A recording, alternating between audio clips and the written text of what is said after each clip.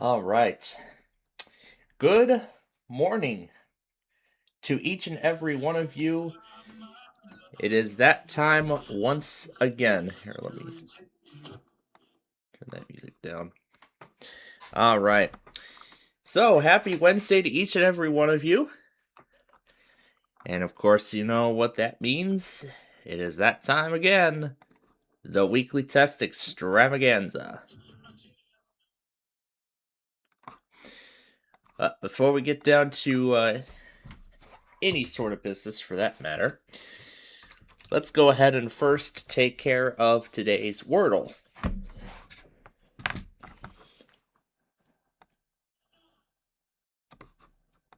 Making sure the desktop audio is off.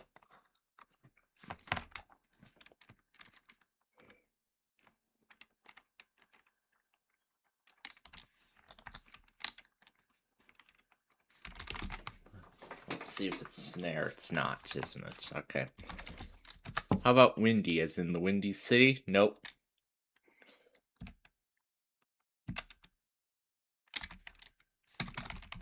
It's not prime either.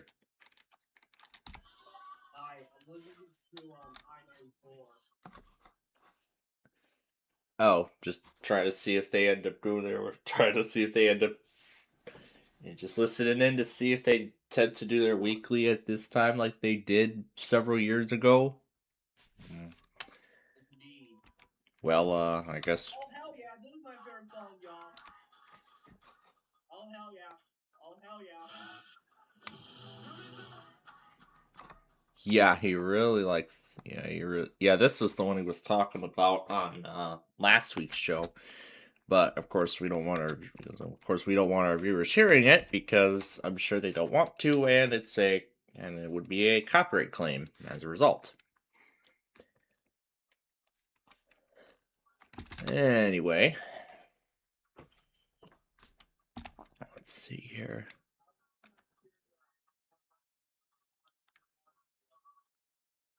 Let's try Cubby. We were so close. Check cubic was the word today. That's right. Turn it down. Yeah, good idea. I had to turn the user volume down. Yeah, I actually showed it to one of my friends who is a good Farquaad maker. Okay. All right. Now, before we get to I think my phone call due to how because of the snow today, but I wouldn't be surprised. All right, let me turn that down just a little bit so I can actually speak.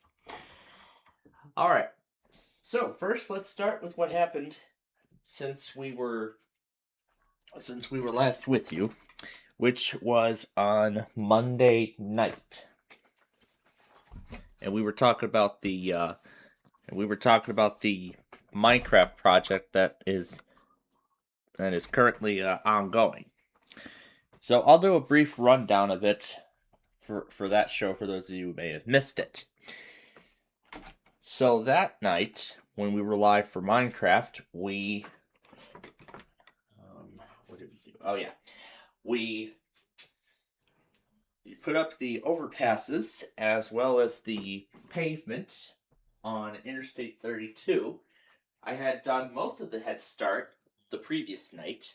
I did a small head start the previous night, and that night we finished the rest of that process up. So, following the conclusion of that show, well, that was it. I just ended up spending the rest of my night clearing a lot of the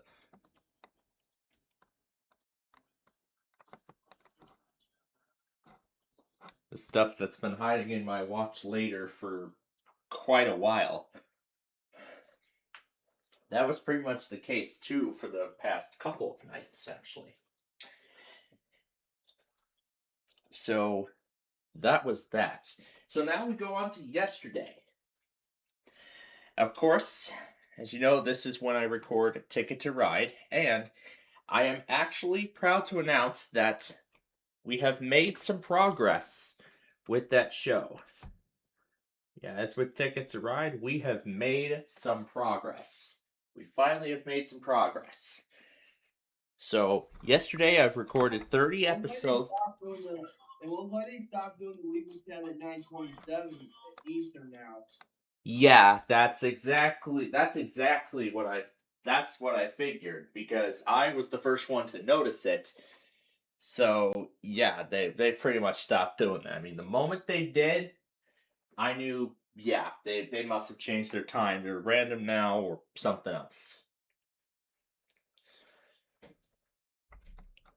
So, yeah.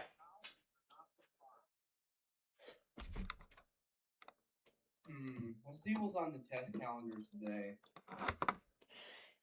Yeah, in terms of monthly tests. Oh, and by the way, don't forget Wordle. I actually already did it live on air. What was the word? Cubic. Oh, okay. We got District of Columbia today from WTOP. Georgia is 11:45, but usually they test earlier than that. Then you got Yeah, for some reason. Shasta, California, which I don't even know what California station relays those does that.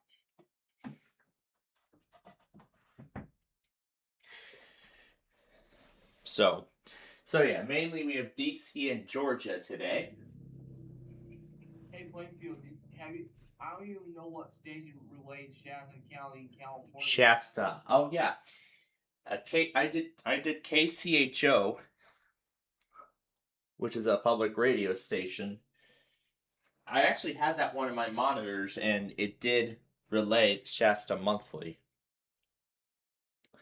I actually did catch a Shasta Monthly off of that station once. On a live stream, that is.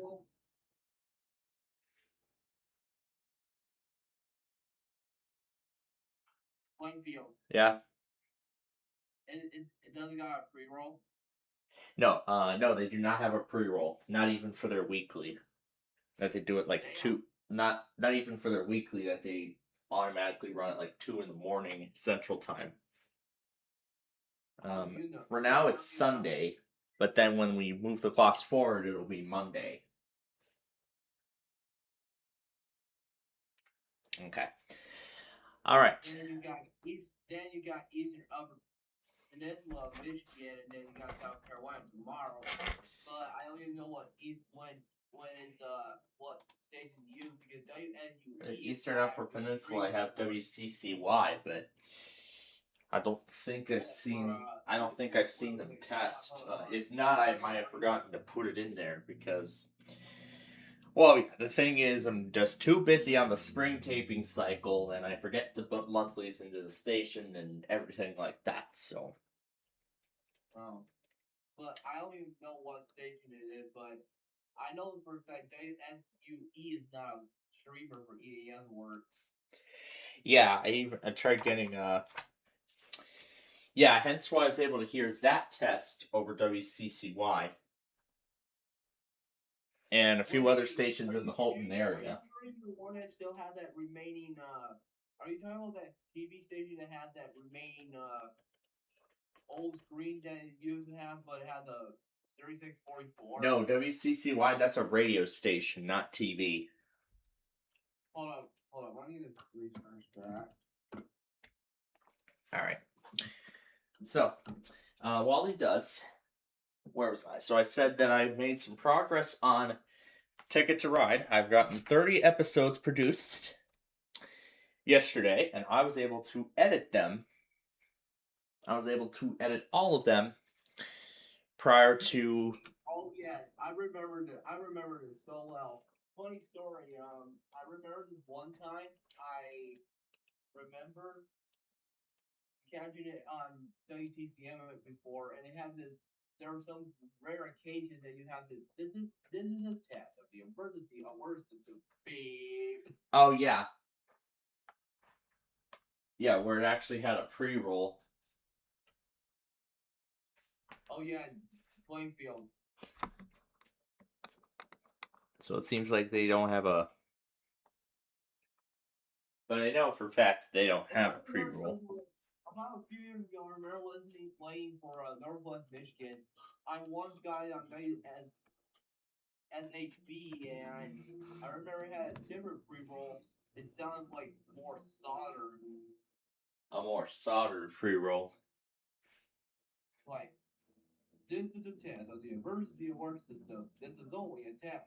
It's something like that one station out of Texas called KKYX. Well, I don't know what that is. Yeah, KKYX. I don't think I've ever gotten anything off that station. Is it early country? I have never even taken a listen to it, so honestly, I have no idea. San Antonio, Texas. Yeah, not even Only in Texas. not even a single bit. All right. Meanwhile,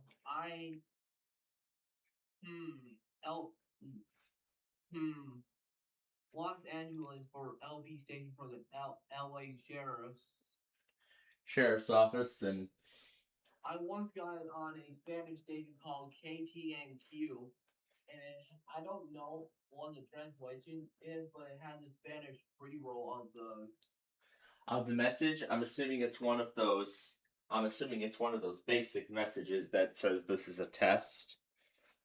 No, like it says like, hold up. I think if I find it from the time I got it from, I would have known.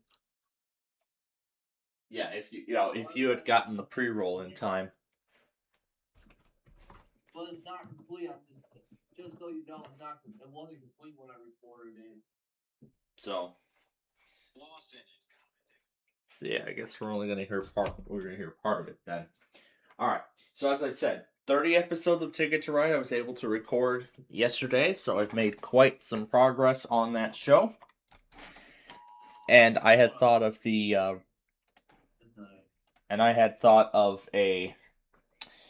roadmap as to how Ticket to Ride will end up progressing as it continue throughout the first half of the spring taping cycle, which of course will continue for quite some time. I heard the part of the intro. Hold up. Yeah, that's the only part of it that he got.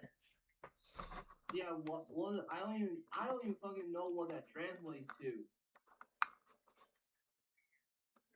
Cause I ain't no good translator for Spanish to English. Yeah, and besides that's only audio, and yeah, and many people have been telling me that most of the voices they used were from older years. From older years. Like Robert Luna or Jim Fina or Jim McDonald or. Yeah, well now it's Robert Luna who did the monthly test message for LA County. Someone has been telling me that most of the most of their pre-recorded messages for monthly tests were made from earlier before COVID hit. Like. Yeah, prior to that time frame. Yeah, you know what I mean?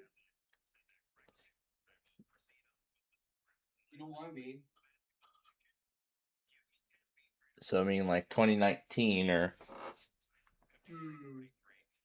Next week we got South Dakota test too, but on the 28th we got Maryland. That'll be Maryland, Nevada. Yeah, what station to use for Nevada? For Nevada, I have not tried any AM/FM stations for it.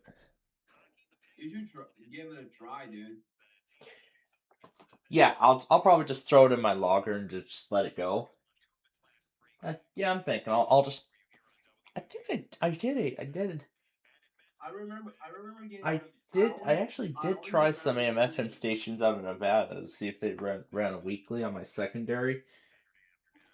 And so I'll take the document off of it, and I'll pick one of them from that list, and I'll see if it. Meanwhile, what about Maryland? Well, Maryland. Because I've gone in WBAL many times. Let's see. I'm thinking this time. Try. What was it? WJZ? Yeah, WJZ. I don't know, because I don't know if they got a pre-roll or not. They do not do pre-rolls for the monthly tests. They only do pre-rolls for the weekly, but it doesn't go through their live stream for some odd reason. Not surprising. Oh yeah, there it is. There's a FM and AM version. Yeah, I would try the AM. Try the AM one. Why did they? Well, I remember listening. Look, they just changed that from WWE to WJBA. Was I don't know what the hell they did with that. Have you noticed it? Well, I didn't know what the call. I had not paid attention to what the call sign was originally. Dude, WWE was the real one for 100. As a matter of fact, we have 7 of them. Listen up, listen close, and listen carefully as I read them to you. I as in inside, M as in many, N as in new, Z as in Zealand, O as in ocean, A as in about, and B as in boat. One more time with those letters. It's the WNBS David claim it's scrambled word game. They're announcing the letters for this week's local contest. But of course, I'd like to try to come up with crazy words with those letters for fun, which of course we'll do later in the show, as always. Hey, what happened? Who were the contenders on Wailing on that tell me last weekend? Oh my god! I don't even pay attention to the contestants. I just listen to the thing for fun. Many people say it's a bad show. I don't know why.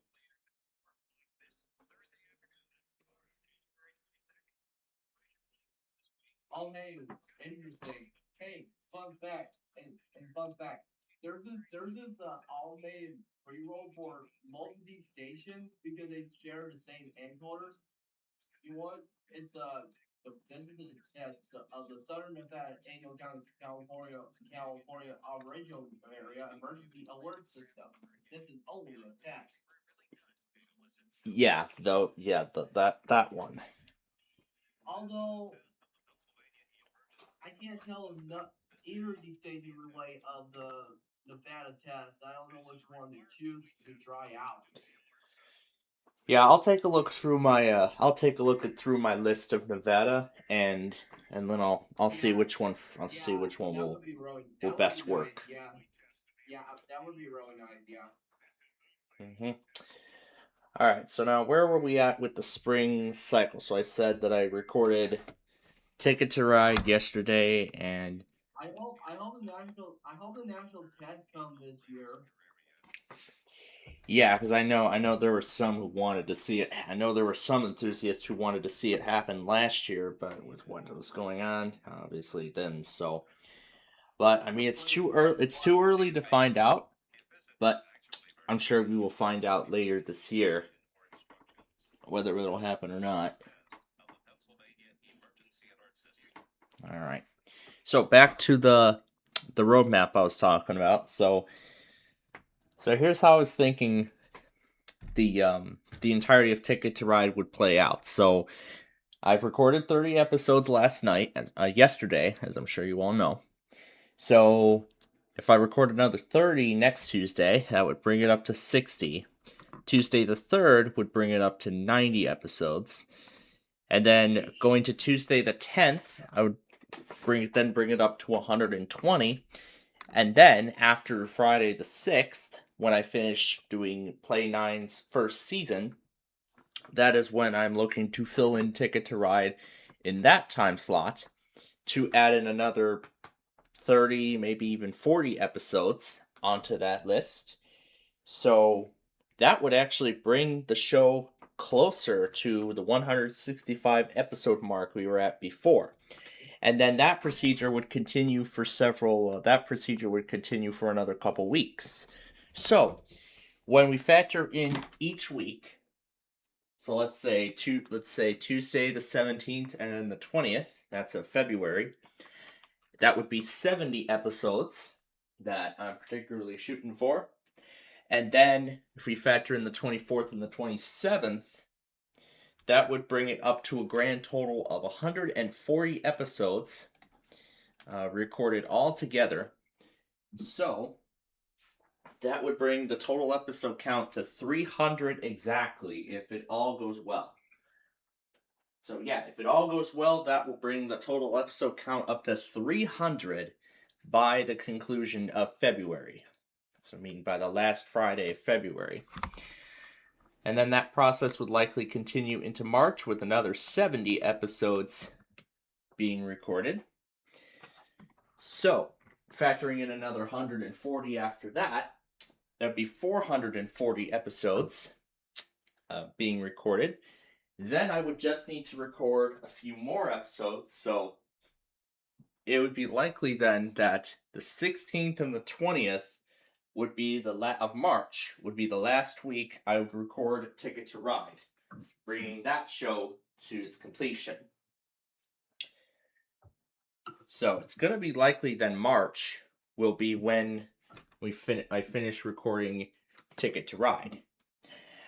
But of course I've still got season 2 of 5th Grader to work with. Because I filmed 35 episodes on Monday. So if I go for 35 more next Monday, that would bring the grand total of episodes up to 300. So that'll bring the total episode count to 300 for the series. Of course, 100 on the season. And then the following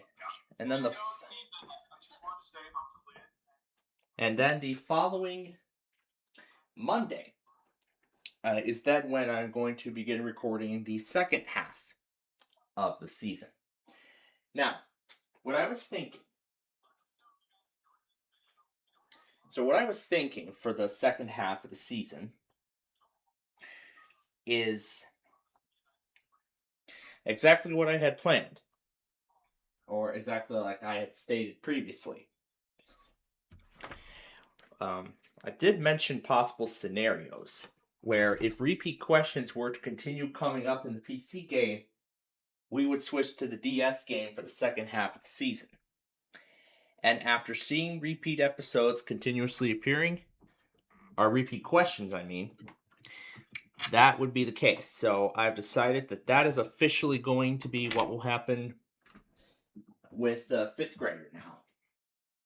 Furthermore, cementing it on the fact that its second season will be its last. Almost like with the Person, Place, or Thing, which only ran for 2 seasons, and it never received a 3rd season in syndication.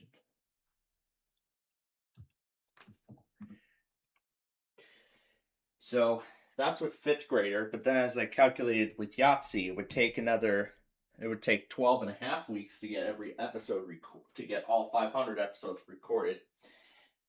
I'm thinking by the time we get to the conclusion of Yahtzee, so by the time we get to the end of Yahtzee, by the time we get to the end of 5th Grader, Yahtzee will pretty much be at the end. But what I was also thinking with that show too, is just like with 5th Grader, we'll give maybe Yahtzee another time. We'll give Yahtzee a second time slot. And yes, I shouldn't forget to mention that there's going to be that 1 week in February where I will not be able to tape episodes of 5th Grader. And instead I'll be replacing it with either Sorry, Big John's Wheel of Fortune, or both. I'm leaning more towards Sorry on that. And then, of course, Play 9, production on that should finish by February, and then from there I can start uploading and scheduling all the episodes. All 50 of those episodes. So, speaking of editing, I did get all 30 episodes of Ticket to Ride edited prior to my college evening class last night. And that class took a whopping 2 hours and 45 minutes. And as a result, I didn't end up back here until a quarter after 9.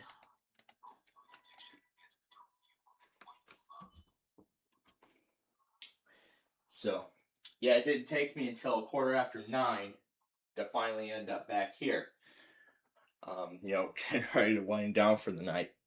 So then that night I took care of the 3 shows that I pretty much missed. Wheel of Fortune, Flipside, and The Perfect Line. I ended up taking care of all 3 shows with my parents, of course.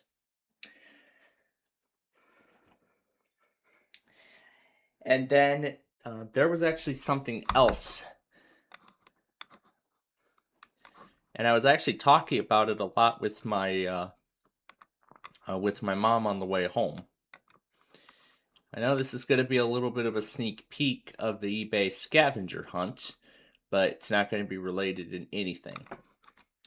So, my mother informed me that, well, what you're seeing on the right here is the phone that she has right now, the iPhone 12. Of course, yeah, again, yeah, we know that Ryan's an Android person, but that's right. We all like different things. So anyway, all right, what? I could not get enough of that one time. That's such a classic. Anyway, my parents have had these iPhone 12s since 2021. However, it was my mother who upgraded first when she gave me her 10R to upgrade to the iPhone 12.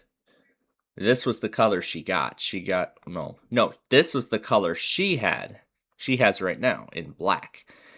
This was the color my father had of his iPhone 12. This is in blue. Now, the reason why my mother's asking for a new phone is because the iOS 12 software the iOS 26 software update that my mother did on her phone has caused a significant decrease in battery life. I mean, it is true, because as I've looked at the battery, she looked at the battery capacity, and her phone's internal battery is at only 86% capacity. So I mean, it is operating normally, but I mean, as time goes on, the battery capacity would continue to degrade, and then eventually it would reach the end of the serviceable life, and then it would need service. It means the battery would need replacement. So, when I was talking with her about what she was going through, she had to charge her phone multiple times per day. Yes, multiple times a day, which is honestly wild, to say the least. And let me be honest, I had to go through that same experience when I had an iPhone 6S. That was when my mother upgraded to the iPhone XR, and she gave me her 6S. And let me tell you, it was terrible. Although I did like the phone overall, the battery life, I did not. It was terrible. We could have just went over and replaced the battery, but instead, I was just forced to suffer with the terrible battery life. I had to carry a power bank around all the friggin' time. It was just so bad. It was just so bad. But in the final months, weeks, and days with my iPhone XR, the battery drainage actually was not that bad. I mean, I only had to plug it in like twice, I believe. Let's see. I had to leave it charging overnight, and only had to charge it one more time. I'm taking my part-time job as an example here. So I think it was only twice a day. So actually for me it wasn't too bad. So and I know it was terrible, but it wasn't as bad as what my mom had to go through. But hey, I'm glad all those struggles are behind me now that I have the iPhone 17 in my possession.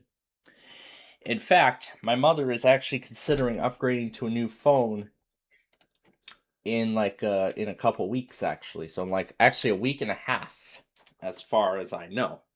As we've got some we've got some plans. We've got some family plans on the 31st, hence why we will not be able to do our weekend fun and game show that day. Actually, maybe, but of course, we'd still go live for the random character extravaganza on its own. Later that night. Yeah, of course, later that night we'd go live on its own for the extravaganza. Now, this is the phone that she's looking to upgrade to, the iPhone 17. Of course, this is the phone that I wanted. And then as soon as we left, my mother and I were talking about the different phone colors of the 17, and she is asking me about what color options were available. So she's debating between lavender and black. Now, when my father upgraded to the 16, well, we got the 16 with my 17 to satisfy the trade-in offer to satisfy the trade-in upgrade with the iPhone XR. And my father sure is enjoying his 16. And I sure as heck am enjoying my iPhone 17. And then my mother didn't care for the sage color, so she's debating between lavender and black. But she also mentioned something else because, of course, we usually put cases on all our devices, on all of our mobile devices, like our iPhone. So it doesn't really make a difference what kind of color you go with. Well, like me personally, I wanted a blue iPhone XR. So now that I upgraded to the 17, I wanted it in mist blue. So I got the mist blue color, but there isn't too much of it being visible from the case that I have on it, except for the back cameras, as there's only a few bits of traces of the color of the actual device. So, particularly like what my father has. He has the black iPhone 16 and he put a red OtterBox case on it. Personally, in my family, we prefer OtterBox cases because those provide excellent protection against drops and everything like that. Although it is really nice that the carrier did include a screen protector, this is just one of those privacy filtered ones. In some perspective, I could find it annoying, but what I find annoying about this screen protector the most is that I can't really do the touch gesture, the touch and hold gesture to allow me to flip between backgrounds on the lock screen like I do with my iPad. So I did do some research and I did later find out that the screen protector is the culprit.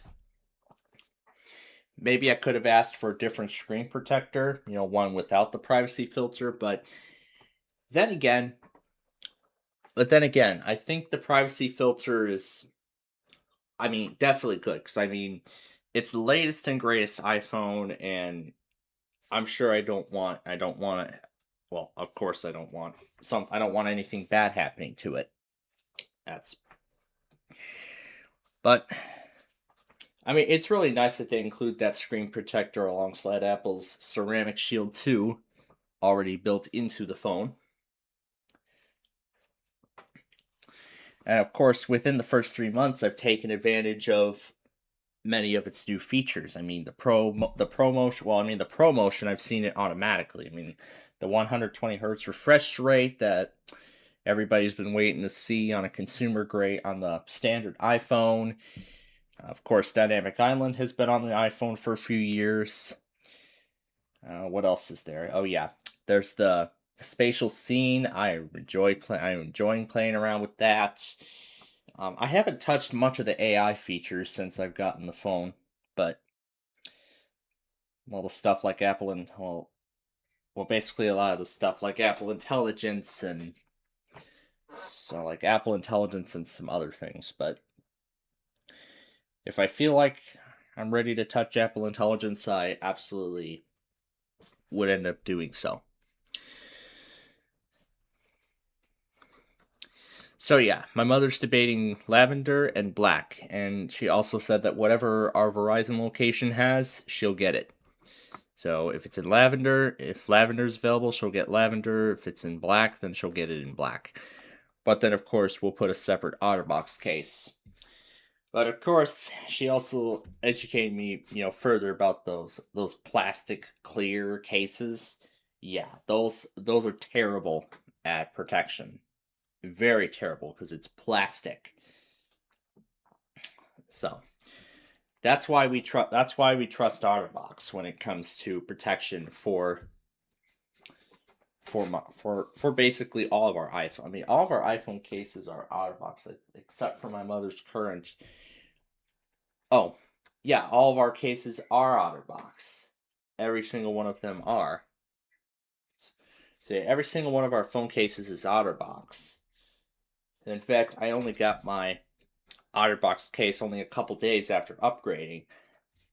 So of course I had to be a little bit careful with it beforehand. But then, as for my father, it only took him a couple days to get his case. So we were also talking about the new phone further, and of course, my mother should know that once she gets that new phone, she is not going to have. She's gonna have to.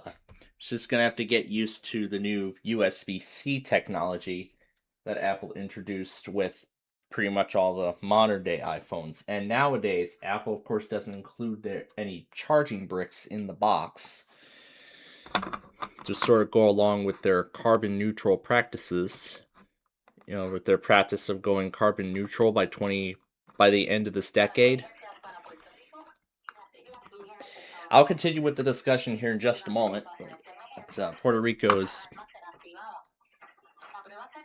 That sounds much better than before. The National Weather Service in San Juan has interrupted the normal broadcast to conduct a weekly test of the emergency alert system for Puerto Rico and the U.S. Virgin Islands. During emergencies, this alarm will be activated. This test is conducted every Wednesday between 11 and 12 noon. If weather conditions are unfavorable, the test will be done on the following Wednesday. Now we return to our regular programming. Ahora regresamos a nuestra programación regular. CRTV conducts a test every Wednesday morning at 8 a.m. Mountain Time, with an optional second test at random times throughout the week. This concludes this required weekly test of the emergency alert system.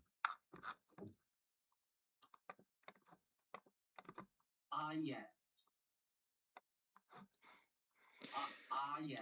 The test is based on Matthew. Yep. All right. Well, let me get everything. Let me get all these stations pulled up here before we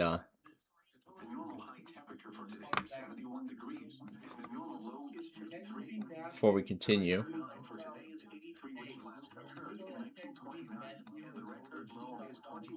Which occurred in 1985. Sunrise today is at 7:21 a.m. and sunset is at 6:02 p.m. The current time is 10:02 a.m. Eastern Standard Time. 14 degree days. These are the 9 a.m. observations for the local area. On what brings the monthly total to 710, which is 26. 30 miles per hour. All right, let me Let me just shrink these all down so that way I can fit more of them on the screen. Yeah, so that way I can fit more of these on the screen.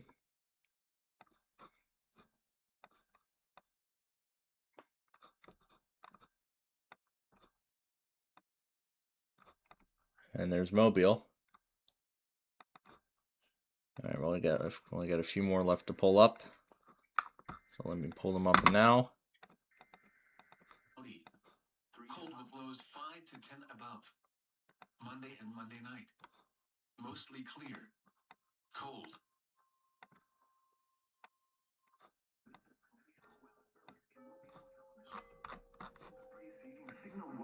All right.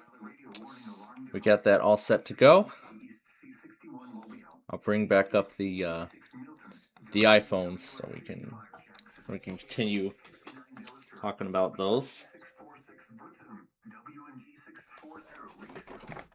And also, I'm gonna go ahead and get this ready too while that's going. Tests of the signal and your receiver's performance are normally conducted by the National Weather Service between 9 and 10 a.m. and between 6 and 8 p.m. each Wednesday.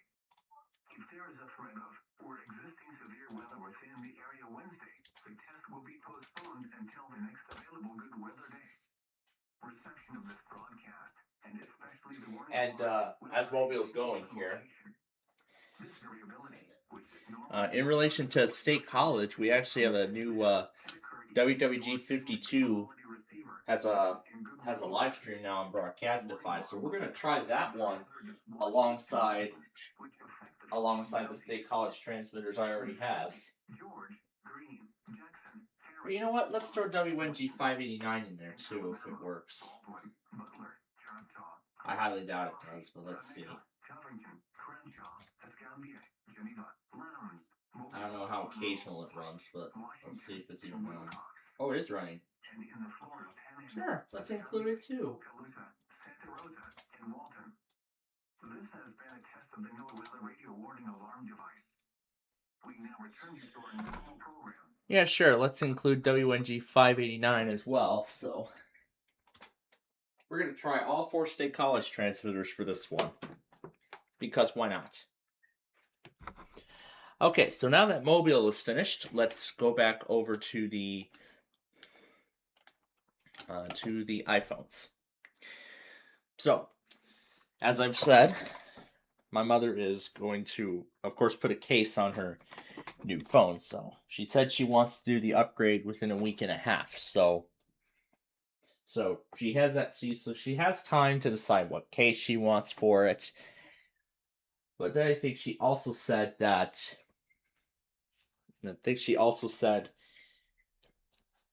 What else did she say?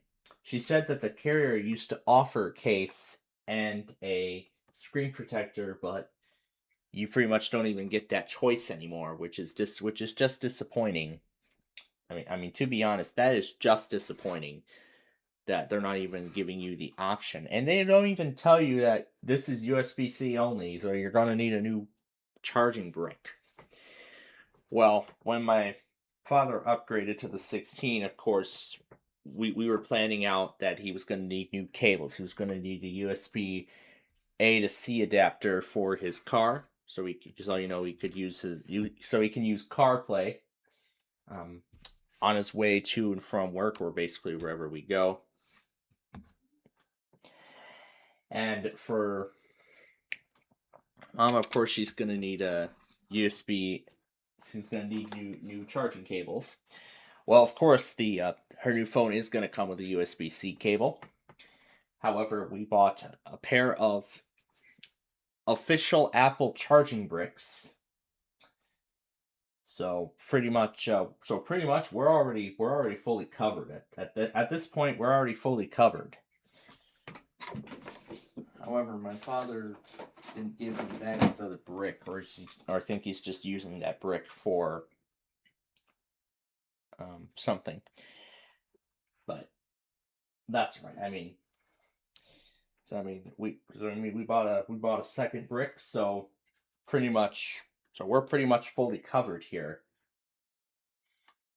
So at this point, we're pretty much fully covered. So then all that she needs now is a new case, and all she just needs now is a new case, and of course her upgrade will be ready to go.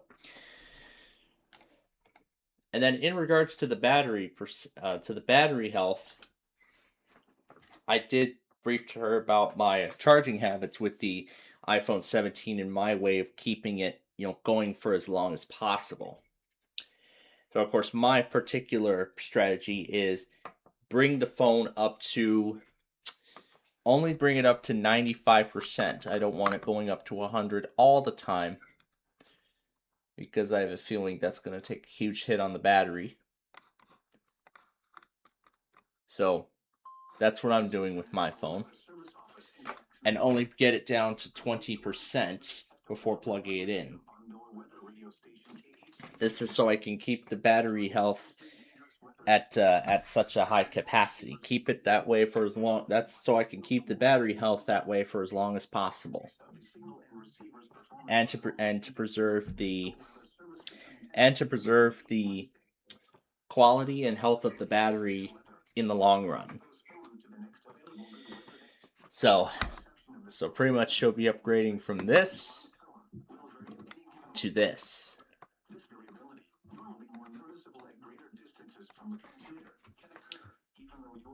And I mean, it wouldn't come at a better time, because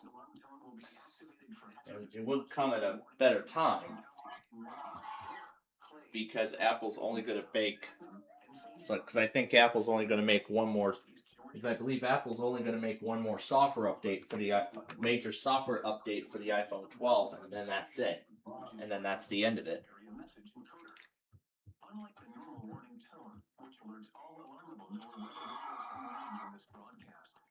So pretty much then our phones should last for a good 6, 7, 8 years. 6 to 8 years, I should say. Should last for a good 6 to 8 years.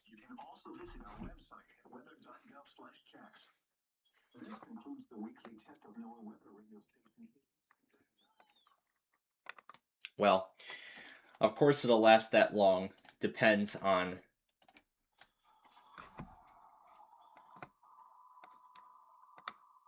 it all depends on how we end up using the phone. There was another thing she told me about, like what factor in a battery replacement versus a new phone. So when it comes to the battery replacement, I usually pay attention to Apple's life cycle for each phone. So, like for example, let's say I have an iPhone 14 and the battery needs service. I'd say, okay, I think my 14 is fine. It's going to get a few more years of software updates. So let's go ahead and just get a new battery for it. Or just put a new battery in the phone and we'll be good to go. But then if we say like an iPhone 12, and there's only going to be one more software update for it, and then there's only going to be one more major software update for it, and then that's it. So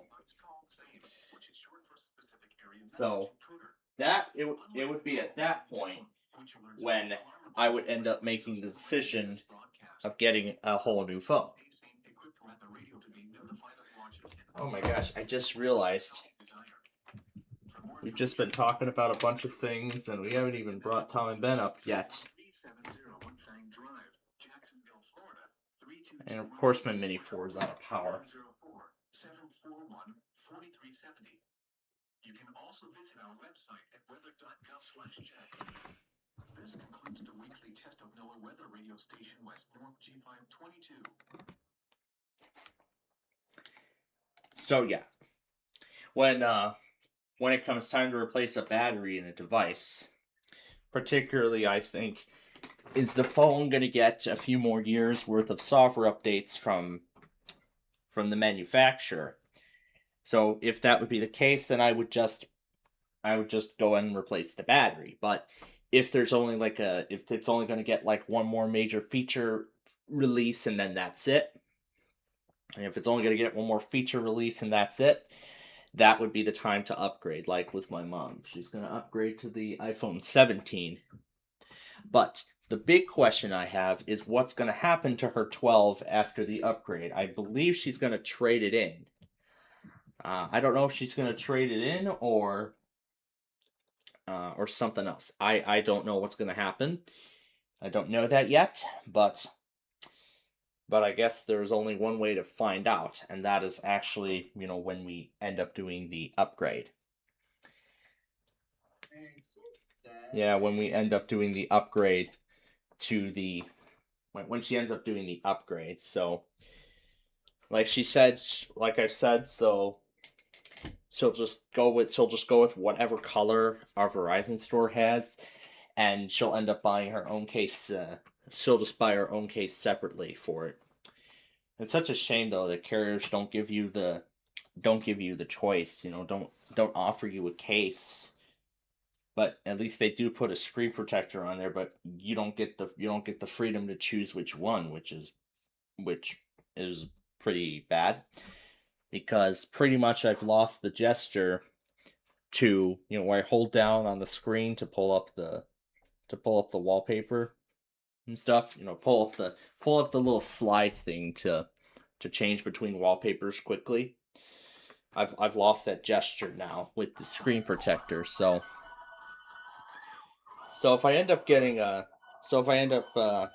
changing out screen protectors on the phone, which I don't know if that's going to happen, I might end up getting that gesture back. But to me, I don't find that gesture important. I found my way around it. Just go into the settings and changing it that way. So it's a little bit of extra steps, but that's a good alternative. I mean that's better. That's a better alternative, to get around that issue.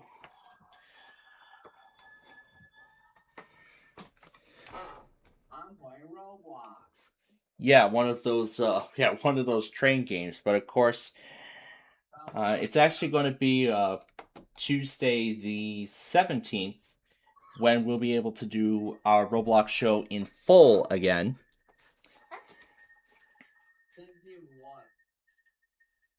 Well, for two things. The 16th is President's Day. That's when I'm removing 5th grader from the tapings lineup for the week. And Tuesday, the 17th, that is when my college has this teacher improvement event or something like that. So as a result, I found out I don't have a Tuesday evening class that week. So that's why we'll be able to do Roblox in its entirety on that day. Just for the record. So I think that was everything related to the. I think that's everything related to the iPhones. So yeah, getting the iPhone 17 and everything else. So pretty much we're yeah, that's pretty much everything I gotta say about the upcoming 16 upgrade. All right, now the next thing before we let's go and bring Tom Van News up before we continue, because I forgot to do that. I just got so far into the discussion I did not even remember to pull them up one bit. But now they're here. They're calling for what I heard, they have they got the winter storm on its way for the south, including parts of Texas, Alabama, South Carolina, North Carolina. Yeah, in fact, I saw the articles on it. I saw the articles on it last night. I watched this guy called Max Velocity. Well, I saw it in, out of all places, the Windows 11 widget board.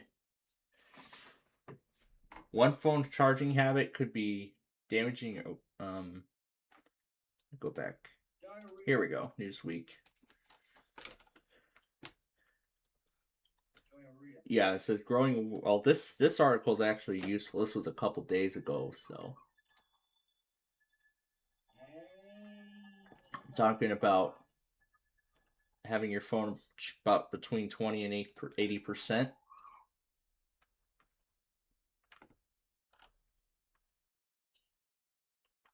I think this was the same article I found last night. I believe that was the same one.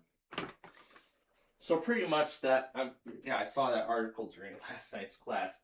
Anyway, now I was going to talk about what is going to be happening throughout the course of the show today. So let's go ahead and talk about that now. So of course we'll go through all the weeklies here. We're going to get started in about 40 minutes. Yeah, in about 40 minutes when it all gets started. And then at the end of that, of course, will be all our usual stuff. So of course we'll play Wheel of Fortune Deluxe, we'll play Hyperbowl, and of course we'll play Monopoly for as long as possible. But I'm actually going to stop it at 4:45. And here's why. So Scrambled Up, there's still only a couple more episodes I believe I've yet to make up because I don't even know when the first one's going to re-air or when they're going to rerun the first one. So there's only one more other episode Scrambled Up I've yet. There's actually only I think two more. It's number 22 and 25 I believe I have yet to see. So I will take care of 22 during my lunch break. And then prior to my evening class, hence why we're stopping at 4:45, I'd like to take care of one of the other episodes of Flipside that did not end up airing on the U. Within the first week of the 25-26 TV season. So I want to take care of Flipside. The Flipside rerun that I can't remember. Did I schedule it on the U or did it schedule itself on VH1? Well, either of those two networks. But as I remember, I went through all the VH1 recordings, canceled those, and saw if the episodes were going to air on the U. I just scheduled the recording on the U and canceled the VH1 recording. And so I will take care of the episode of Flipside that did not air on the U until this point. So I will take care of that episode prior to my evening class tonight. Now, it was yesterday before my evening class that I ended up taking care of 25 words or less. Well, just 'cause.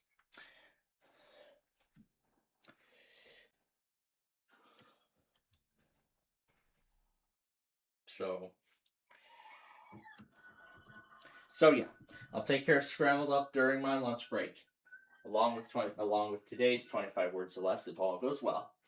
And then I'll take care of Flipside before I leave for my college evening class tonight, which of course then will be the conclusion of part 1 of today's show.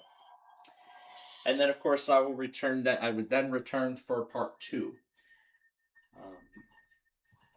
Now, the way I did it all last week actually turned out pretty well.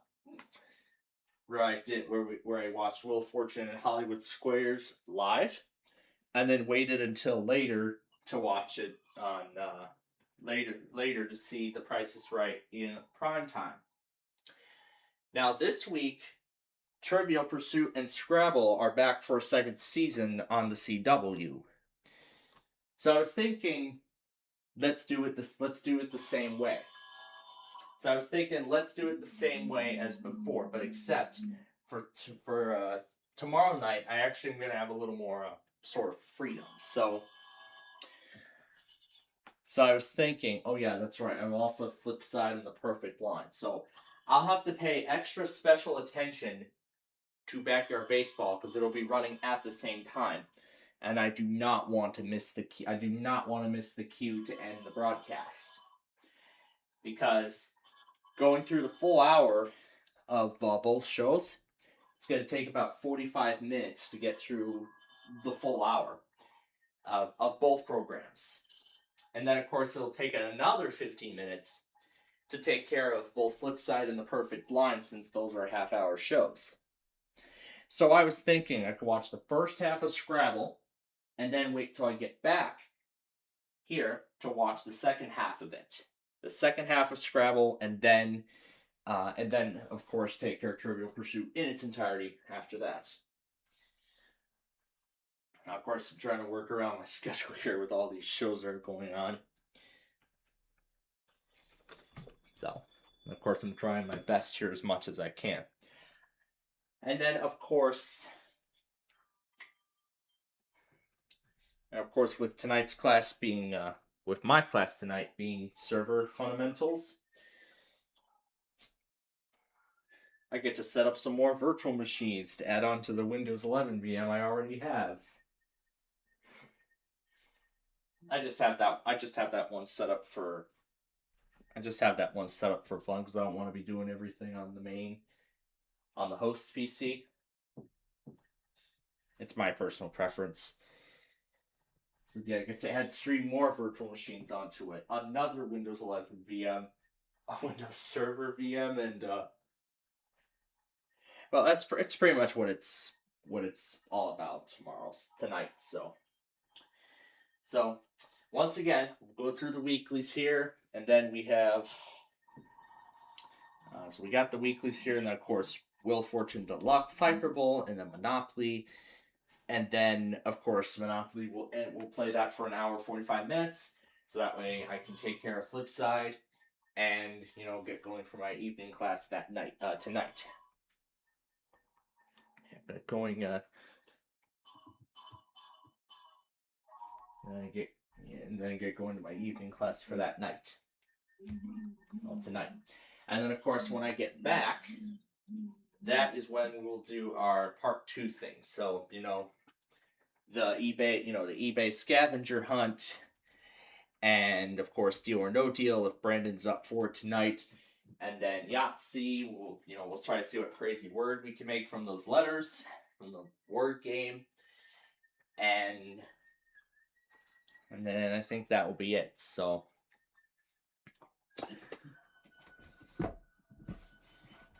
but then I said something about that watch later that I took care of last night. I actually significantly cleared it out. I only have like 11 more things to see, such as it's just some more retrospectives of Yu-Gi-Oh, some final broadcasts of apocalypse scenarios, and some fan-made Yu-Gi-Oh things. So pretty much I've moved everything else that's been sitting in my watch later for years. I've moved those over to a separate playlist. Just so I know that if I want to get to those again, then I know where they are. So I was thinking tonight I'm going to take care of the rest of the watch later and clear that out. Although I really, really wanted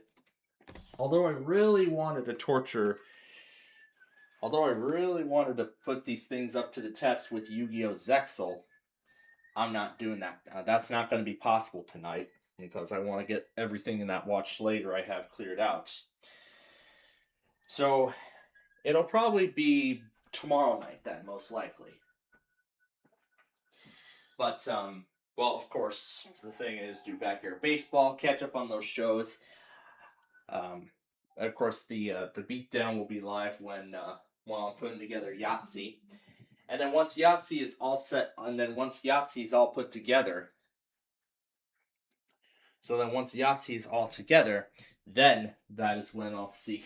I'll give that a try. I'm probably only going to do it once, and then maybe not again. Unless I want to do it with the second or third seasons. It's going to be pretty wild just to try all of it. Yeah, it's going to be a pretty daunting task to even try. But hey, I'm just curious, just seeing how well it can handle all of this. I mean that's all I'd like to know. And there was actually another thing I was going to mention too. As I was getting ready to, while following our Minecraft show, I forgot to mention something else. As I was getting ready to put together the 35 I actually already put together the 5 episodes of 5th Grader from Monday night. And as I was getting ready to put together the other 30 episodes, I was introduced to what I think was probably not only an unexpected, but also an almost costly update to Clipchamp as Microsoft continues their ruthless mission of moving every freaking thing to the cloud. But here's the good part. Everything came over. Everything that I made in the old update came over. However, now in Clipchamp it's all messy. It's all messy. Everything is unorganized, and I can't even make folders in there anymore, which is a big pain in the butt, to be honest. So, how did I work around this? Well, I actually created the folders myself in OneDrive and organized all the video and grouped all the project files by their respective shows. So meaning the 30 episodes of Ticket to Ride is in its respective folder. The 40 episodes of Yahtzee is in its folder. 5th Grader is in its respective folder. And then, of course, Play 9 is also in its respective folder. And also a good thing regarding that, it's going to remain organized. Because even as I copy projects and everything over when I put together the next episode of said show, the file will already be it'll already be in the correct folder. So, I mean, in some way that's a good thing, but could also be a bad thing. But then again,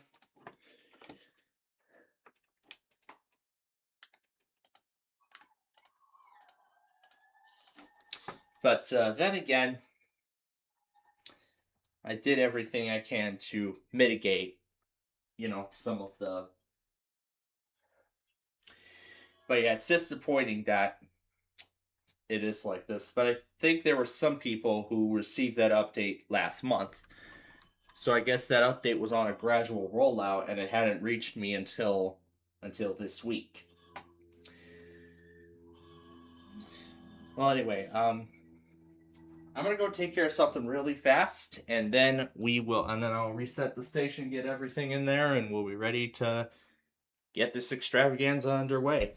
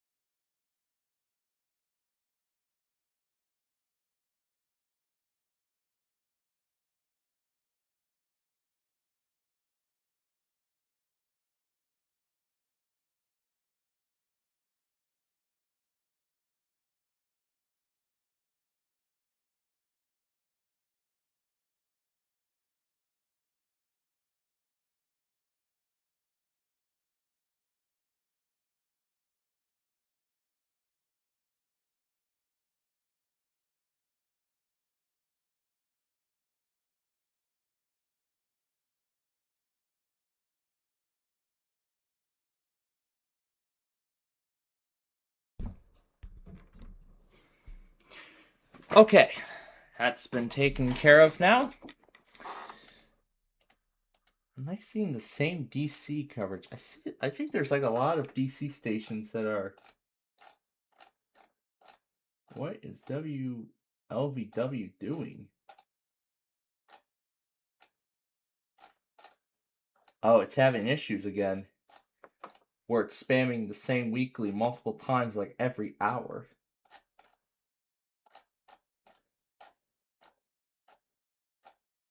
It's been doing it since like what 12:30 this morning. Oh wow! It goes even further back than that.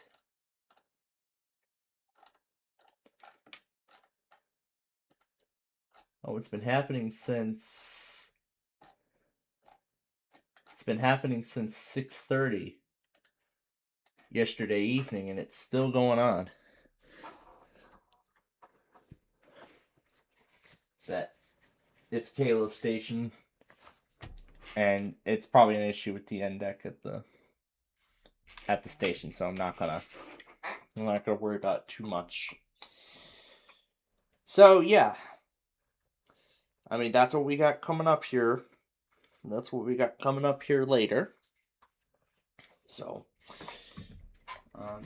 yeah, of course that's all I got coming up later tonight, and of course the rest of this week.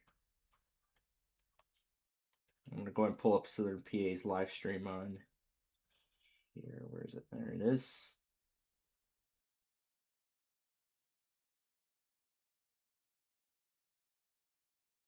There we go. All right, and I'll just keep that running in the background as always. You know, just to see what everyone's talking about there, and of course, Southern PA will get the usual. We'll get the weeklies once they start. So that being DC and State College. I think he tried to get Mount Holly from there a few times. One thing in Washington DC was having an issue with a fan of required weekly test. That's WLV. That's WLVW, a K-Love station out of Washington DC. That's what it is. It's been doing it since like 6. It's been doing it since 6:30 in the evening last. It's been doing it since 6:30 Central last night. WB what? WLVW. Yeah, it's been doing it since 6:30 last night.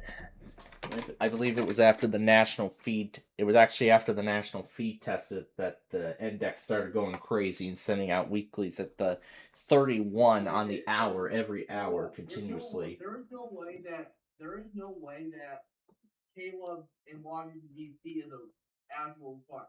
How the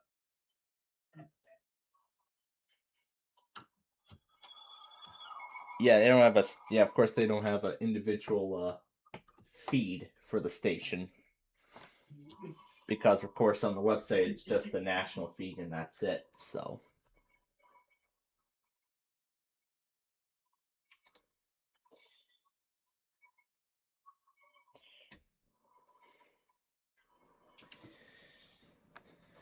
But, yeah.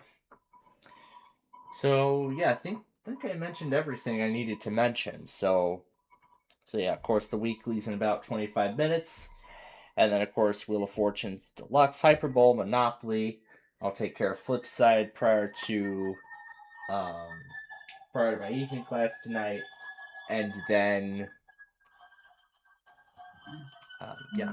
prior to my evening class tonight. And then, of course, when I return, I'll take care of course, we'll do the eBay scavenger hunt, the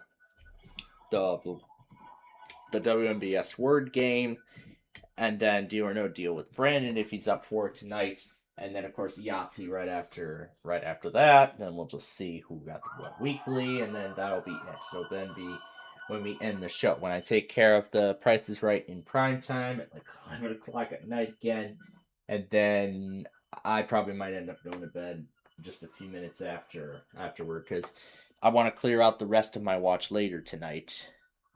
I really want to clear the rest of my watch later out.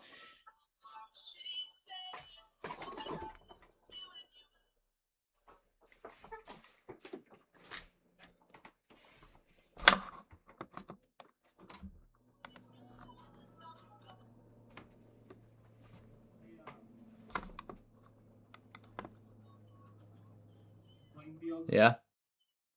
Didn't you say? Does it still got that spamming issue of the weekly test? It did another one at 9:31, but we'll find out at 10:31 Central Time if it sends one out again. I think we just missed that. Well, I mean, there wouldn't be well, I mean, other than WJON, there's like no other way to get it directly off the station itself.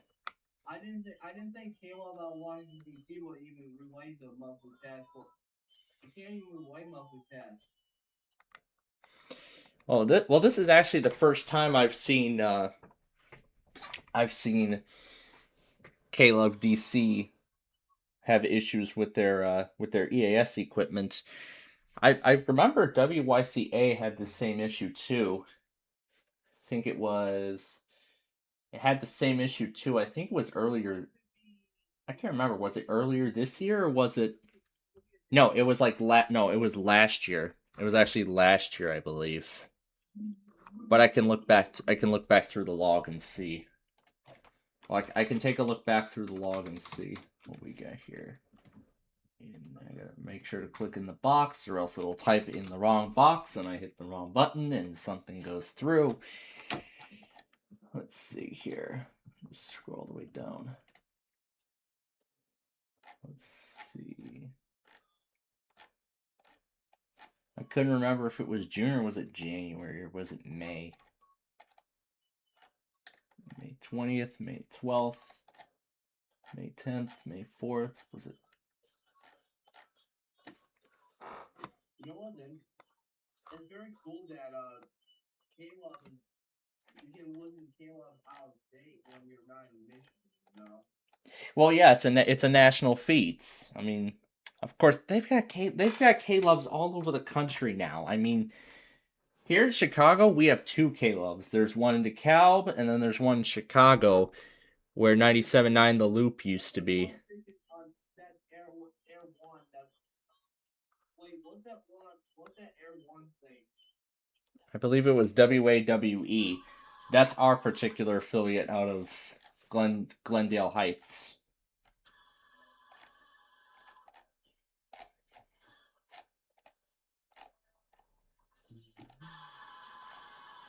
All right. So looking back through the logs, I see when WYCA is doing what WLVW's index is doing now. It happened on March 27th last year. One was sent at 12:16, and then 1:16, then 2:16. I think it continued for a few hours. So it actually happened for a grand total of 5 hours on the 16 every hour. So it took about 5 hours. But for K-Love, for this specific K-Love, it's been going for over 12 hours. So this one's been going on longer. This one's been going on longer than WYCA did back in March. It was actually towards the end of March.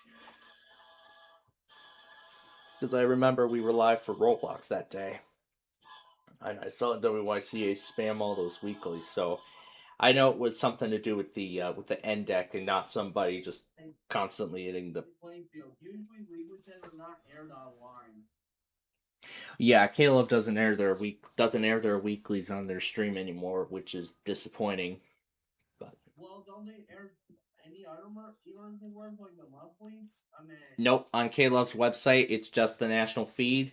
They don't air any EAS stuff on there at all. I mean, you'll just get the pre-roll and then silence and then the closing. That's it. bullshit. Yeah.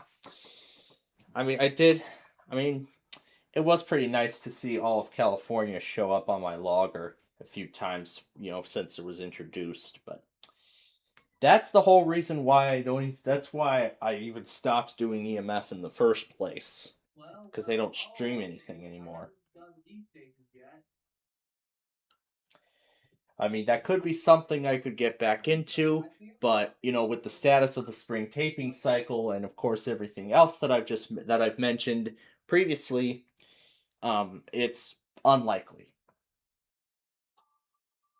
Hey, Plainfield. Yeah. What I might be able to see if WOL does relay that test. I believe John's local picked up a monthly test on WOL.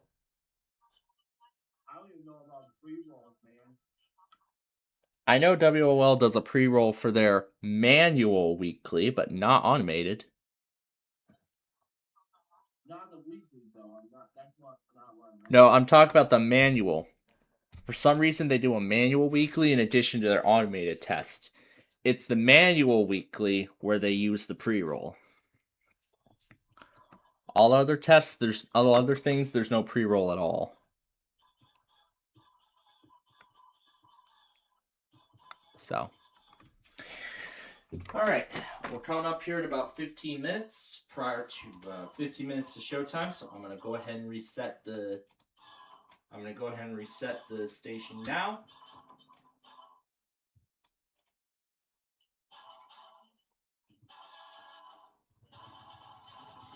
There we go. Okay, so the weeklies are in there now, and we are pretty much ready to. We're pretty much ready to roll here. So we just wait another 15 minutes, and then it will be showtime.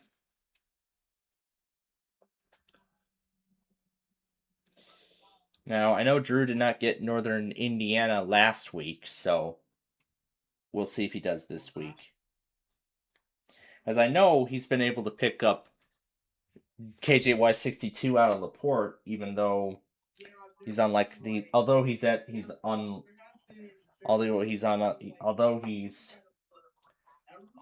the other side of the Chicago suburbs. We had nowhere real things that was like completely static.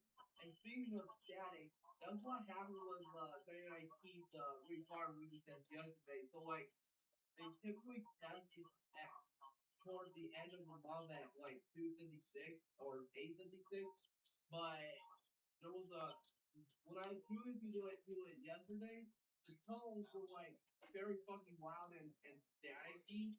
Then and it kind of caught me off guard. That's what's going on with Cleveland. Some of Cleveland's Odyssey stations right now. It's been going on with a couple of them. I'm not talking about radio stations though. We might be talking about TV. Yeah, WNIT TV, yeah.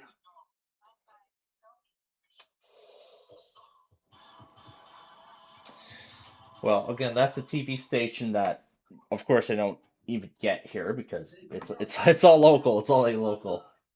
You know, there's some stations that have the podcast voices that used on KSAP, like as a weekly chat, the emergency alert system. Yeah, that one, and on some, and that also brings me to my next thing. For some reason, WDON does like 3 weeklies in 1 week with the same counties, and then one time they used the full WTVD TV message, the full voice clip. The full voice clip, including the station ID. Sort of the station ID, but not really. I don't know. I don't know. It's wild. It's just wild. That's all I can say. It's just wild that it's using the full message and not part of it. Or it couldn't even take the time and effort to make a full message of their own.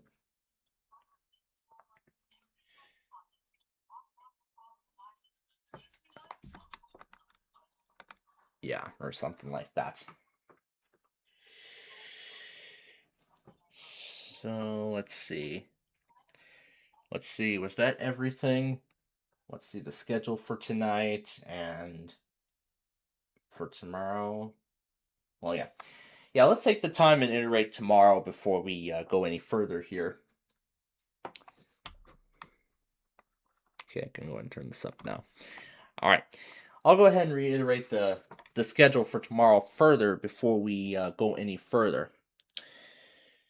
So, I believe, I don't know if I'm going to have anything else to make up tomorrow, but I will check.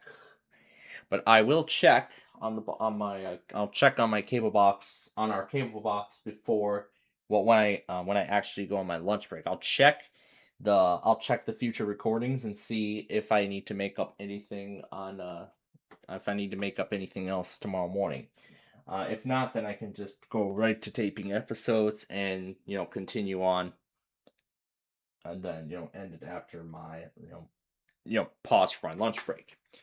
So of course tomorrow I plan on recording another 40 Yahtzee episodes, and then of course that will be prior to my other evening class. Well, the second of my Cisco classes that night, and then of course when I get home, as I've said, I'll watch the first half of Scrabble there, and then I will watch the second half when I get home, after we start the ball game, after we start backyard baseball and everything else. So after start backyard baseball, that's when I'll take care of the second half of Scrabble, and then I'll take care of Trivial Pursuit, and then Flip Side, and The Perfect Line. Or I could save, or depending on what Friday's recordings look like, I'll probably save both The Perfect Line and Flip Side for that day. Which I think is probably what I am going to do. Wait on Flip Side and The Perfect Line until Friday. So, they'll just take care of Perfect Line in the morning, and then of course, I'll take care of Flip Side during my lunch break, as usual. Which then, of course, would lead up into recording episodes of Play 9. Which, of course, that would bring the total episode count to 26. This is a coordinated monthly test of the broadcast and cable stations in your area. Equipment that can quickly warn you during emergencies is being tested. If there is an actual emergency, official messages will follow this alert tone. This concludes our test of the emergency alert system. That's a completely new voice recording.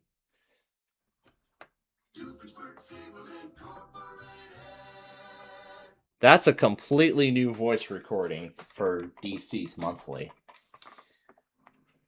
I like the old recording better. Bring the old one back, WTOP. I like the old one better.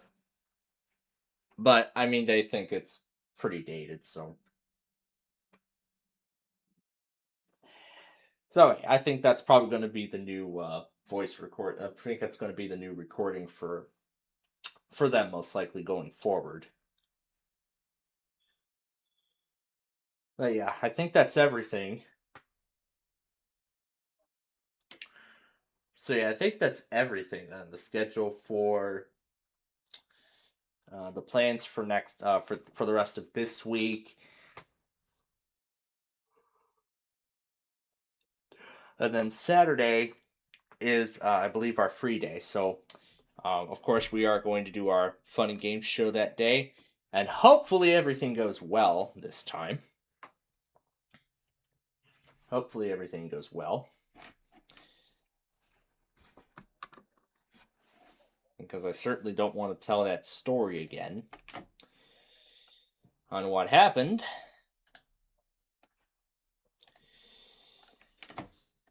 So, and then we have the 31st. So, let's see. What do we want to do about the 24th? Because I know we already lost. I don't even think it's worth making up any of the. I don't think it's worth making up any of the. I don't think it's worth making up any of the games and stuff like that. I don't think it's worth making any of them up. So I'd say we just do it all as normal on the 24th, and then after that, just do it all as normal on the 24th, and then the 31st, we won't be on the air at all except for the random character extravaganza that night. So that is the plan. So Saturday will be as normal. Then Sunday, the 25th, will be our next Minecraft show, where again we will pave the next interstate in line. I see Southern PA is relocating his previous WR400. Well, I'm keeping the WR400 that I've had for quite some time, so I mean, it was the one before the snow squall warning, but if I end up getting a new one at some point, then, well, if I do end up getting a new one, then I mean, I don't think there's really a reason to get a new one, because my other one is, it's the classic WR400. It's the classic WR400 design and sounds and everything. So, I mean, there isn't really that much. So I see he's getting ready too, to try and get the weeklies here. So he's getting his WR120 ready to go. He's getting all his radios ready. Oh, he has the DSP. He has the DSP 120. I have an original 120.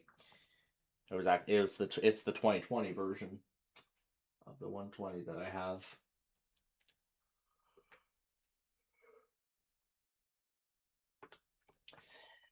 But yeah, that is what's coming up next week, and well, that's what's coming up for the rest of this week. But of course, next week, as I've said, I'll be recording more episodes of 5th Grader. I'm hoping to get 35 more made. I think the reason why I was able to get more episodes done was because 25 Words or Less did not air in New York. So I will So I am planning on 30 episodes, 35 in the best case. So I'm still going for 30 episodes of 5th Grader for Monday. And then, of course, 30 episodes of Ticket to Ride for Tuesday of next week, which would then bring the total episode count. Well, for Ticket to Ride, it will go up to 295. Ticket to Ride will go up to 60. Yahtzee, I'll bring it up to 80 tomorrow. And then let's see. So it'll be up at 120. So it'll be up at 120 by the end of next week. And then Play 9, it will be up at 26 at the end of Friday.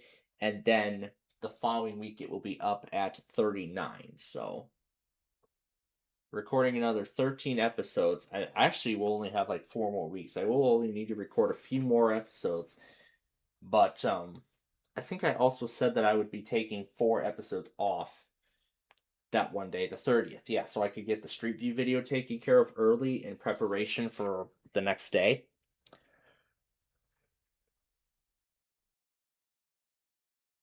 As for the county requests, I'll probably do them an hour. I'll probably film them hours early, and then just have it go up at its usual time. So that's currently what I have proposed. So, but then of course I still plan on having Play 9 fully finished by the end of February. So I think, or I could throw the final episodes of Play 9 and 5th Grader together in one, just tape the remaining Play 9 episodes and then work on 5th Grader afterwards.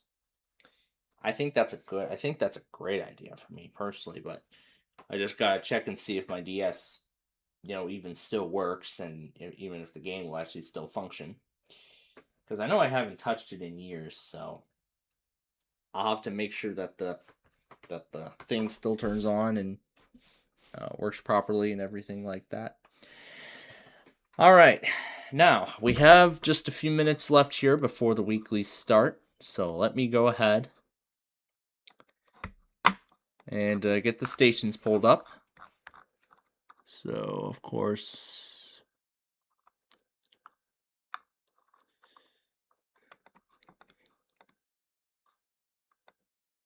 okay, probably no Nova Scotia this week. That's a shame. All right, Boston. No, Pittsburgh.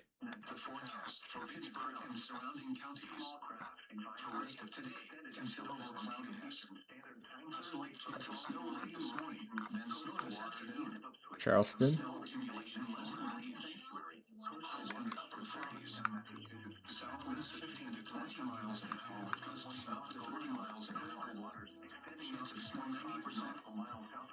Oh, that's still the old URL. I haven't updated it, and I probably am not going to update it at all.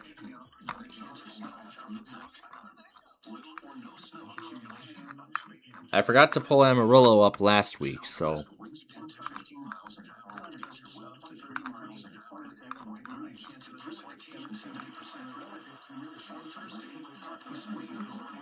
Alright, so since Halifax is not going to work,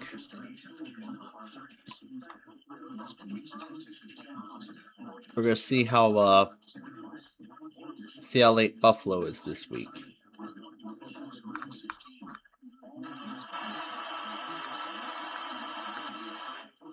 Okay, Ashland's offline, so we're going to have to rely on something else. Like this one.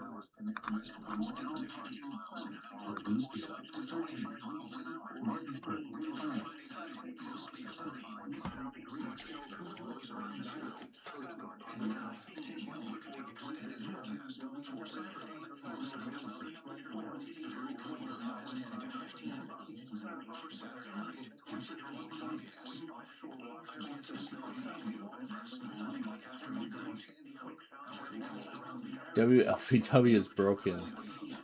At least John actually acknowledged it in his general last night.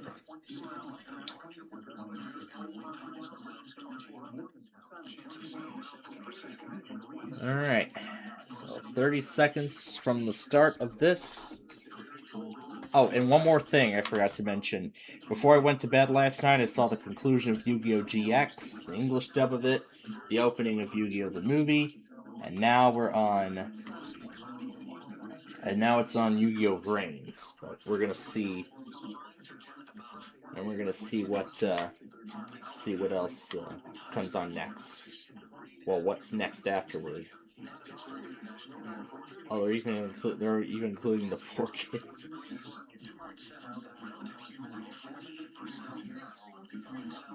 Alright, and here we go. Well, let's see. Who will go first?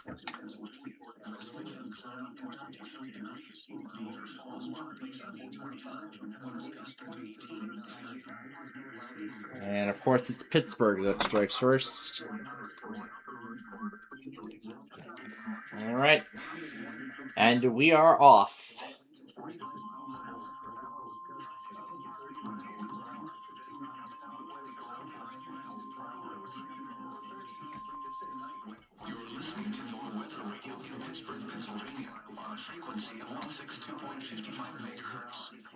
The preceding tone signals were a test of the alarm device of this weather radio station.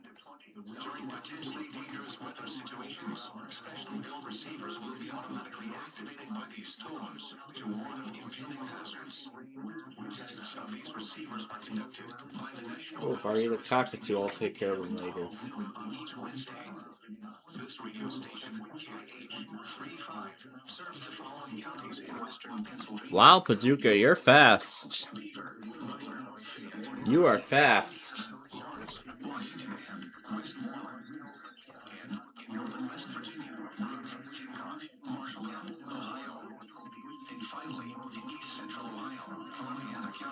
Oh. The National Weather Service now returns to our regular broadcast. Weather radio's warning device. During potentially dangerous weather situations, specially built receivers are automatically activated to warn of impending hazards. When there is a threat or existing severe weather, the test is postponed until the first available good weather day. Reception of this broadcast and the warning alarm will vary at any given location. This variability, normally more noticeable at greater distances from the transmitter, may occur even though you are using a good quality receiver in perfect working order. The warning alarm will be activated for warnings in selected watches affecting locations in portions of West Kentucky, Southeast Missouri, Southern Illinois, Southwest Indiana, and Northwest Tennessee. This concludes this test of NOAA Weather Radio's warning device. When either DC or State College goes. Regular programming.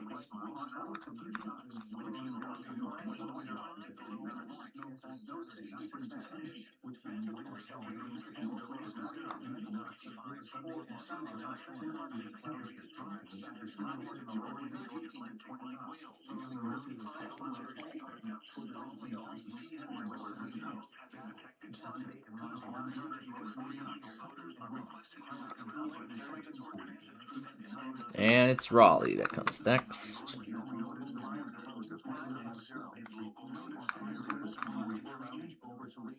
Oh yeah, I forgot I put the other Paducah in there.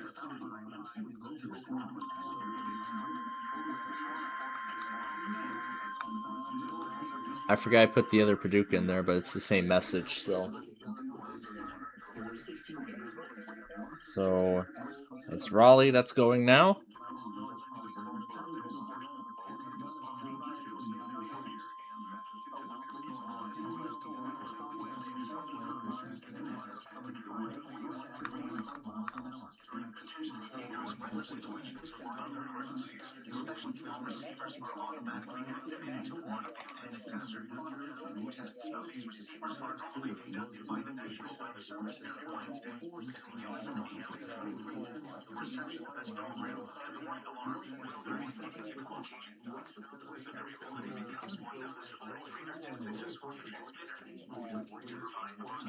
Binghamton.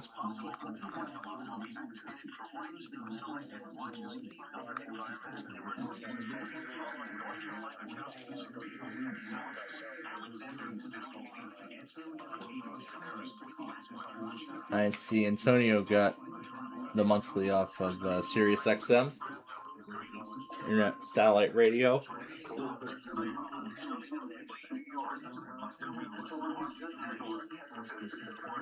That's Charleston. Nope. Is that New York City? Yep, it is. A message with information about a watch or warning was followed. Tests of these systems are normally conducted by the National Weather Service between 11 a.m. and noon each Wednesday. If there is a threat of severe weather, the National Laboratory in Upper New York predicts good weather. The preceding signal was a test of the North All Hazard Radio Public Warning System on station code 35 from New York City. During potentially dangerous weather situations, specially built receivers can be automatically activated by the signal to warn of the impending hazard. Tests of the signal and receiver performance are normally conducted by the National Weather Service at 11 a.m. each Wednesday.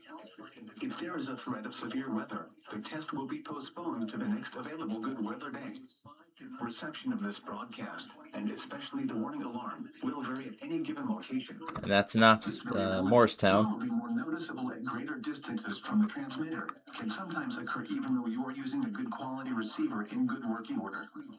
To provide the most consistent and dependable warning service possible, the warning alarm will be activated for hazardous watches and warnings for the following counties in southeast New York: Bronx, Kings, Nassau, New York, Orange, Putnam, Queens, Richmond, Rockland, Suffolk, and Westchester. In northern and central New Jersey: Bergen, Essex, Hudson, Hunter, Middlesex, Monmouth, Morris, Passaic, Somerset, Sussex, Eaton, and Warren. And in southwest Connecticut, Fairfield. Once again, this was only a test.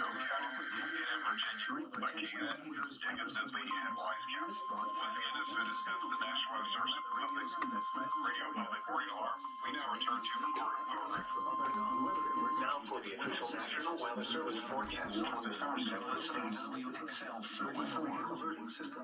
We activate this alarm for the following counties in New York State: Albany, Rensselaer, Montgomery, Fulton, Saratoga, Schenectady, Tulare, Greene, and Columbia counties. This has been a broadcast created for one or more of the following reasons. Your radio is located 34 more miles KVTO going.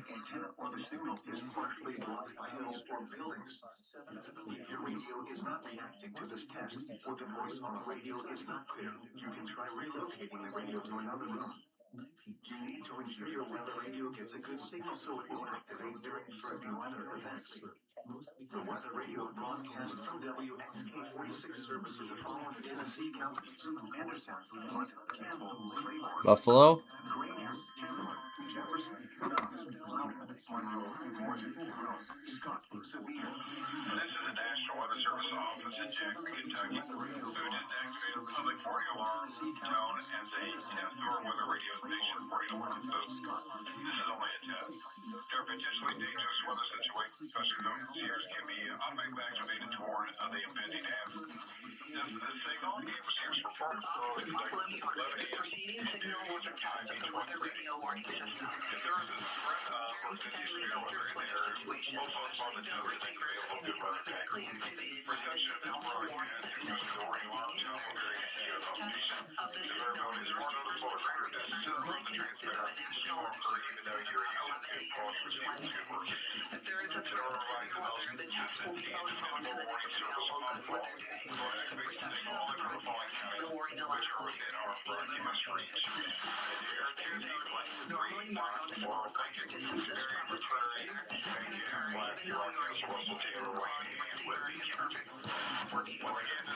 The professional system is available when responsible. The warning alarm will be activated for hazardous watches and warnings for the following counties: PEB, Buffalo, and WWG32, Little Valley. The counties of Allegheny, Cattaraugus, Alright, let's get Chautauqua, State Erie, College going because it's almost time. Orleans, and Wyoming. KHA53 Rochester. The counties of Cayuga, Genesee, Livingston, Monroe, Ontario, Orleans, Seneca, Wayne, Wyoming, and Yates. WNG 539 Spencerport, Monroe County. WXN 68 Watertown. The counties of Jefferson, Lewis, Oswego, and St. Lawrence. WZ 2536 Lyons, the county of Wayne, Cayuga, Monroe, Ontario, and Seneca. WNG 541 Jamestown, Chautauqua County. We now return to regular programming. Alright, any moment now we should be hearing from State College.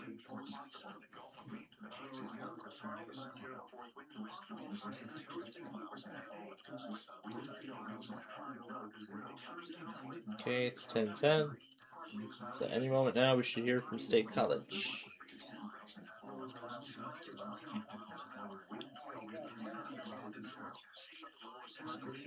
There's Tampa. Glad to hear that's working again.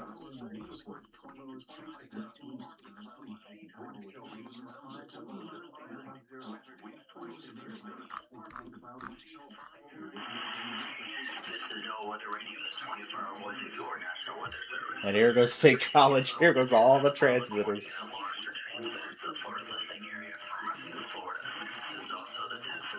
There's that new one that I put in there.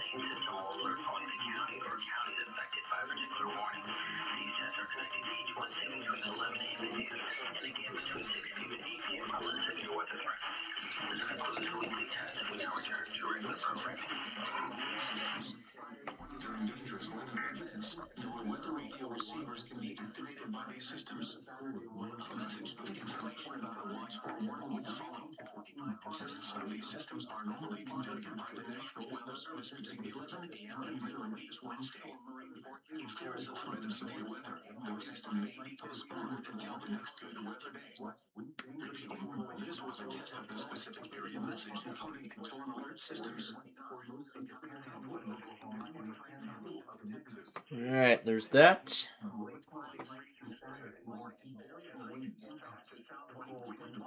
So now we'll see who goes next.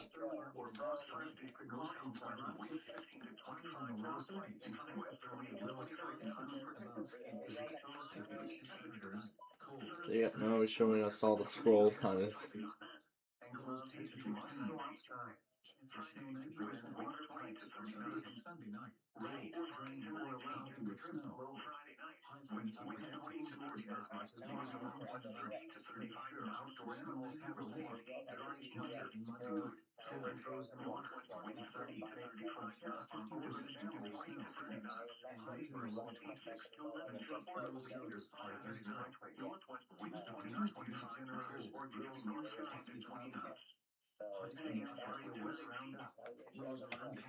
Yep, so that was State College. Now we're just waiting on DC.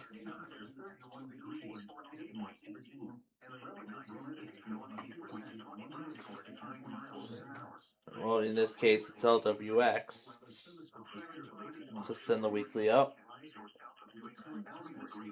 I don't know. I think he's trying to DX Mount Holly with that one. I think that's what he's trying to do. I guess we'll find out here shortly. We will find out here soon. whether that is Mount Holly he's trying to DX or not. Looks like this episode is only a minute left. I'd like to hear the theme of this, because I don't know if this is any more exciting than the other series that I've seen this year so far.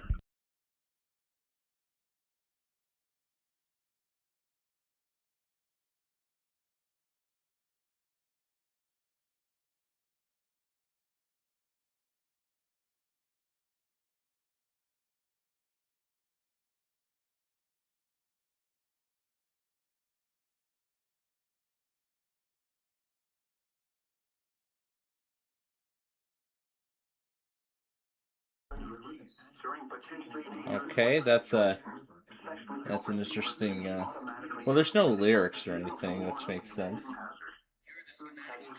So, well, I don't think the theme song is as exciting as the other ones were, so I'm not going to bother doing well, whatever. There was previously a Yu-Gi-Oh! GX thing, but I missed it. But whatever.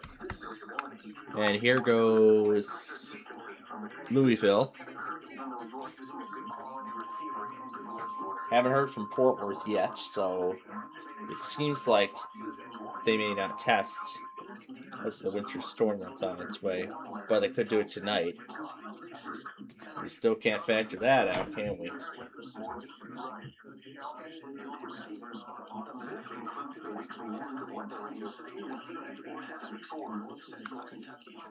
Here's the full theme song. That was only part of it.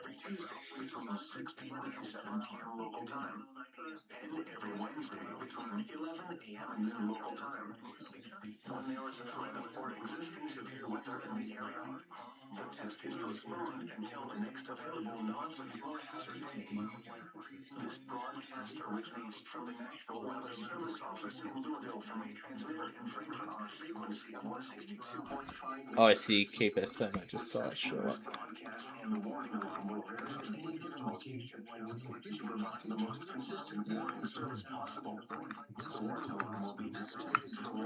Okay, here goes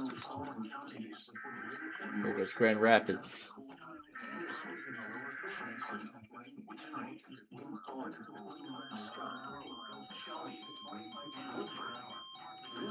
Yeah, the theme song doesn't sound. It sounds a little dramatic, but not exciting still. Not as exciting as Arc 5. National Weather Service in Grand Rapids. The signal you just heard was our weekly test of the NOAA Weather Radio Warning Alarm System. We normally conduct the test on Wednesdays around 11:15 in the morning. However, if there's a threat of severe weather on Wednesdays, we'll postpone the test until the next available good weather day. Be advised that weather conditions will affect the signal quality of the broadcast. We'll activate the warning alarm tone for hazardous watches and warnings for the following counties. On 162.40 megahertz from Onondaga, those counties are Branch, Berry, Calhoun, Clinton, Eaton, Gratiot, Hillsdale, Ingham, Jackson, Livingston, and Shiawassee. On 162.425 megahertz from West Olive, those counties are Allegan, Muskegon, and Ottawa. On 162.475 megahertz from Hesperia, those counties are Muskegon, Newaygo, and Oceana. On 162.525 megahertz from Mount Pleasant, those counties are Clare, Gratiot, Isabella, Mecosta, Midland, Montcalm, Such a cute and bird. Osceola. On 162.55 megahertz from Canonsburg, those counties are Allegan, Berry, Ionia, Kent, Montcalm, Muskegon, Newaygo, Oceana, and Ottawa. On 162.475 megahertz from Plano, those counties are Allegan, Berry, Van Buren, Kalamazoo, and Calhoun. On 162.425 megahertz from Wolf Lake, those counties are Manistee, Wexford, Mason, Lake, Osceola, Oceana, Newaygo, and Mecosta. This concludes the test of the NOAA Weather Radio Warning Alarm device. Alright. Now we'll see who goes next. As we have yet to hear from Charleston.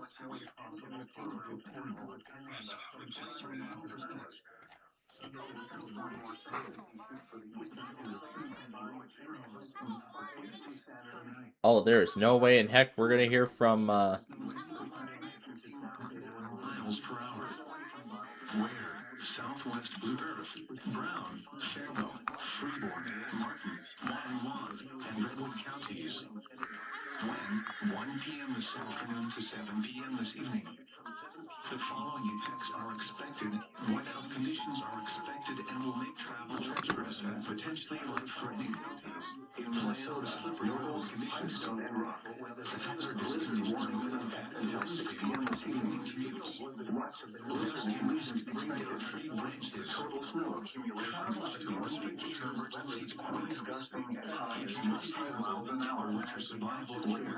Portions of northwest Michigan and southwest Minnesota. Tests of the signal and receivers performance are normally conducted by the National Weather Service between 10 a.m. and noon on Wednesday. Perry Del Road.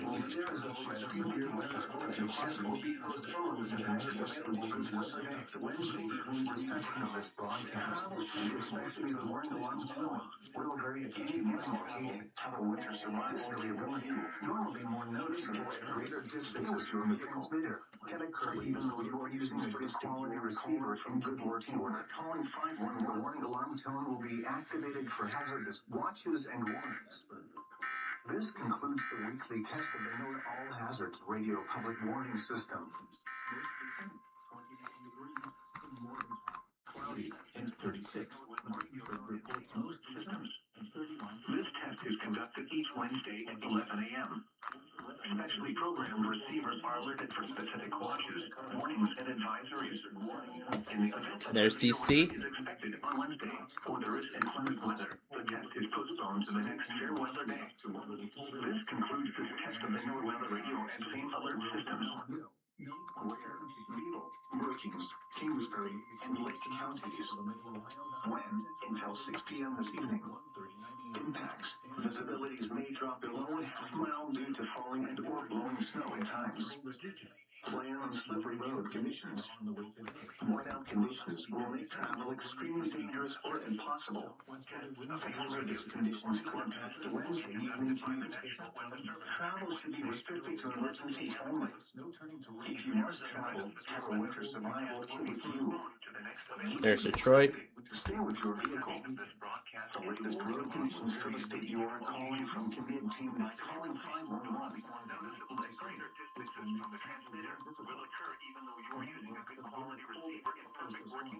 This is the National Weather Service forecast office from Whiteley. Cleveland. The preceding signal was a test of the public warning alarm system for no area all hazards radio station KHC63. During potentially dangerous weather situations, especially if receivers can be automatically activated by the signal to warn of the impending hazard. Tests of the signal and receiver's performance are normally conducted each Wednesday between the hours of 11 a.m. and 1 p.m. If there is a threat of severe weather, the test will be postponed to the next available good weather day. Reception of this broadcast, and especially the warning alarm, will vary at any given location. This variability, normally noticeable at greater distances from the transmitter, can occur even though you are using a good quality receiver in good working Yeah, order. Accurate got the Indianapolis test. Dependable warning service possible. The warning alarm will be activated for watches and warnings affecting only the following southeast lower Michigan counties: Livingston, Oakland, Macomb, Washtenaw, Wayne, Lenawee, Monroe, and St. Clair.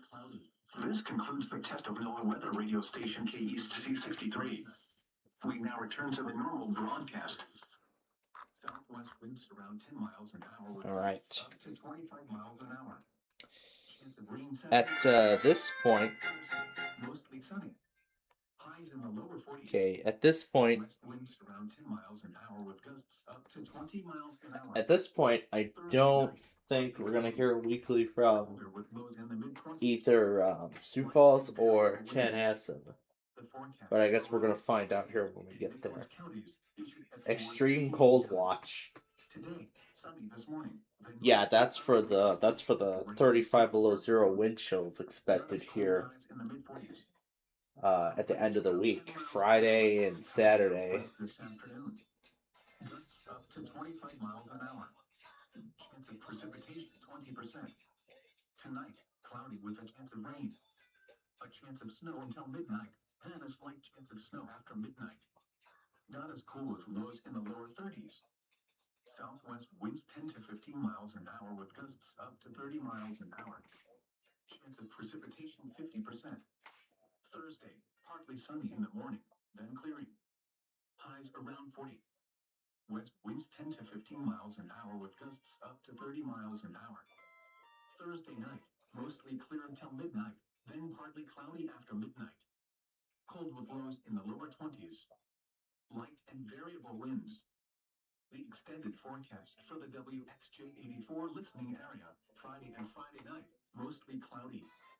Highs in the lower 30s. Lows 5 to 10 above. Saturday and Saturday night, cold, snow. Highs around 20. Lows 10 to 15. Chance of snow 90%. Sunday and Sunday night, cold. Cloudy with snow. Highs in the upper 20s. Lows around 10 above. Chance of snow 90%. Monday and Monday night, cold.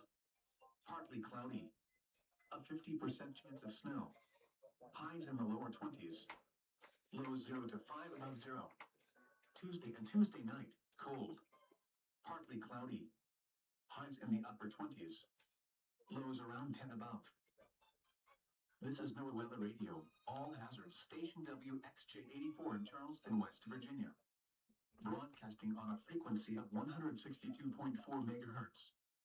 Originating from the National Weather Service Office in Charleston, West Virginia. Yeah, we haven't heard from Charleston yet. 24 a.m. Eastern. And there's still a few more we have yet to hear from, too. These are the regional weather observations at 11 a.m. In Charleston, snow flurries were reported. The temperature was Did a- degrees, was 2.17. Wait, did he even get DC? Let me rewind it a little bit and see. Pressure of 30.28 inches and rising. No, that is it. Huntington reports mostly sunny and 32 degrees. At Logan, cloudy, and 34 at Pineville, cloudy, and 36. That was State College, so it's probably a little bit after. At Lewisburg, sunny, 27 at Parkersburg, snow flurries, 28 at Sutton, cloudy, 38 at Clarksburg, cloudy, 36 degrees. Maybe in the At Buchanan, cloudy, 39 degrees. At Elkins, mostly sunny, 29 degrees.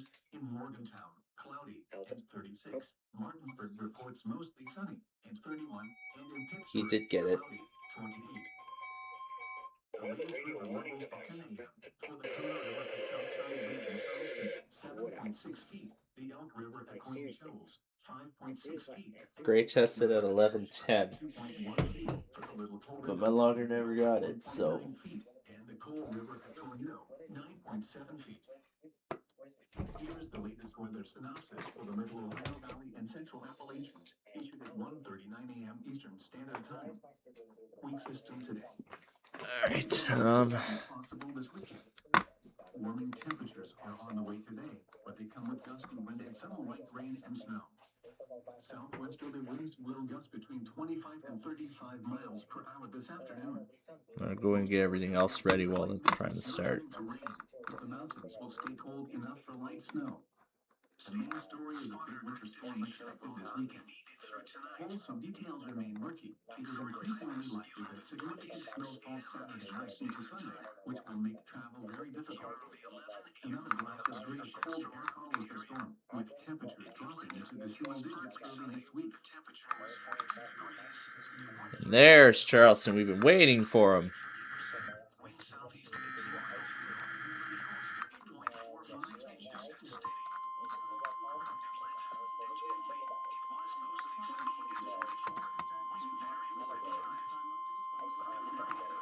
This is the National Weather Service Office in Charleston, West Virginia. The preceding signal was a test of the station's public warning system.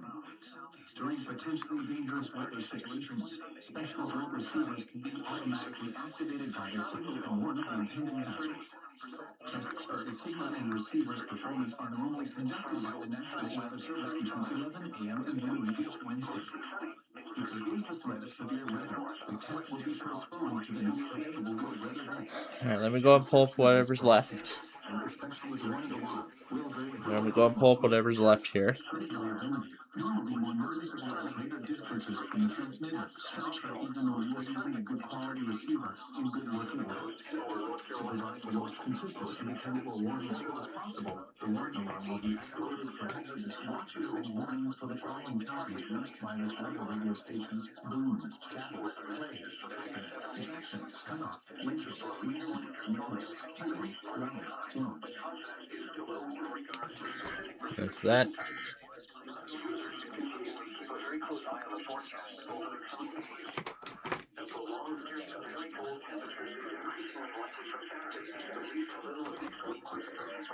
Demo Holly.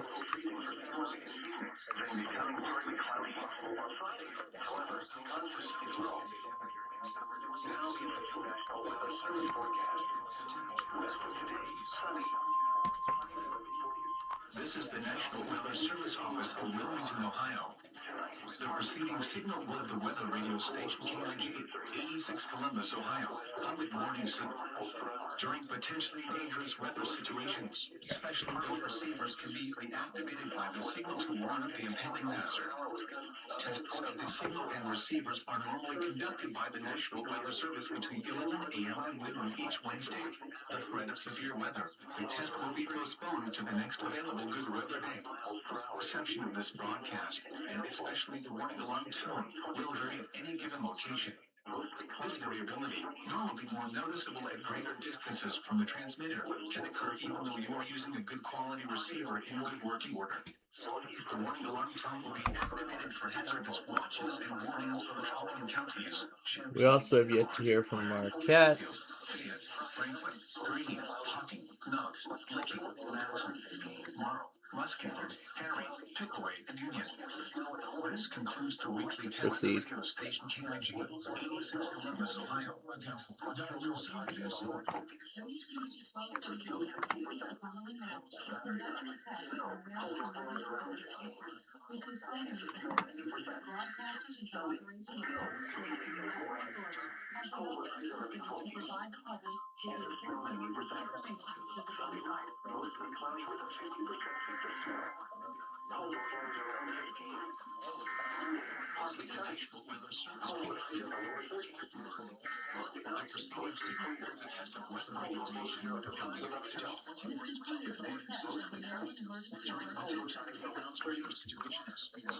Did Miami get a test? On Wednesday, January 21st. Okay, they did not.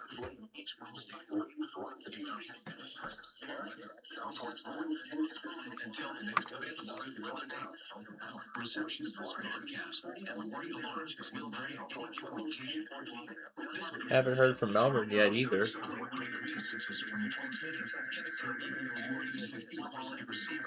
Peachtree. The warning alarm will be activated for hazardous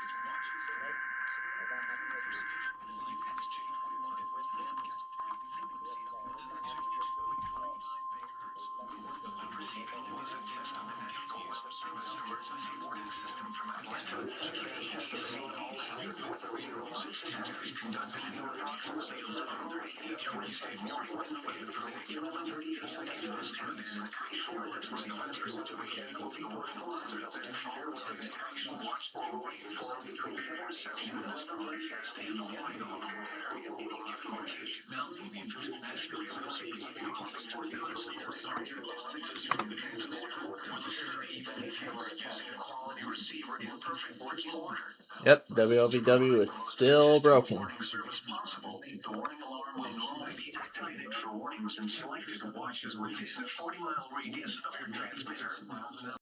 This area includes the following counties. I'll keep focus going in case they're late. Temperatures of Cherokee, Clayton, Cobb, Staccato, Douglas, Fayetteville, Forsyth, Fulton, Jacksonville, Henry, Newton, Rockdale, and Walter Reed. This concludes the weekly test of the warning alarm system. 51 degrees. We now return to our normal weather broadcasting. Temperature 65 degrees. Marine observations. The Miami climate summary for yesterday, January 20th, 2026. Yesterday's high temperature of 74 degrees occurred at 2:41 p.m.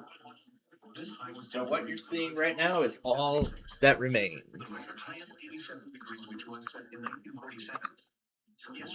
I haven't heard from Newport yet. Hey guys, finding the perfect gift for the glow is 31 water temperature 54.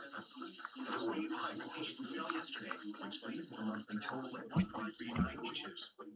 This is 0.28 inches above the normal numbers 1.11 inches for January. There were no heating degree days yesterday, and there were no cooling degree days yesterday. All right, Charleston, we have also yet to hear from. So, what you're seeing right now is all that's left. I'll just let them all run.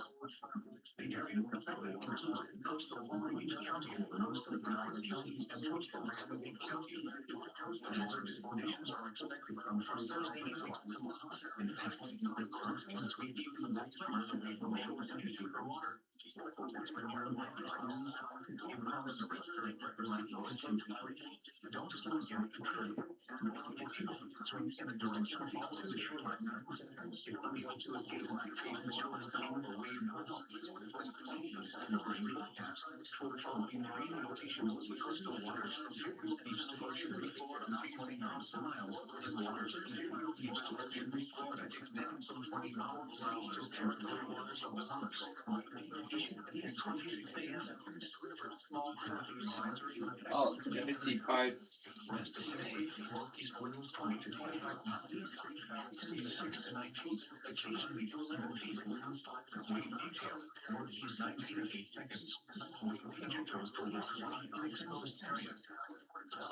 NBC5 is moving to a whole new facility. That's Telemundo.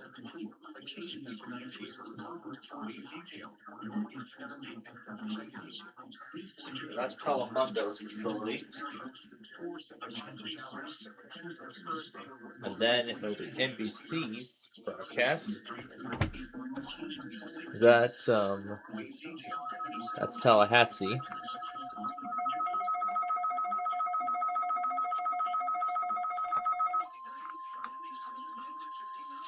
These receivers are normally conducted by the National Weather Service every Wednesday between 11 a.m. and noon. Mount Holly. The threat of severe weather on Wednesday. The test will be postponed until Thursday. Reception of this broadcast and the warning alarm will vary at any given location.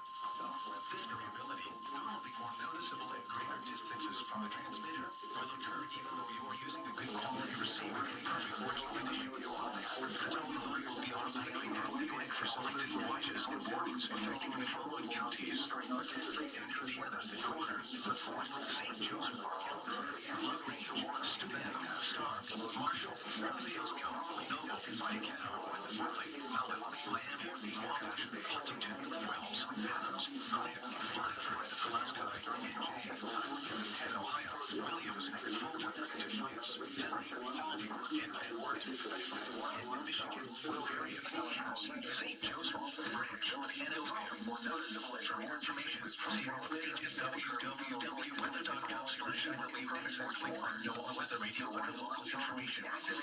We now return to regular programming. Pennsylvania, Berks, Bucks, Charlotte, Lehigh, Monroe, Montgomery, Newcastle, Franklin counties, in Iowa, New Jersey, Saunders, Marshall, Southern conditions, and more. So there's no accumulation subject to the issues of disgusting as high as 45 miles per hour. The detected area including listening to weather field factors. Surveying impact time until 11 p.m. this evening. Impacts, plan on slippery road conditions and whiteout conditions. The hazardous conditions that impact the evening commute. Gusty winds can bring down tree branches. Travel should be restricted to emergencies only. If you must travel, have a winter survival kit with you. If you get stranded, stay with your vehicle. Visit 5118.org for road conditions. Flight chances showers until midnight. Then flight chances thunderstorms at midnight. Is that it? Okay, that was fast. So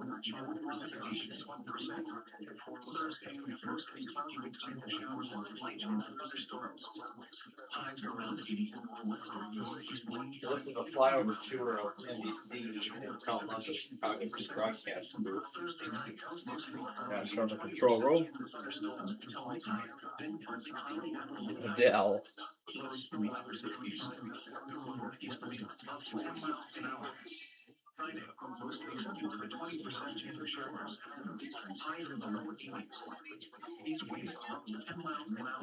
And this is Telemundo's broadcast booth.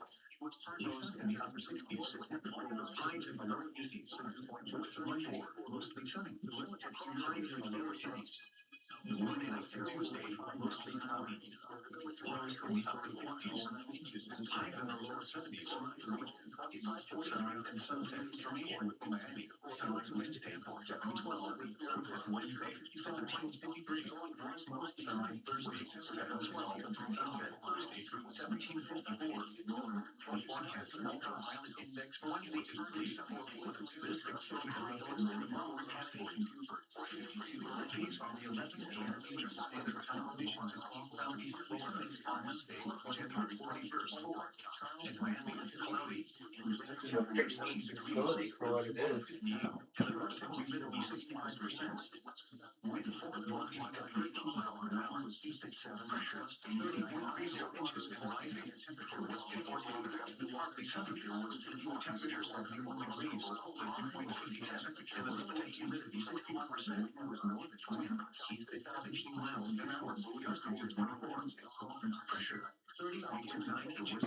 So that's a look at that. Pretty neat facility.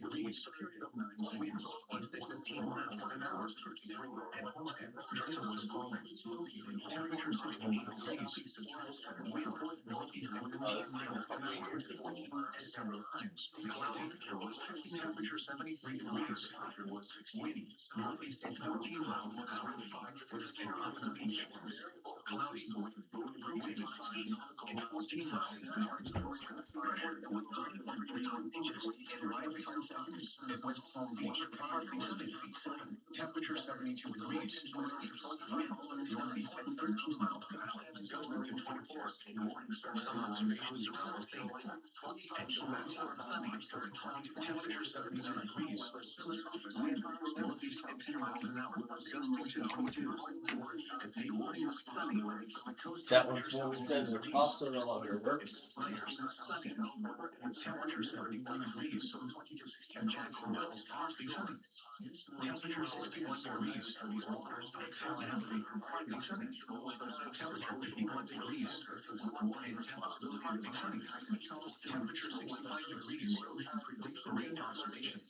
Am I hearing an off-air message on the station? Which one is it?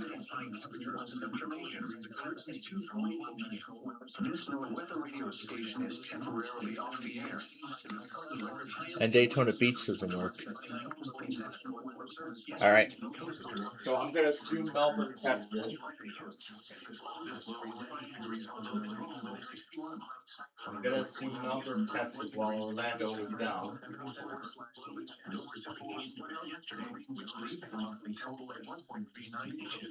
Alright. So we're waiting now for whatever is left.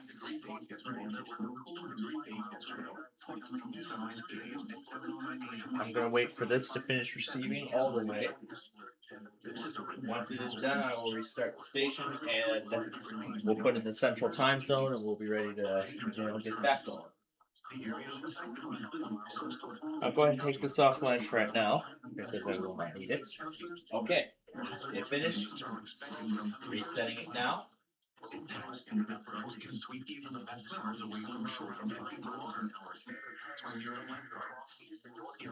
Damn it. Let's do one of these.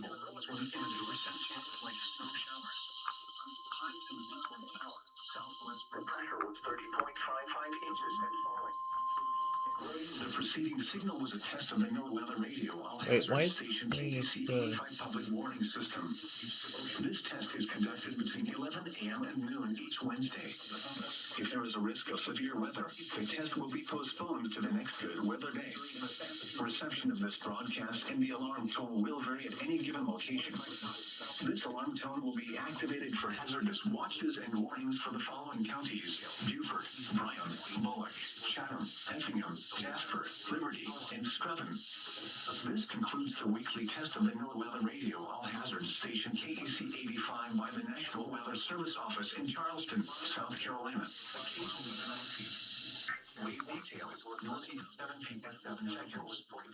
Intercoastal waters choppy in exposed area. A chance of showers. Thursday, northeast winds 10 to 15 knots. Actually, it doesn't matter. I'm gonna bring it twice. Occasionally 6 feet. So I'm keeping Fort Worth up in case they end up testing. In case they end up testing late. Thursday night, northeast winds 10 to 15 knots.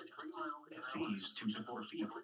Oh, why did I take down Eskil? Northeast 3 feet in 5 seconds. There's still a few more who have not tested yet. We're still waiting on them. Friday and Friday night, east winds 5 to 10 knots. Seas 2 to 3 feet. CCRP expect uploads to testing originally. So we upload to C, State College. Winds 10 to 15 knots. AC touch. Wave details, east 2 feet 4 seconds and north 2 feet 7 seconds. Intercoastal waters light chop. The rain forecast for the following marine locations: Biscayne Bay, issued at 10:26 a.m. Small craft advisory in effect until 1 p.m. this afternoon. All right. West of today, northeast winds 15 to 20 knots. Now, Up to 25 knots. I want to go ahead and do this early. I just want to see where all the Tonight, abstracts are right now. 15 to 20 knots, diminishing to 10 to 15 knots after midnight. Choppy. A chance of showers. Thursday, northeast winds around 10 knots. Light chop. A chance of showers. Thursday night, northeast winds 5 to 10 knots. Light chop. Friday and Friday night, east winds 5 to 10 knots. Light chop. Saturday through Sunday, southwest winds 5 to 10 knots. Light chop. This is the voice of the National Weather Service, NOAA Weather Radio, station KEC 84, broadcasting on a frequency of 162.55 megahertz, serving southeast Florida, and originating from the National Weather Service Forecast Office, located on the main campus of Florida International University. Now for the official National Weather Service forecast for the Miami and Fort Lauderdale listening area today. Mostly sunny. A 20% chance of showers early in the afternoon. Highs in the mid-70s. Northeast winds 10 to 15 miles an hour to around 30 miles an hour. Tonight, mostly cloudy. Slight chance of showers until midnight. Then slight chance of thunderstorms after midnight. All right. Lastly, St. Cloud. 15 miles an hour. And then we'll just watch the Borealis depart Chicago. Thursday, mostly cloudy with Track 8 and 654. Highs around 80. Northeast wind 5 to 15 miles an hour. There we go. Precipitation 50%. Thursday night, mostly cloudy with a 20% chance of thunderstorms until midnight. Then partly cloudy after midnight. Lows in the upper 60s. Northeast wind up to 10 miles an hour. Friday, mostly sunny with a 20% chance of showers. Highs in the lower 80s. East winds up to 10 miles an hour. Friday night through Sunday night, mostly clear. Lows in the upper 60s. Highs in the lower 80s. Monday, mostly sunny. Highs in the lower 80s. Monday night and Tuesday, mostly cloudy. Lows in the upper 50s. Highs in the lower 70s. Sunrise and sunset information from Miami. Sunrise Wednesday, 7:12. Sunset Wednesday, 17:53. Sunrise Thursday, 7:12. Sunset Thursday, 17:54. The forecast ultraviolet index for Wednesday is 3. This exposure level is in the moderate category. These are the 11 a.m. Eastern Standard Time conditions across southeast Florida on Wednesday, January 21st. In Miami, cloudy. Temperature 70 degrees, the dew point 58, and the relative humidity 65%. Wind, northeast to 13 miles an hour. Pressure, 30.30 inches and rising. All right. In Fort Lauderdale, partly sunny. Now let's pull up the degrees, dew point 57, and the relative humidity 61%. Winds east at 17 miles an hour, gusting to 24. Pressure 30.29 inches and rising. It was Kendall. Pull up the real cam out of downtown Chicago. That's where we're gonna watch the Borealis depart. Drizzle was falling. The first of two Borealises.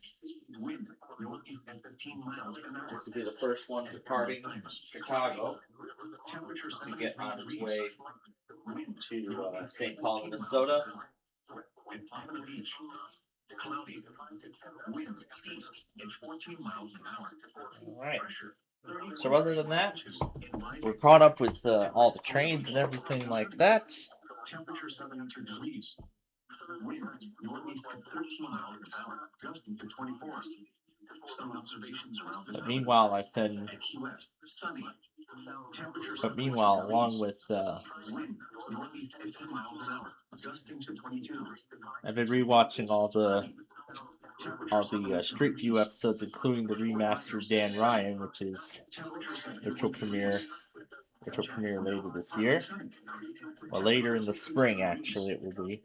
Partly sunny. Temperature 51 degrees. Partly sunny. Temperature 65 degrees. Marine observations. The Manhattan Climate Survey for yesterday, January 20th, 2026. Yesterday's high temperature of 74 degrees weather and 241 shots. This high was 2 degrees below the normal high of 76. The record high of 87 degrees was set for 1947. Yesterday's low temperature of 56 degrees occurred at 6:25 p.m.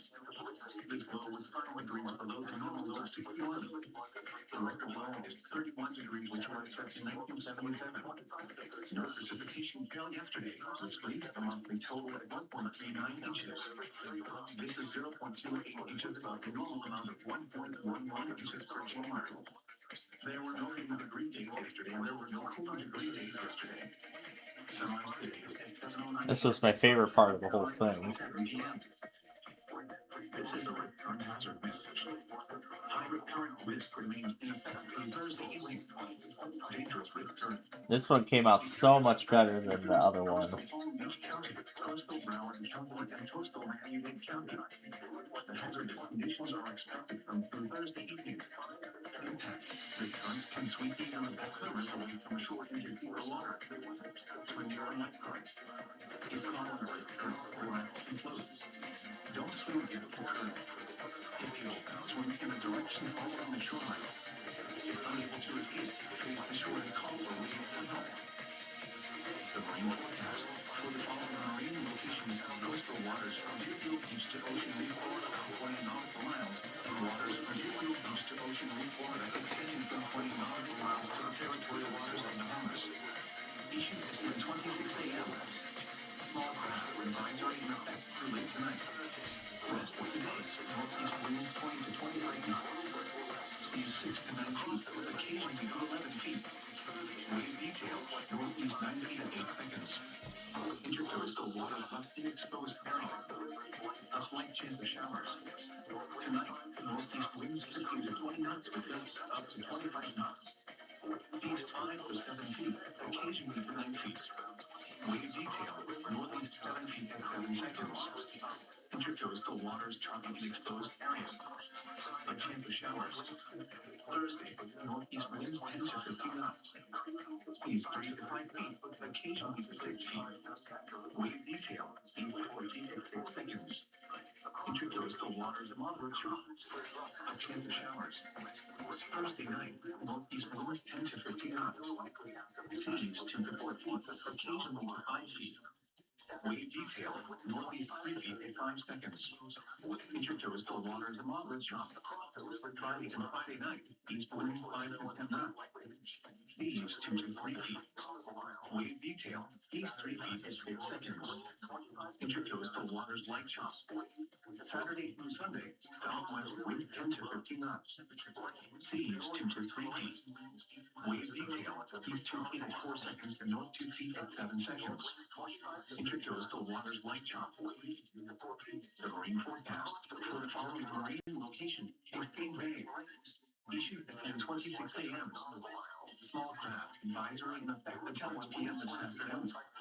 Rest of today, northeast winds 15 to 20 knots with gusts up to 25 knots. Choppy. I really like the way this turned out. Tonight, northeast winds The Dan Ryan video he made. 14 knots after midnight. This came out so much better than the first one Northeast winds around 10 knots. in terms of the music choice. Showers. Thursday night, northeast winds 5 to 10 knots. Light chop.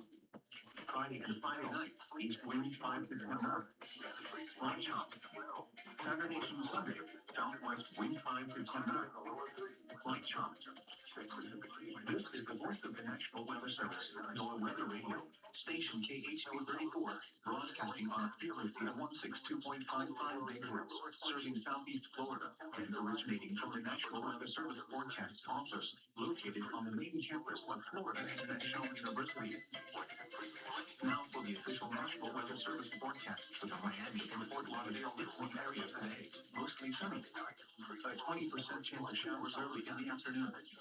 Highs in the mid-70s. Northeast winds 10 to 15 miles an hour with gusts to around 30 miles an hour.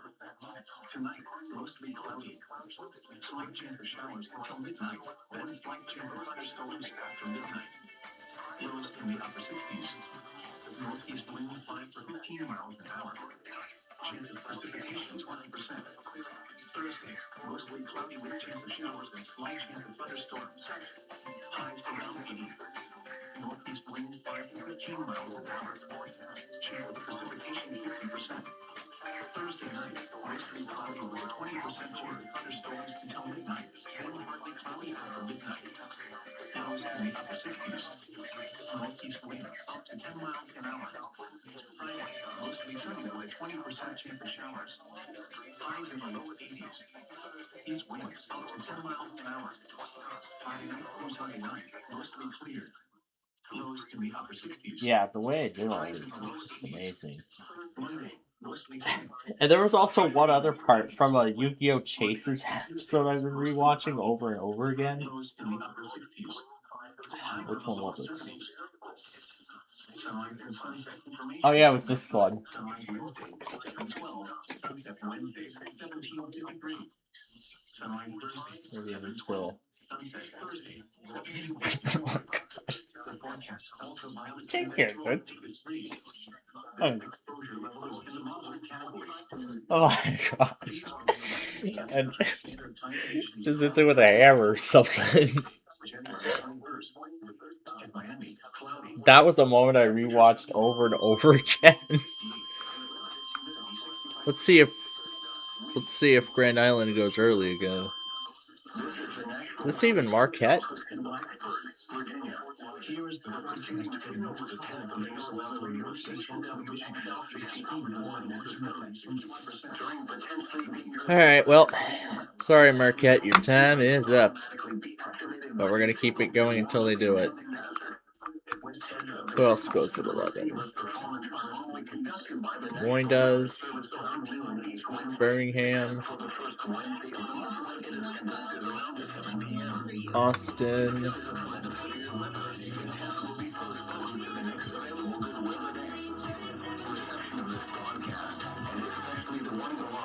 Okay, is that everything? Let's see. Austin. That seems our top, bottom, Des Moines, Grand Island. So then we'd have Baton Rouge. Does it work?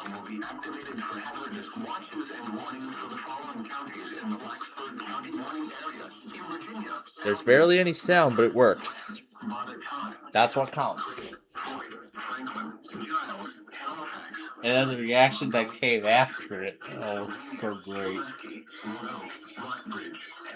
I could see they recorded, but they just like took a scene that they shot for Roblox and then they just put like gotcha figures over it. Oh my gosh. This is just so great to watch.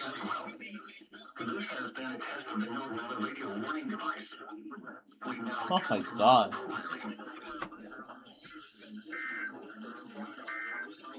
She nuts.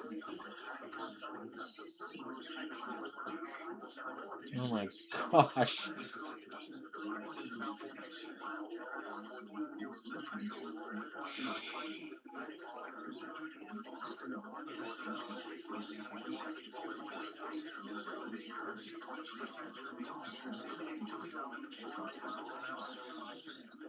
Oh my gosh.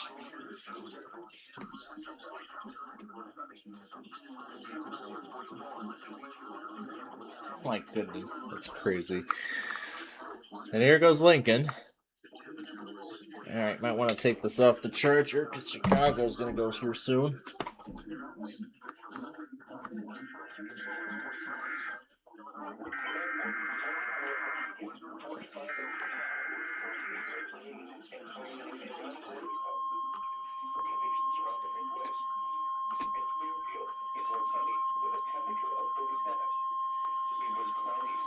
This is the National Weather Service Office in Lincoln, Illinois. This is a test of the warning alarm system for NOAA weather radio station WXJ76 in Champaign. During potentially dangerous weather situations, specially built receivers will automatically be activated to warn of the impending hazard. This test is normally conducted each Wednesday between the hours of 10 a.m. and 1 p.m. unless there is a threat of severe weather. In that case, the test will be postponed until the first available good weather day. Reception of this broadcast and the warning alarm feature will normally vary with distance from the transmitter. This may occur even if you are using a good quality receiver in good working order. The warning alarm feature will be activated for the following central Illinois counties: Champaign, Cole, DeWitt, Douglas, Edgar, Ford, Moultrie, Pike, and Vermilion. We now return to regular programming. All right. Now let's see who will end up going next.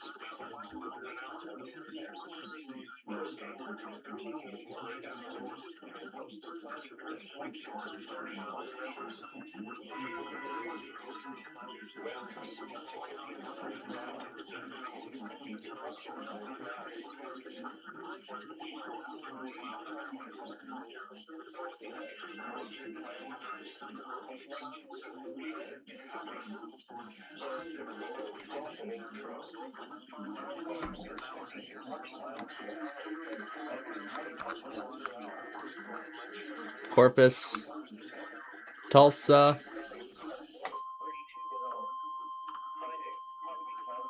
Springfield, This is a test of the National Weather Service NOAA Weather Radio Warning Alarm System. This test is conducted every Wednesday between 11 a.m. and noon local time, unless there is severe weather in the area, in which case the test is postponed until Thursday. This is only a test. There is no severe weather in the area at this time.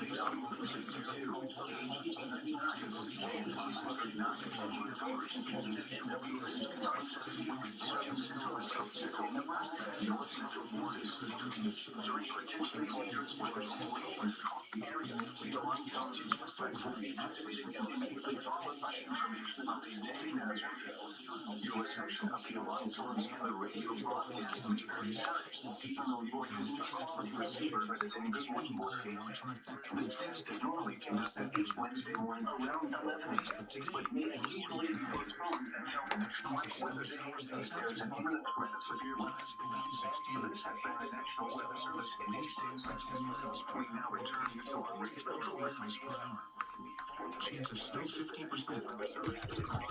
For existing severe weather, the test will be postponed until the next available clear weather day. You can find more information regarding the weather radio on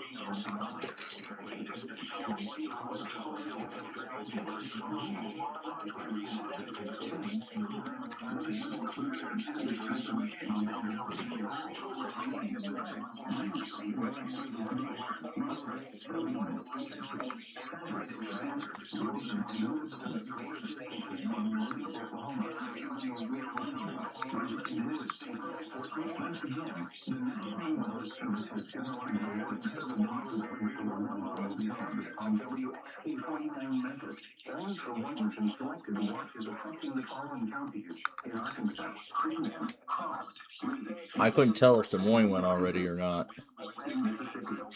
So how much stuff was coming up at once.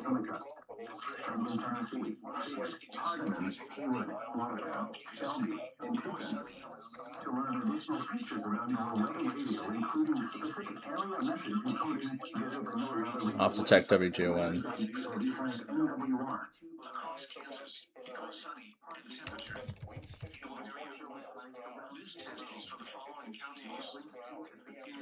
Let's check WGON, see.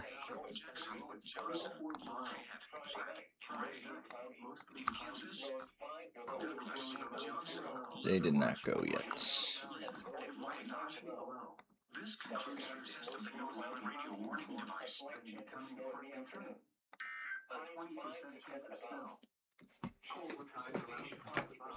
Alright, well let's put KWO39 on. Because that'll be the signal when it happens. Georgia, you are fast. Authorities have issued a required monthly test for all of Georgia beginning at 12:05 p.m. and ending at 6:05 p.m. From the Georgia There it is. Management Agency and the Georgia Office of Homeland Security, this is the required monthly test for the emergency system.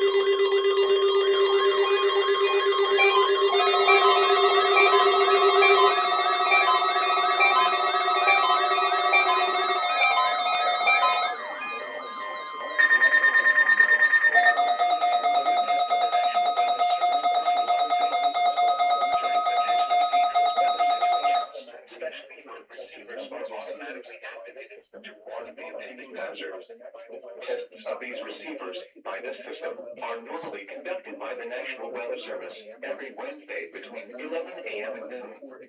When there is a threat of or existing severe weather in the area on Wednesday, the test is postponed until the next available good weather day.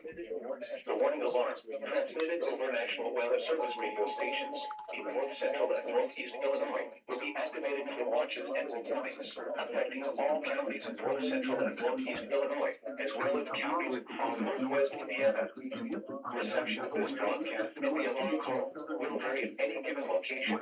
This variability, causing one never show at a distance from a given transmitter, will occur even when you are using a good quality receiver in perfect working order. This concludes the time alarm test. We will now return to our regular program. Prepare for dangerous travel conditions and ready to avoid travel if possible. Forecast for updates on the situation. Winter weather advisory is canceled. For Henry, Shelby, Franklin, Scott, and All right. counties, the threatening ended. Future no weather. Okay, I don't know why they told him that winter storm watch by Louisville. That's odd.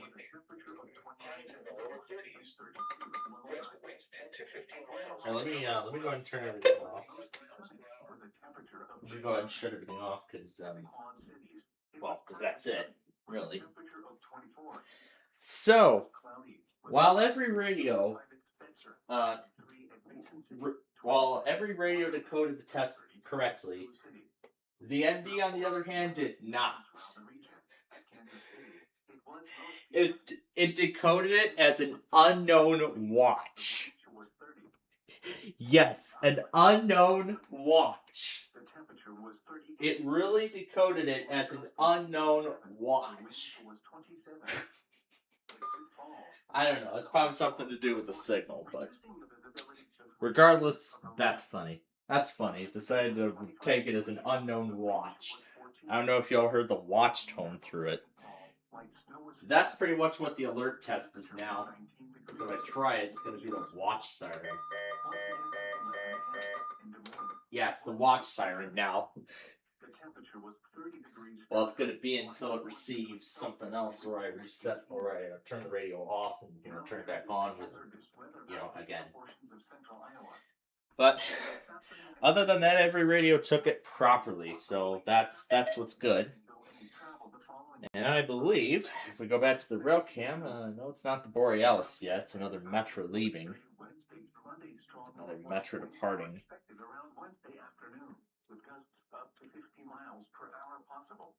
So we're still waiting to hear from Des Moines. I'm gonna see what's active. Oh, I see why. Spotter information statement. Spotter activation will not be needed. This is NOAA All Hazards Weather Radio Station WXL 57 at Des Moines, Iowa, transmitting on 162.55 megahertz. This broadcast originates from the National Here's this one. at Des Moines, Iowa. The current time is 11:10 a.m. Central Standard Time. Now for the official National Weather Service forecast for Des Moines and surrounding locations in Kentucky, Elliott, Johnson, and Martin. Issued at 12:10 p.m. Eastern Standard Time. Little or no snow. Winter storm watch in effect from Saturday morning to Monday morning. A winter storm is expected to bring moderate to major impacts to eastern Kentucky this weekend. Periods of moderate to heavy snow are forecast this weekend with the possibility of a wintry mix of snow, sleet, and freezing rain, especially along and south of the Kentucky -80/L Rogers Parkway. Areas affected include portions of east central, northeast, south central, and southeast Kentucky. The hazardous weather can be expected from Saturday morning to Monday morning. Impact. Travel could be very difficult to impossible. The hazardous conditions I'll go ahead and turn off the weather band because we don't need it anymore. forecast for updates on this situation. Persons should consider delaying all travel. If travel is absolutely necessary, consider taking a winter storm kit along with you, including such items as tire chains, booster cables, flashlights, shovels, blankets, and extra clothing. Also take water, a first aid kit, and anything else that will help you survive in case you become stranded. Wind chill values as low as 32 below. I don't think I don't think Des Moines is going to test because I'm seeing blizzard warnings come up throughout Iowa. But let's take a look and see for ourselves here. This is a test from the National Weather Service office in Green Bay, Wisconsin. So we pull up Des Moines. Yep, here we go. Here's the public information statement announced regarding the postponement. So. All right. So let's see. What about this statement? Is this the same thing? Okay, so they canceled the morning test. I think they canceled both of them.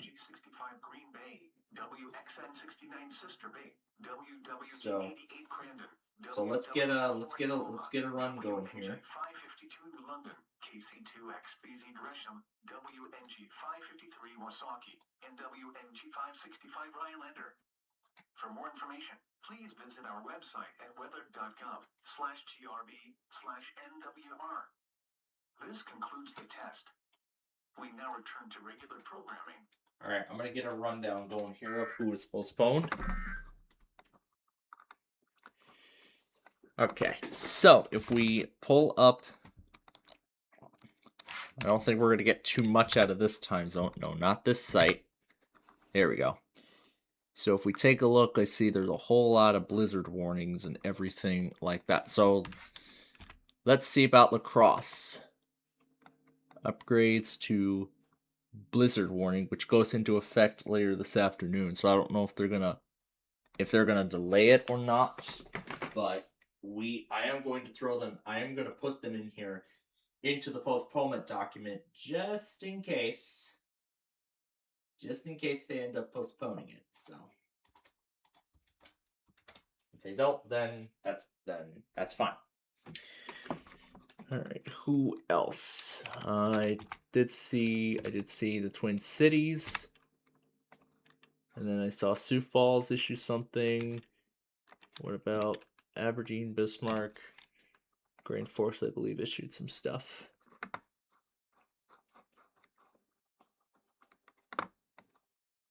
I don't think the extreme cold is going to be enough to postpone them. I think Bismarck will be able to proceed. Maybe Aberdeen will too. But the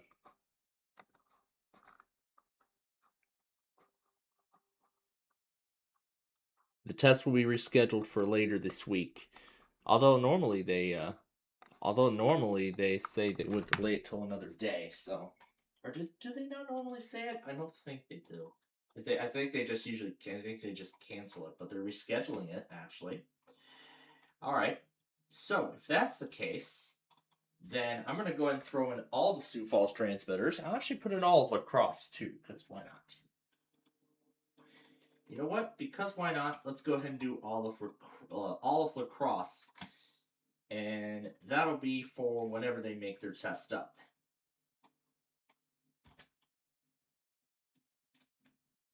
That'll be for whenever they make it up. Who knows when that might be.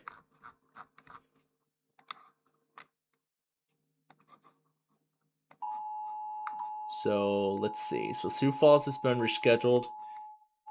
I think Chanhassen will definitely postpone too. This is the National Weather Service office in Brownsville, Texas. We're gonna find out. The preceding signal was a test of There's the Nashville. radio warning device.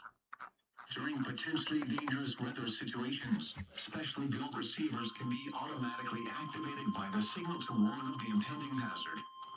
Tests of the signal and the receiver's performance are normally conducted by the National Weather Service between 11 a.m. and noon each Wednesday. If there is a threat of severe weather, the test will be postponed to the next available good weather day. Reception of this broadcast, and especially the warning alarm, will vary at any given location. This variability, which will be more noticeable at greater distances from the transmitter, can occur even though you are using a quality receiver. And there's Miami, finally. Finally, we waited forever for them. The warning alarm will be activated for hazardous watches and warnings from following deep South Texas counties: Cameron, Willacy, Kennedy, Hidalgo, Brooks, Jim Hogg, Star, and Zapata.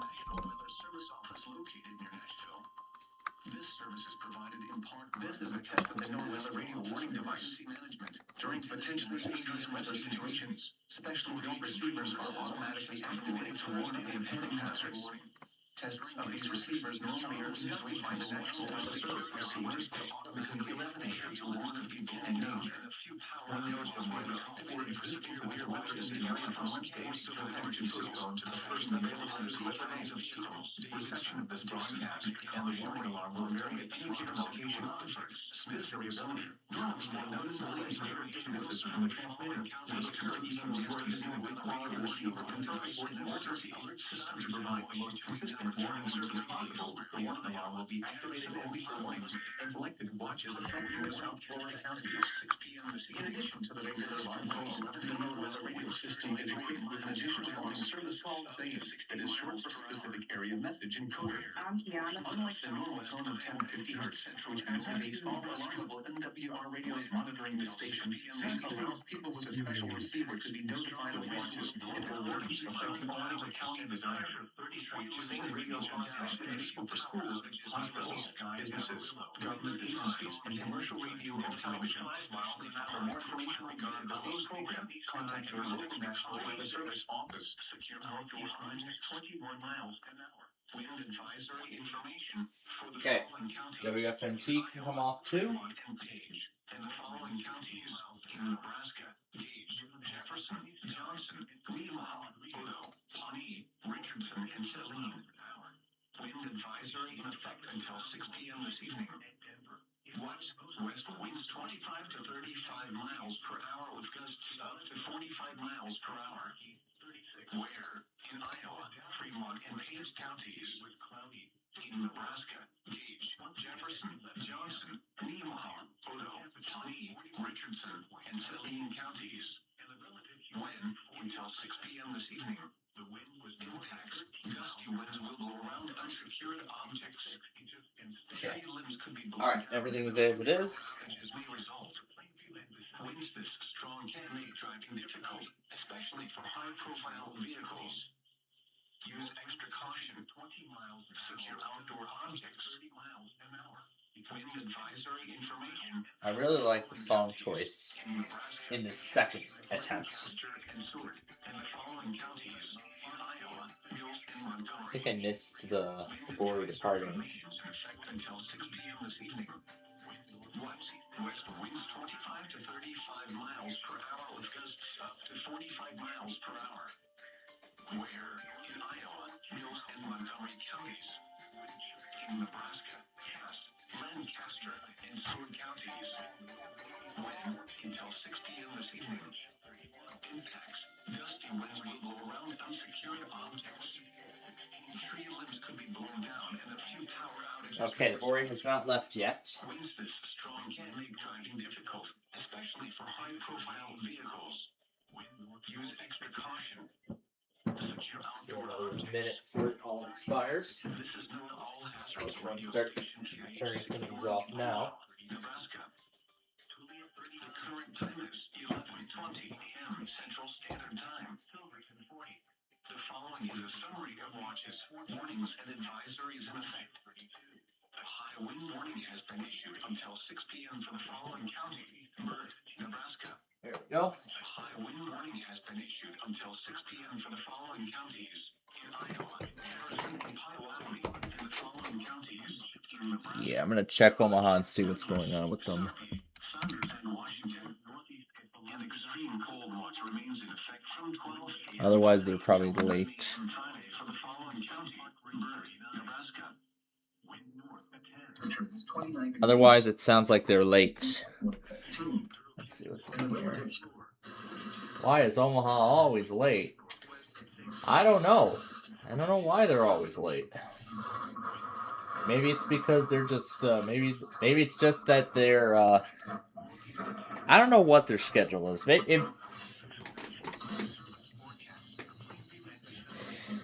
I think it's maybe because the people that work there probably don't even know that it's Wednesday, and then they look at the time and they're like, oh shit, we gotta send the weekly out. We forgot.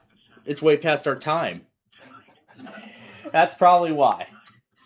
But Yeah, but I mean, they're just doing their job. I mean, they're just busy updating forecasts and everything, and they just don't.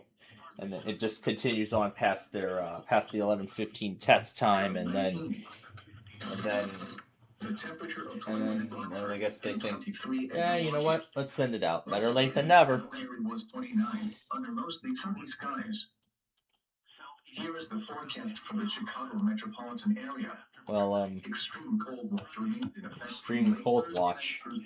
Let's go back on the Lake County, Illinois. Well, we rewind a bit and see where the Rest of today, mostly cloudy. I think it caught the. It should have caught the MD319's Highs in the lower 30s. watch siren. We rewind to when it happened. Up to 25 miles per hour. It should be when it was sent out. Tonight, mostly cloudy. Yep, it definitely caught the watch siren. Then a chance of snow showers late in the evening. It definitely caught the watch siren, that's for sure. Until early morning. Snow accumulation around half an inch. Wind flows around 11. Freebird Productions. 25 miles per hour with gusts up to 40 miles per hour. Chance of precipitation 70%. Thursday, partly cloudy until late afternoon. Then mostly cloudy with a slight chance of snow showers. I see Freebrick uploaded a compilation of railroad crossings that he has recorded throughout the year, or throughout last year, 2025. And this signal was on these signals. The first one was on the verge of being replaced. They were about to be replaced by brand new signals. Up to 25 miles per hour. Chance of precipitation 20%. Wind chill down.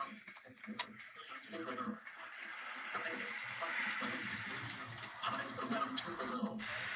Northwest winds 15 to 20 miles per hour. A gateless signal.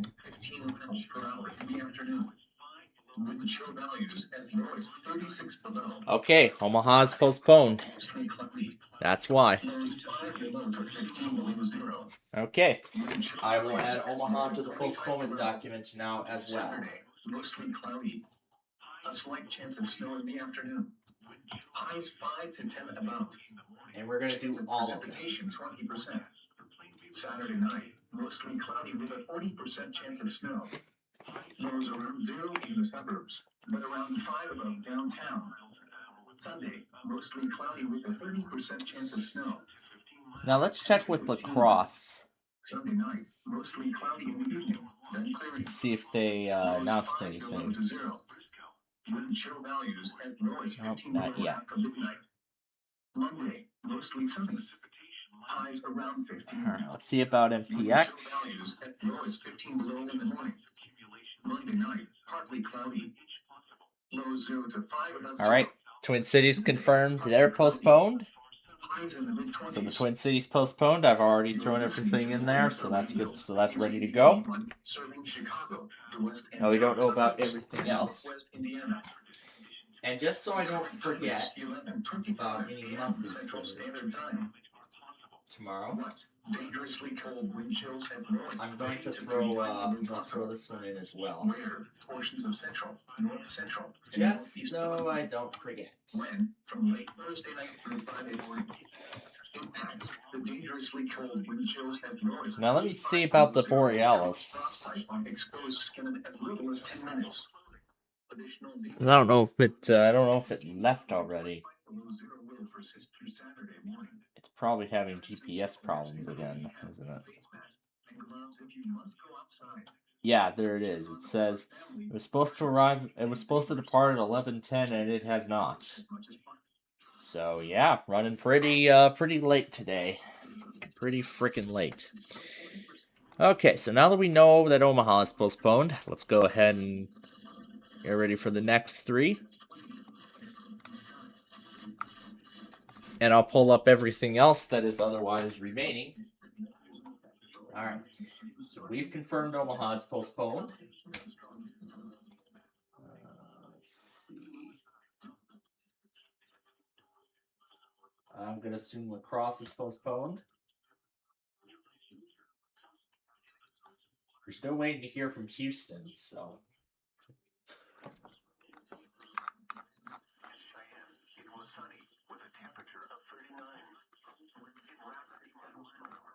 So I'm going to go and pull up whatever's left, but I'll keep lacrosse going just in case they end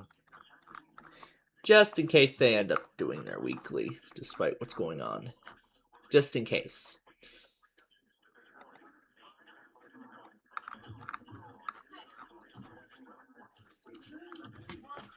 Okay, who else is left otherwise? Oh. Little Rock, I've yet to pull them up. So I'll just go and pull up whatever's remaining. We'll see who sends the weekly out. Oh my god, Newport. We're waiting to hear from Newport still. I don't know what's up with them.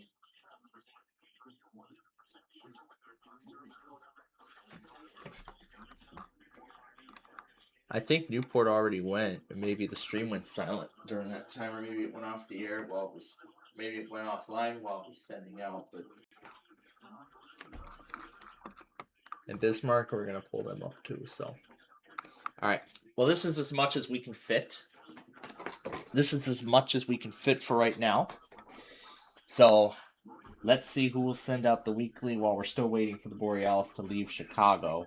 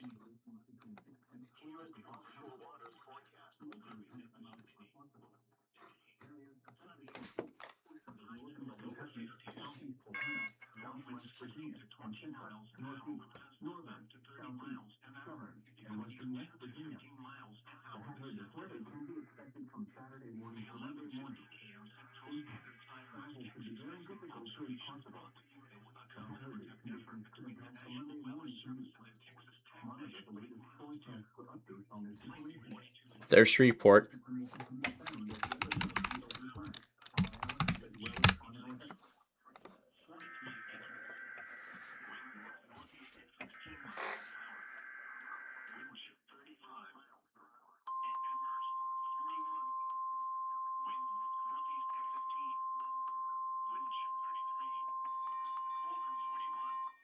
Safe Train, Hybrid Bell.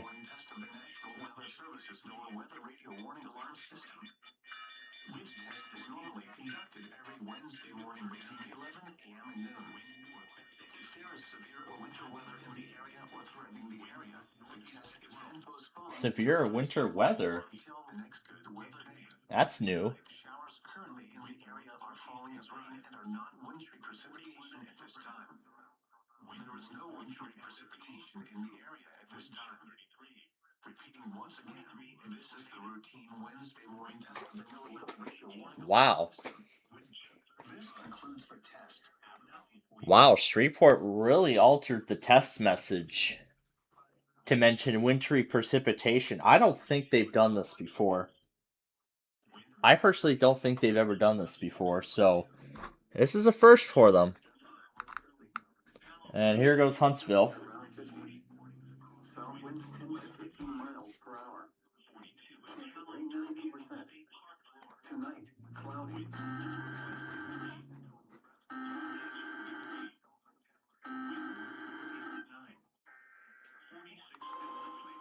This is a winter storm watch for the following counties: Lewis, Kentucky, and Ohio. From 31 p.m. Eastern Standard Time. Winter storm watch in effect from Saturday morning through late Sunday night. Heavy snow with total accumulations between 4 and 6 inches if possible. Areas affected include northeast and southeast Indiana, northeastern northern Kentucky, south central and southwest Ohio. The hazardous weather can be expected from Saturday morning through late Sunday night. Impacts. Travel can be very difficult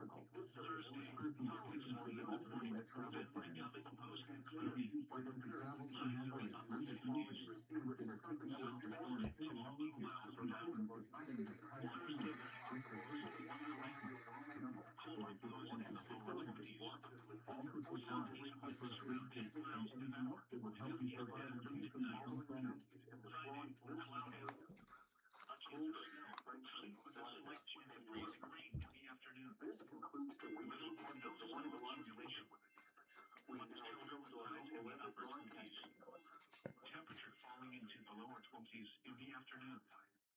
Northeast winds 15 to 20 miles an hour.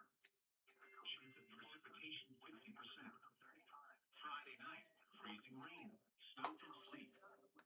Moderate snow accumulation. So I could tell by the surroundings when you filmed it, whether it was in the spring or the summer. Looks like this was winter or early spring. It doesn't give exact dates as to when these were taped.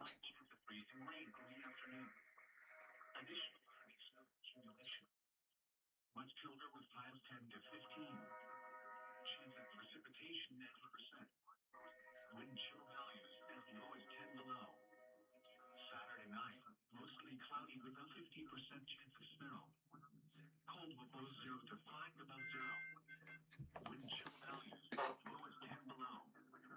Sunday, partly sunny. A slight chance of snow in the morning. Not as cold with highs in the upper 20s. Chance of snow 20%.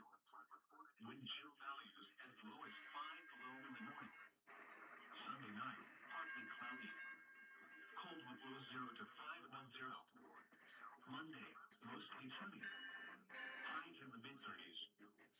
Wind chill values as low as 5 below in the morning. It does give some idea as to where these were taped, where these were filmed. Partly cloudy.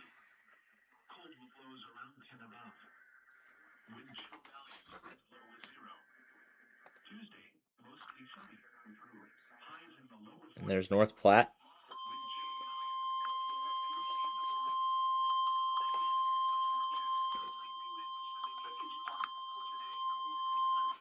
This is the National Weather Service in North Platte, Nebraska.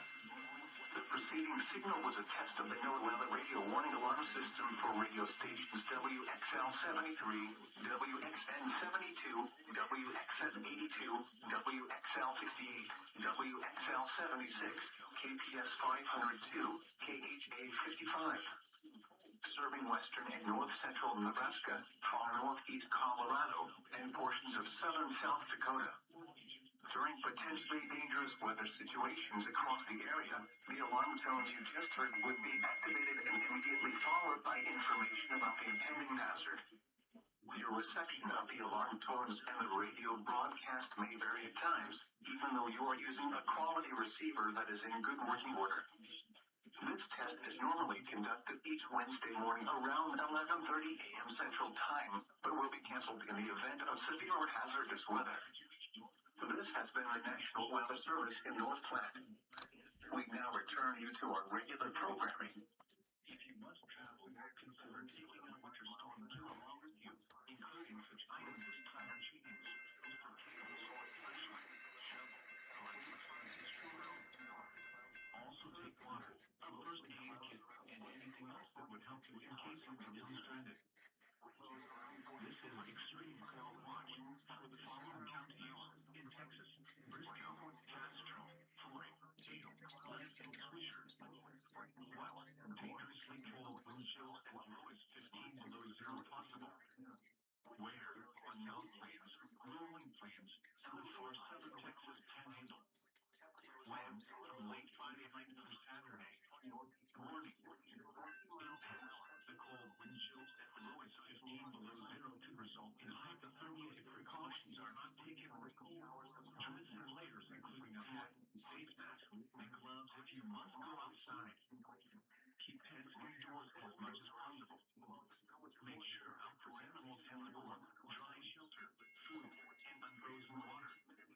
Make frequent checks on older family, friends, and neighbors. Ensure portable washers are used correctly. Do not use generators or grills inside. You're listening to NOAA Weather Radio Station, WNG 561, the voice of the National Weather Service in Lowell. This broadcast serves the good people of the northern South Plains and southern Texas panhandle. The following is a summary of watches, warnings, and advisories in effect. Plainview and vicinity. Winter storm watch has been issued. Central Standard Time is Friday until Omaha said they would postpone, and yet they test anyway.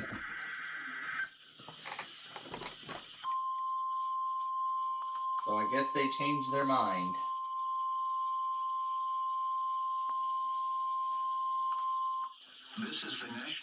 service in Valley, Nebraska. The preceding audio signals and alarm tones were a test of the All Hazards Radio Public Warning Alarm System for transmitters across eastern Nebraska and southwest Iowa, as well as neighboring portions of Kansas and Missouri. During potentially dangerous weather situations, specially built receivers are automatically activated by the signal to warn of the impending hazard.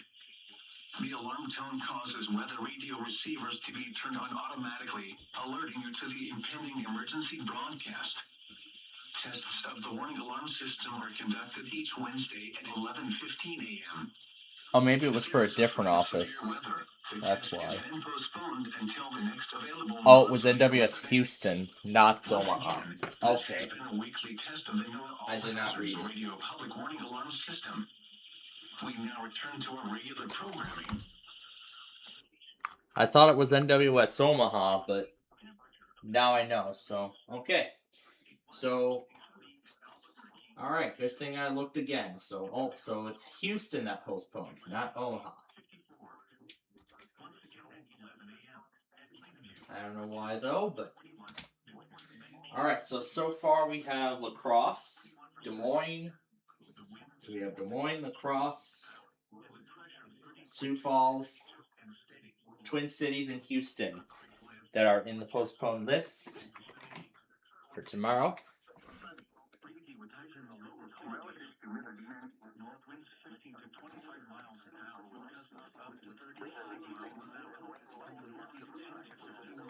Now, I don't know why we didn't hear from Newport yet.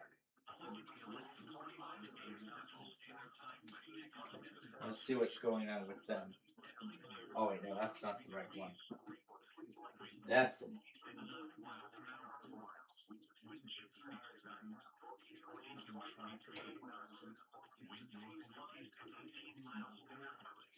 They haven't said anything.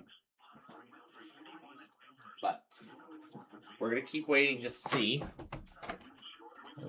what's going to happen.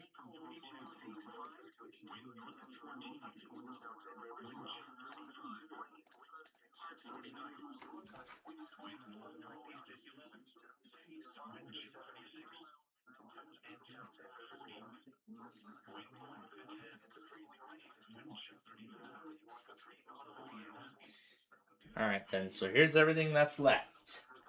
Now that we know of everything, well, all the details as of right now. Alright, so these two can come off because they tested. This one can come off too, as well as Houston because they tested.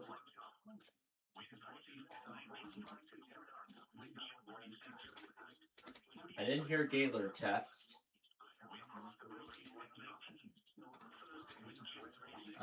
Grand Forks is pretty close to being done. So again, whoever's left after 2 p.m. will be postponed to the next fair weather day, which will hopefully be tomorrow. And also, we're gonna get ready for today's edition of 25 Words or Less here in just a few minutes.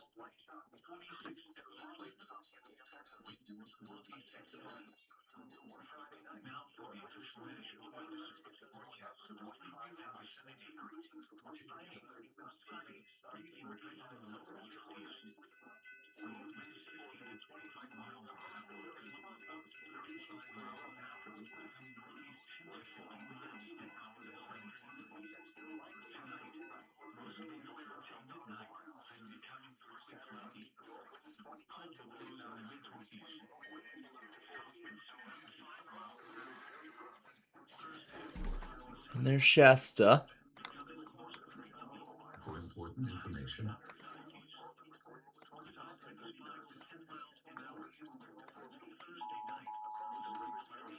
the civil authorities have issued a required monthly test for Shasta CA beginning at 12:41 p.m. and ending at 8 p.m. and ending at 1:41 p.m. This is a test of the emergency alert system for Shasta County.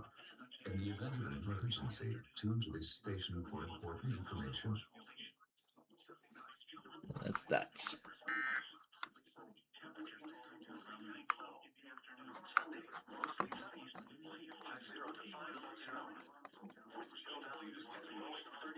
Okay. We'll wait for Aberdeen. Well, it's going now, so.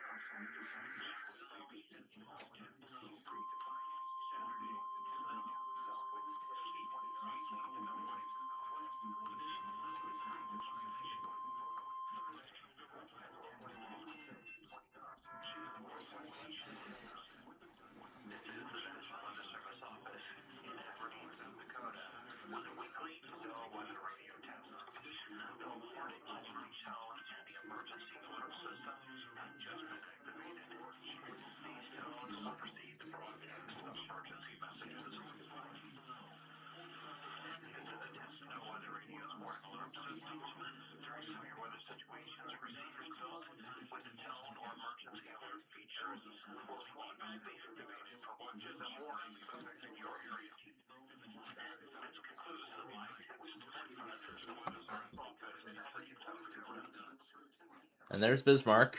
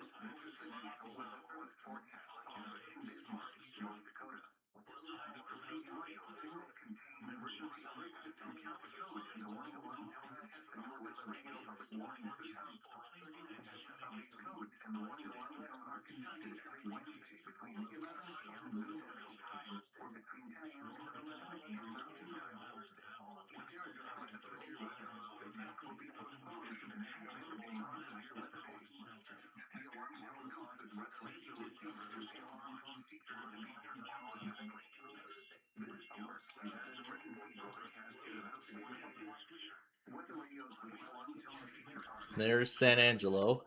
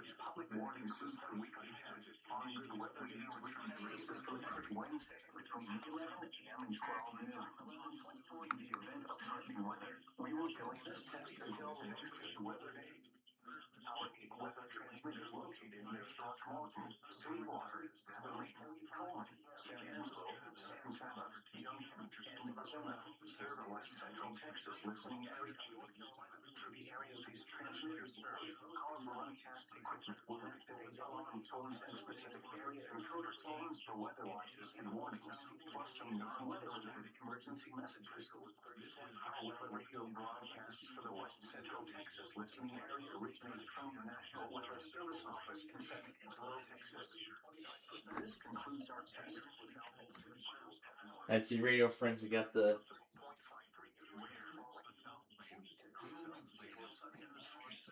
DC Monthly, as well as most of State College, most of DC, and WNG 704 from Mount Holly. Thunder Buddy, I see, uploaded his tests already. And Racing Energy just uploaded his. Thunder Buddy, of course, got up to New York's test, and everything else in there.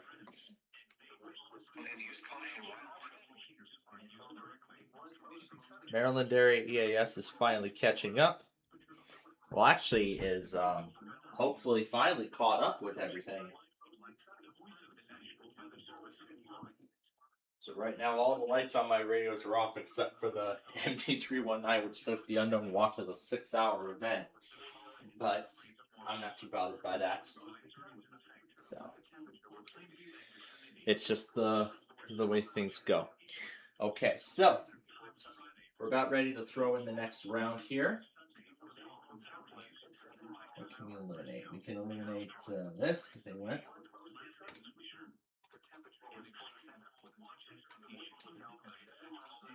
All right, we're gonna go ahead and throw in the next time zone.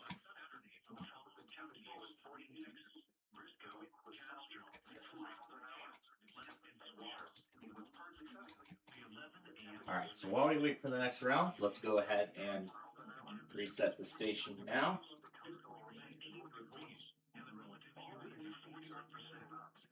I was gonna switch out KCWC, wasn't I? But I did not do that. Well, I'm gonna eliminate it because I don't think it works anymore.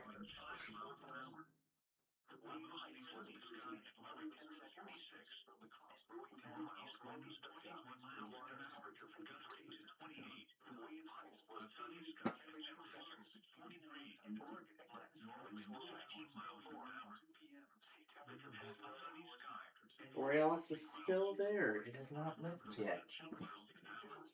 Yeah, I think it's having serious GPS issues again. Just like on Monday. Yeah, just like Monday. It was having GPS problems, which caused it to leave Chicago quite late. And if I remember correctly, I don't think it arrived in. I don't think it ever went. Went through Sturtevant, Wisconsin, until after 1 p.m. I believe it was. That's in Central Time. So hopefully Borealis gets out of Chicago soon. So. Oh gosh.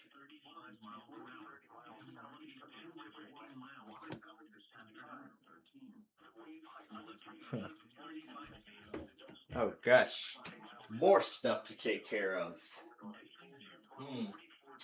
It's going to be quite a binge watching extravaganza tonight. Price is Right, prime time, Yu-Gi-Oh stuff, and whatever else is remaining in my watch list. What is this? I went outside during the tornado siren sounding.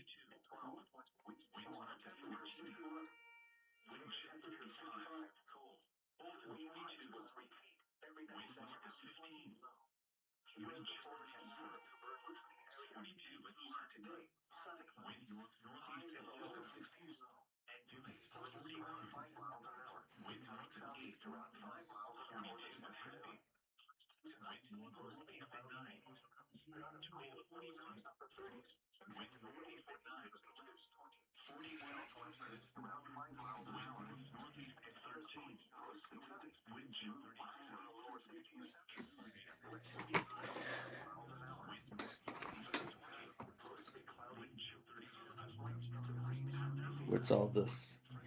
Smoke alarms?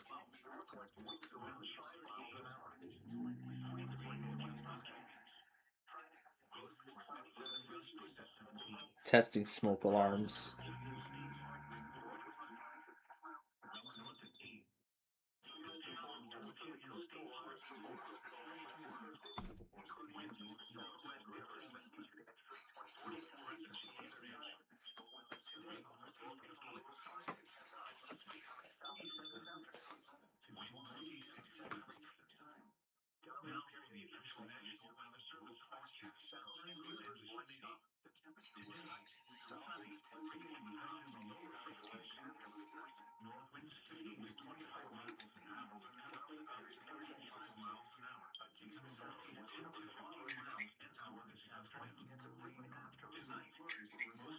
There's Little Rock.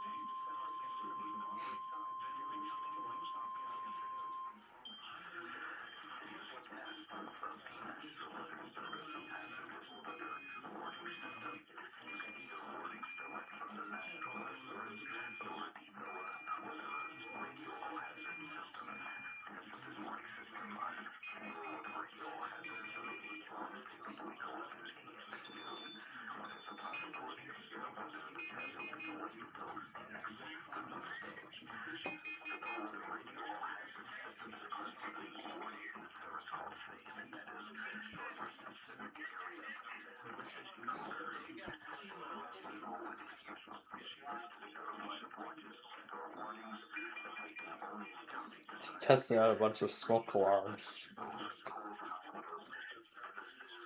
you go.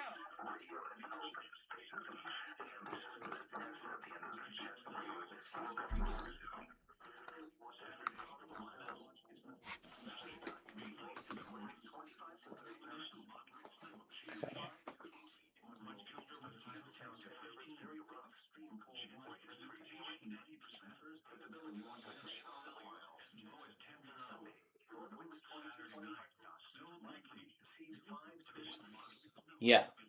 With how late lacrosse has gone on so far,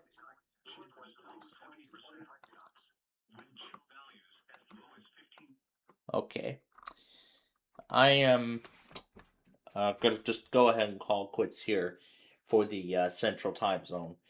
I believe Lubbock already tested, and I didn't know that the stream that I had used that I had set up for Lubbock went down until the very last until that very moment. I found out. I believe Newport tested already, but the station was off the air. I'm gonna assume that that's the case. And then as for lacrosse, that blizzard warning I think is enough to postpone them. In fact, Twin Cities confirmed that it was enough to postpone that. So we will not be hearing from Chanhassen. We will not be hearing from the Twin Cities today. But they did say they will delay it to the next fair weather day. So that could be tomorrow, but most likely it's going to be Friday. So with this winter storm continuing into Friday, it appears that there is a possibility then that I mean it's very likely that I think all these stations are going to wait until Friday to make up their tests. But of course that's part of my usual rule when it comes to the NWS tests. It's either they test on Thursday, either they make it up on Thursday or Friday, or they're canceled for the week, and we will try it again. And then, of course, they'll try again next week. That's the same thing. I don't think I've seen anybody make their test up on a Monday. If not, it's been forever since. But regardless, of course, that's our rule here. So I will keep all the offices. I'll keep the monitors going. Well, I have the document ready to go to put the stations in tomorrow before I go on recording episodes of Yahtzee and whatnot. And the Borealis still has not departed Chicago yet. And man, Amtrak has been having issues this week. It's been having lots of problems. It's mainly, well, it's the winter. I mean, yeah, there's going to be a whole lot of issues. I mean, there's snow everywhere. It's cold. Yeah, I think the cold has affected Amtrak's GPS system because I mean that's the system they use, to ensure that they're navigating smoothly, and also so that way the train's status and location can be tracked via the Track a Train page on Amtrak's website. So, yeah, it's not just the north, but also majority of the south. I mean, from the upstate South Carolina all the way to Texas. I mean, I'm curious to see what it's like over where we're going to be this summer. It says it's 59 over there right now. It's only going to get up to 65 for a few more days, and then it's going to drop, and then it's just going to remain in the 50s for a while. So, it's going to be for quite a few more months.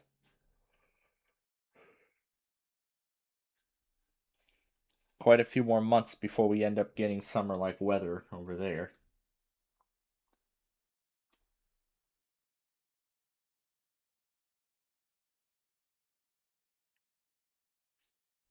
had Miami in here. It's only 70. But that's going to get back up into the 80s, and then that's it for that. Okay. We're running out of time here, so it's time to get ready for the Mountain Time Zone. So I've got Columbus, Wisconsin ready to go. Let's go ahead and get all the other stations pulled up. So Milwaukee. Tuesday, the heavy freezing spring warning remains in effect for all of Lake Michigan through Friday night. A few gale force gusts are possible at times Thursday into Friday night.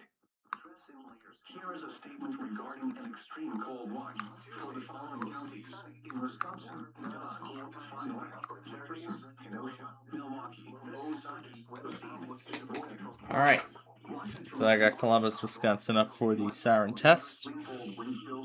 And finally, I'm going to go ahead and pull this up for 25 words or less when it starts.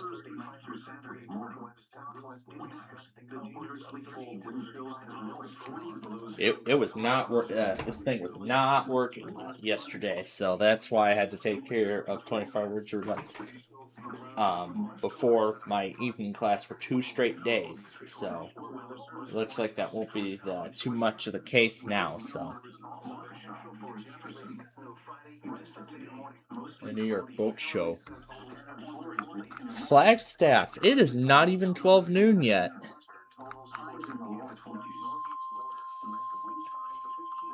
This is a test of the National Weather Service South NOAA Weather Radio broadcast. South?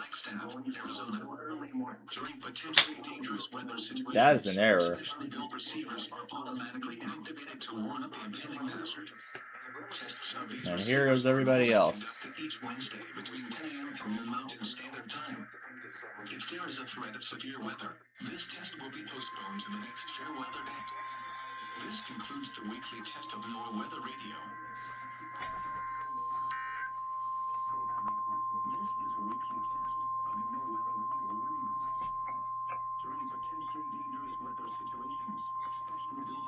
Yeah, like with Bismarck, it's not going to be enough to postpone. So. Every Wednesday around noon. When there is a threat of or existing threat of weather in the area on Wednesday, the test is postponed until the next good weather day. The one transmitted over the Sonoma radio stations in southern Wisconsin will normally be activated for watches and warnings that affect the following Wisconsin counties: Richmond, Vernon, Flint, Union, Marquette, Charlotte, Winnebago, Calumet, Manitowoc, Columbia, Green Lake, Fond du Lac, Sheboygan, Dodge, Washington, Ozaukee, Salem, Davie, Jefferson, Waukesha, Milwaukee, Lafayette, Greene, Rock, Walworth. Receiver messages for the following Illinois counties: Naperville, Winnebago, Calumet, and Lake. Technologies and coastal waters will be associated in the area. Shawnee, Waubonsee, Douglas, Osage, Jefferson, Jackson, Potawatomi, Riley, Erie, Atchison, and Morris. We now return to normal programming.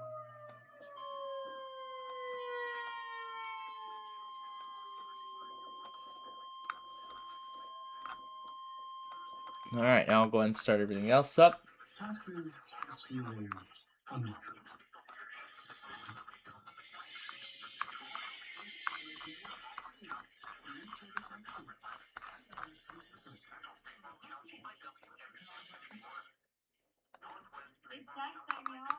This is the story of the one.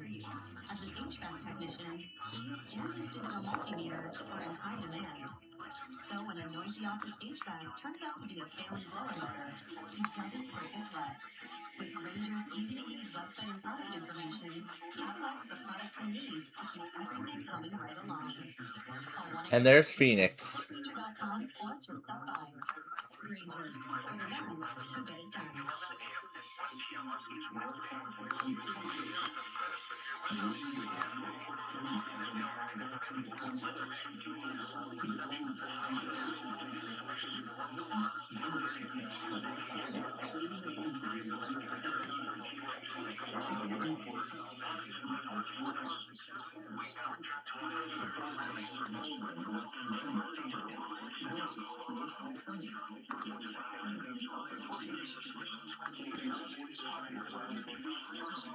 Here's Scott's Bluff.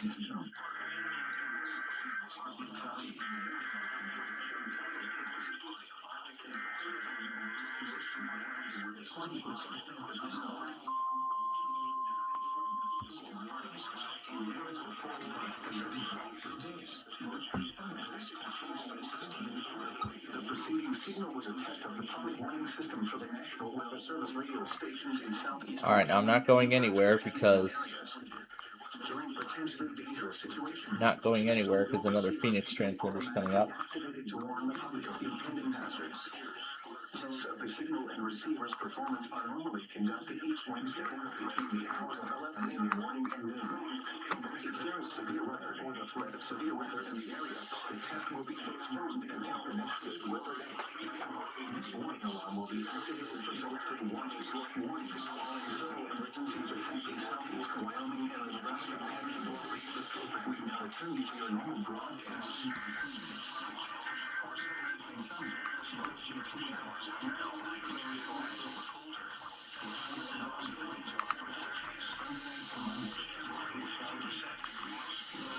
Pendleton. Wow, you're quick.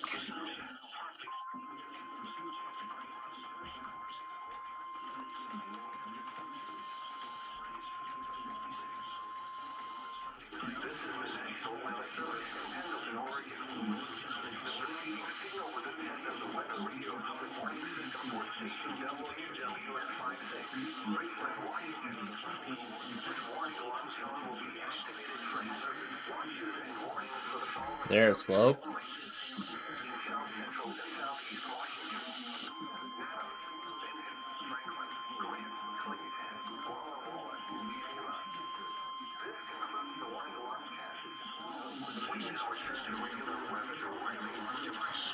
There's Salt Lake City.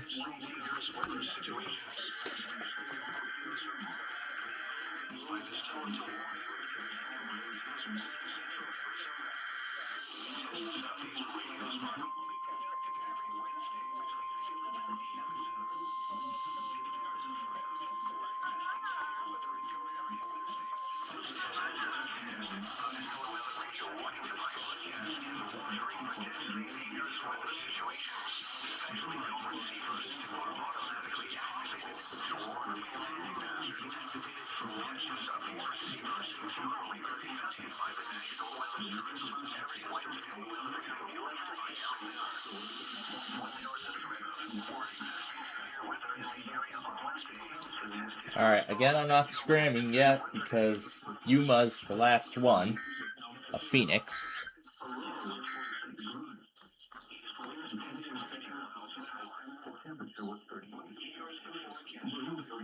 What is this? Yu-Gi-Oh! Nexus.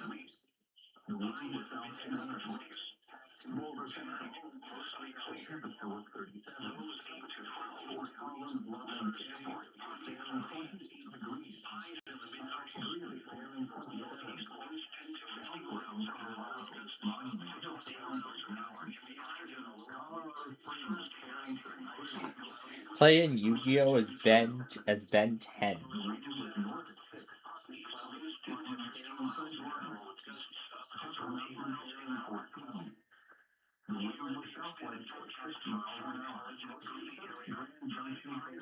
Alright, there it is. So after this, I will break for lunch.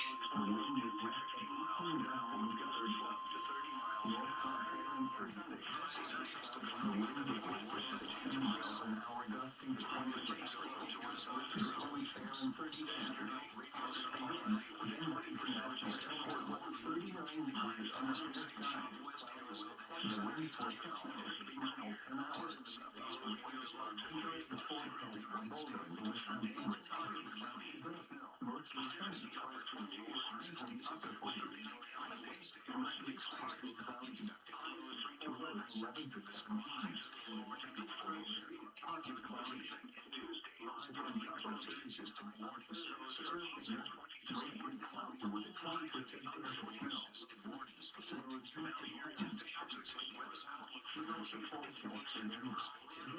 Mostly sunny. Okay, hopefully that's all of it. All right. I'm gonna go ahead and break for lunch now. Charger here. All right, and I will return.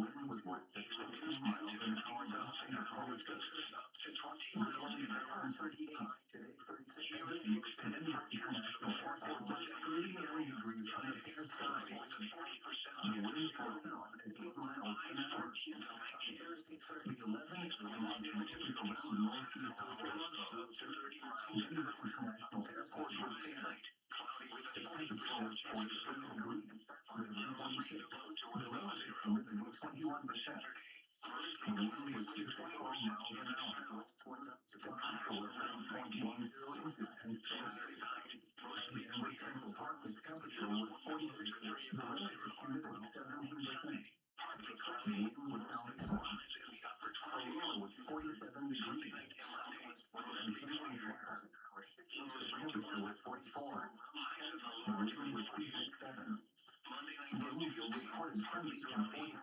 The wind was 23. More opportunities. The temperature was 41. Is the hazardous for Howland's Roman airport. Central 54 degrees. For today and tonight, the wind is pretty light. 6 miles an hour. It's fire weather. Breeze 034. Southport in Colorado. Monument Hill down in 41. For the period of Colorado, Disney Park and Harris and Bristol 3 Friday and Saturday were counties as well. Sunny and 40 possible. The winds of northwest and cold temperatures. Temperatures are expected to fall. The wind will dominate at 7 miles an hour. Low 0. Ryan Junction Fair on 34 week is expected to come over on single digits and 42. Low Saturday night is west at 20 miles an hour. Most places 5. Great North cold Sunday night, slightly warmer temperatures. It is expected to warm up. The wind will north at 14 miles an hour. 21. Spotter information statement. Airport will 23 degrees under fair sky. Quite 11 and winds reaching 12 miles an hour. Cloudy and 43 was forecast for Boulder and western Jones. 34 degrees. Most of 21. And the relative humidity is 44%. Tonight, the wind was south at 5 miles an hour. 11 to 17. Pressure was 30.1. Airport fair. Thursday night, temperature was cloudy with 20% chance of 20. Relative humidity 56%. This is the wind from southwest at 2 miles an hour. Mostly sunny. The pressure was 30.1 inches and falling. Tonight, mostly clear. Denver, fair 23. Thursday, seasonal down. Please visit Thursday night, mostly cloudy with a 20% chance of snow. 34, 6 to 10. Here is the extended forecast for the Denver and Boulder area. Mostly cloudy with a 40% chance of snow. Partly sunny, highs are 80 to 90. Cloudy with a 50% chance of snow. 0 to 4 in Colorado. Saturday, mostly cloudy with a 30% chance of snow. High 11 to 35. Saturday and Sunday, mostly clear. The wind is 423 gusting to 35. Sunday and Monday, partly cloudy. Here is the forecast for the forecast area. Today, highs and mostly sunny. Monday to the mid-40s, partly cloudy. West winds 10 to 15 miles an hour in the afternoon. Highs around partly cloudy. This is the weather outlook for Northeast and Northeast Colorado. Highs for tonight are dry and breezy conditions with elevated flight around the coast across portions of the foothills and downtown for afternoon. Thursday night, mostly cloudy with a 20% chance of snow. Those wind to 6 and Saturday bringing like snow to 15 miles an hour. Complete travel will be possible. Here is the forecast for the Today, mostly sunny. Are expected to fall into the Upper Friday and into around Saturday, 0 higher, and especially the low 1 to 12 Saturday. The Thursday will be sunny. Low Saturdays are expected to fall below 0 most places. Cold 20 miles an hour temperatures. The most complete Thursday and Monday including 120% light and snow.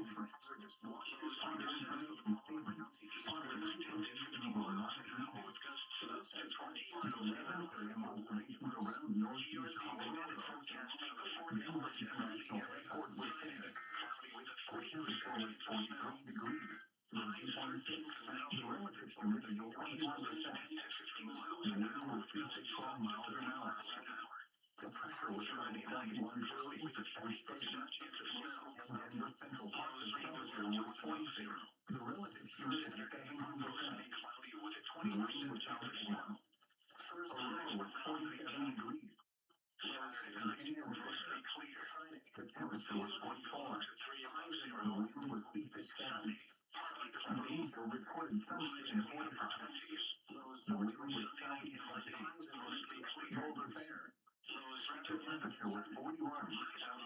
Fort Collins Loveland Airport. And stays 40 degrees cloudy.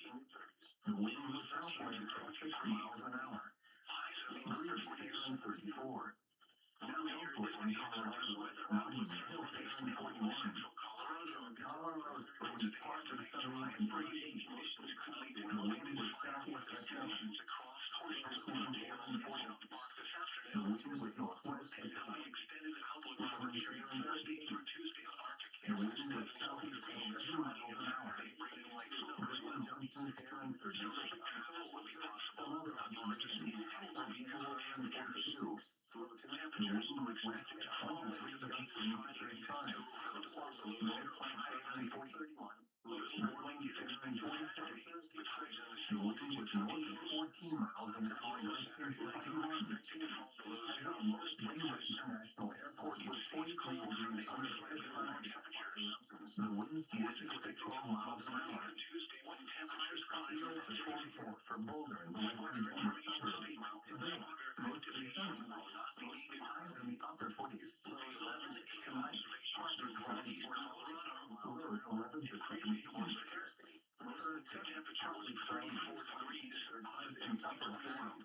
Relative humidity 89%. Mostly cloudy with 20% chance of snow. An hour. Lows to 10. Was 30.5. You're listening to All Hazards Radio. Broadcasting 24 hours a day from the National Weather Service office in Boulder. This broadcast is the radio and stations KUCY 106.55 megahertz in Bangor and 141 and 132.475 megahertz in Leeds. Here at the forecast for Denver. Today, mostly sunny. Highs in the upper 40s. 30.29. Northeast 28. Low clouds exactly 34. Thursday, partly cloudy. Winds from highs in the middle upper 30s. Thursday, mostly cloudy with a 20% chance of snow. Partly sunny and 38 ahead. The wind was southeast. Extended forecast in Denver and Boulder 36. Mostly cloudy with a 40% chance of snow. 36. Highs around 9. The wind was around 23 gusts. Cloudy with a 50% chance of snow. 42.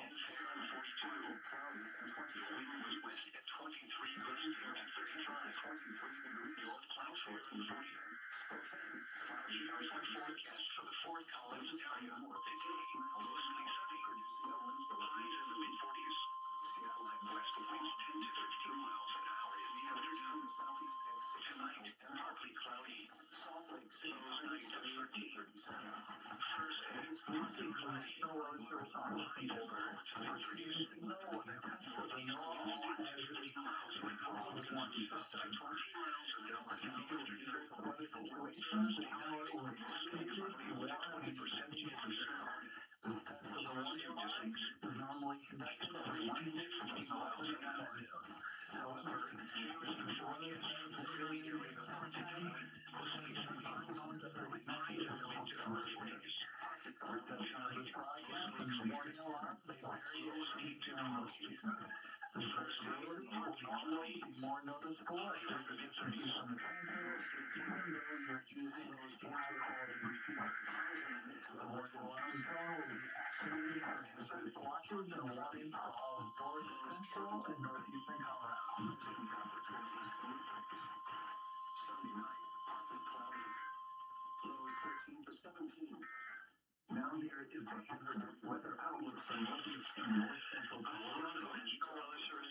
Winter dry and breezy conditions could lead to elevated fire weather conditions across portions of the Central and South Park this afternoon. Most rain and thin will for periods Thursday through Tuesday on Arctic air. Over winds from Friday and Saturday bringing light snow to Denver. Some sea travel will be possible. Largely incoming cold temperatures. Temperatures will be expected to fall into the teens Friday and then to around 4 below zero Friday night. Nearly 1% of Saturday. The Friday is still 6:30 in. No Saturday night are expected to fall below zero most places. The cold front will slightly warm temperatures. Are expected to warm up Monday and Tuesday when temperatures climb about 2 to 4. Other information speaking, further circulation will not be increased. The 11 a.m. observations around northeast Colorado miles an hour. Denver International Airport with a forecast for the fourth temperature was The relative humidity 21%. 13 to 19. The wind was 12 miles an hour. 10 to 15 miles. The temperature was 7.10 miles and steady. Friday and Central Park, the temperature was 40%. The relative humidity 72%. Above zero. The wind was south-easterly. Mostly cloudy with 47 degrees of snow. The highs were around 19%. The temperature was 44. Mostly clear. The wind was east at 7. The winds were recorded sunny and 45. Partly cloudy. The wind was southeast at in the upper 20s. Moreover, fair. Sunday night and the temperature was 41. 45 in the airport. Highs in the low 40 degrees. Humidity. The wind was Tuesday at 30 miles an hour. Highs were in Colorado. Monument Hill fair and 41. The hazard is weather from northeast and north central Colorado. Helena. The wind was southeast at 30. Conditions really fire weather conditions. The wind was northwest at 8 and South Parkville around 38. The wind was southeast at 7 miles an hour. Arctic areas highs no free sharing free. Saturday bringing light snow as well. The mid 23,000 and 42. But largest in the wind will be cool temperatures, dusting to 35. Temperatures will expected to fall at 13 Friday into below 40 Friday night. The wind will north at 14 miles an hour, dusting to 25. Again, Denver International Airport with 23 degrees on the places. Southwest at 5 miles to 12 miles an hour. It is expected to warm up for low Tuesday when temperatures climb above freezing.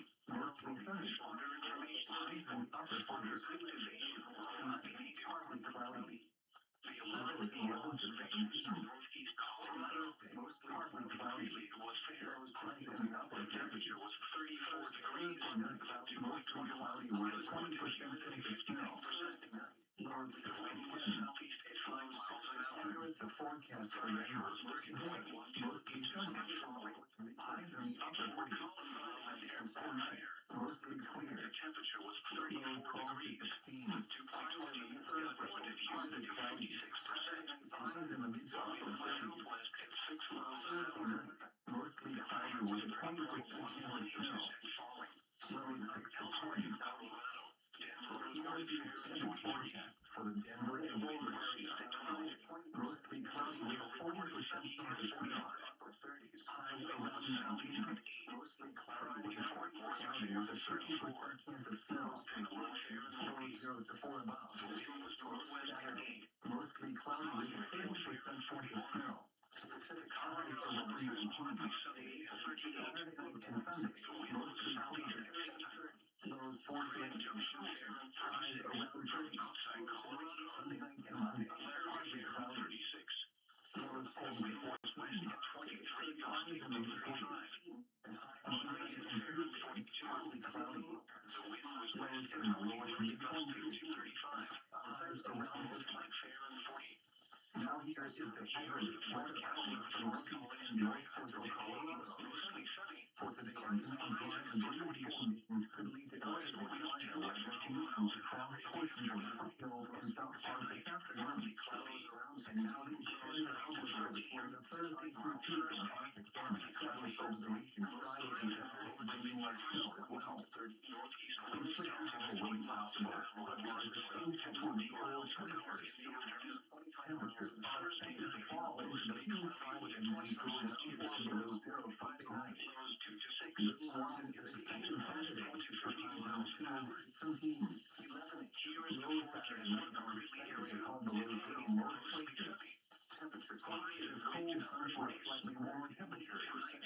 Mostly clear to warm up Monday and Tuesday when temperatures climb above Thursday. Partly cloudy. Information highs in the mid-30s. From northeast winds 10 to 15 miles an hour. Up to 20 miles an hour in Colorado. Steady. Denver International Airport was steady with a 20% chance of snow at 43 degrees. 3 to 7.6. The relative humidity 21%. Forward gusts. The winds were 26 miles an hour. Around the rest of the area, extended forecast for the North Carolina Greeley area. And Denver Central Park, the temperature was 46. The relative humidity 17%. 24. The wind was down to 10 to 15 miles an hour with 47 degrees miles an hour. temperature was 44. The wind was 67 to 0. Bermuda recorded 30 and 45. The wind was southeast and 26. Boulder Fair east from the north at September there was 41. Fort Collins was in 4 degrees. The wind was southwest at 6 miles an hour. Greeley Fair 54. Southport in Colorado, Monumental Fair 41. Colorado Springs partly sunny and Thursday. The wind was southeast at 7. Eastwood Fair 14. The wind was northwest at 8. Fairfield Fair 38. The wind was southeast at 7 miles an hour. Grand Junction Fair 30.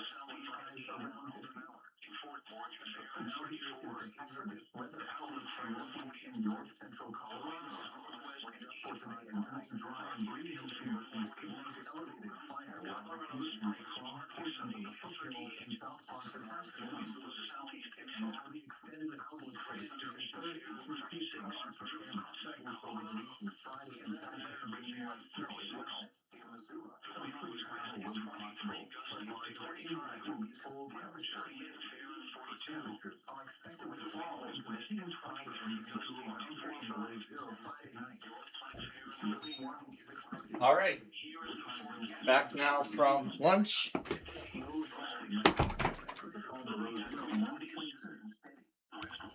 Yeah, let's go back on each of these one at a time.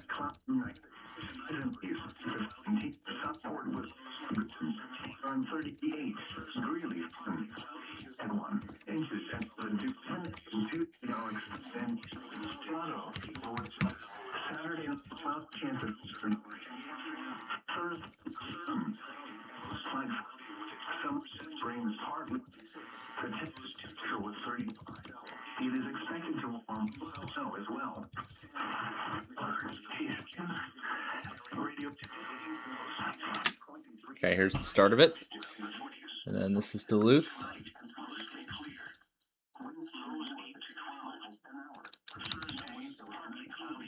It's not responding. That's never good. All right. Let's just go ahead and take care of Duluth on its own.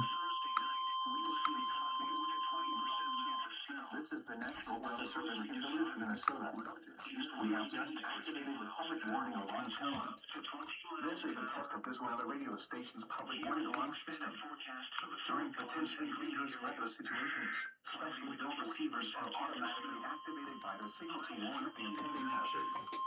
Tests of these receivers and this alarm system are normally conducted by the National Weather Service Office in the Minnesota NOAA radio warning device.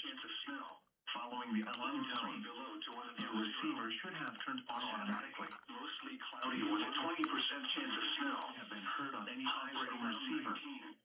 The alarm tone will be used to alert you in times of threatening weather and will be followed by a watch, warning, or emergency message.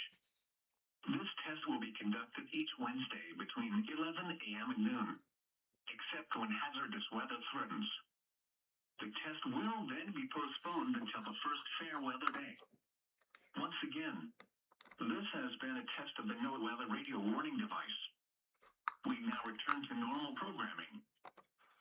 When there is a threat of or existing severe weather in the area, this test will be postponed until the next available good weather day. The warning alarm will be activated for hazardous watches and warnings for the following areas covered by this weather radio station. In Minnesota, Cass, Crow Wing, Morrison, Todd, Otter Tail, and Washtenaw counties. This concludes the test of this weather radio station. We now return to our regular program. And then Missoula, right up here. This is the National Weather Service Office in Missoula. The preceding signal was a test of the weather radio station West XL 25's public warning system. During potentially dangerous weather situations, specially built receivers can be automatically activated by the signal to warn of the impending hazard. Tests of the signal and receiver's performance are normally conducted by the National Weather Service between 11 a.m. and noon each Wednesday. If there is a threat of severe weather, the test will be postponed to the next available good weather day. Reception of this broadcast, and especially the warning alarm, will vary at any given location. This variability, normally more noticeable at greater distances from the transmitter, can occur even though you are using a good quality receiver in good working order. To provide the most Let's see if this is the Borealis finally leaving. The warning alarm will be activated for hazardous watches and warnings for the following counties: Missoula, Lake and River Valley. This has been a test of the NOAA Weather Radio Warning Device. We now return to normal programming. And this is the last one. This is the National Weather Service Office in Boulder. Yes, it is. The Borealis. Oh, no, not yet. It's the Metro. Damn it. Got ahead of myself again. Potentially dangerous weather situation, the tone alert will be activated to I thought it looked like the Superliners, but... The warning alarm is normally conducted every Wednesday between 11 a.m. and noon. However, if severe weather threatens the area near the test time, the test will be postponed until the next available good weather day. The reception of this broadcast and the warning alarm may vary at any given location.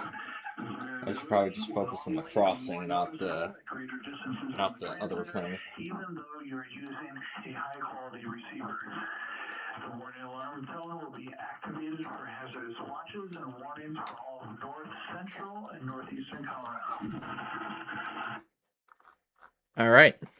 So that leaves us with Grand Junction as the only station, as the only one left.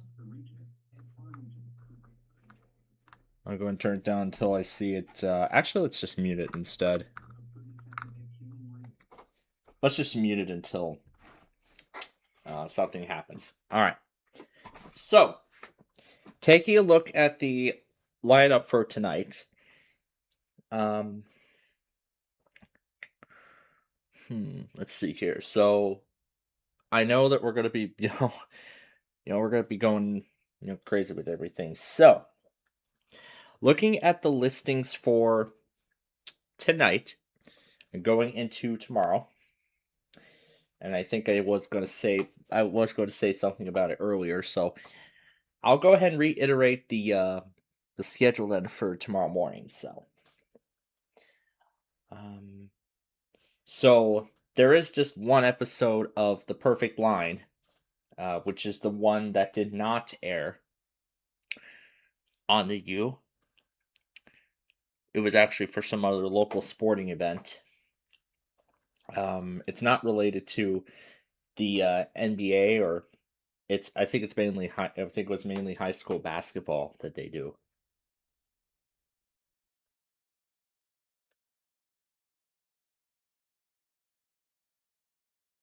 Wow.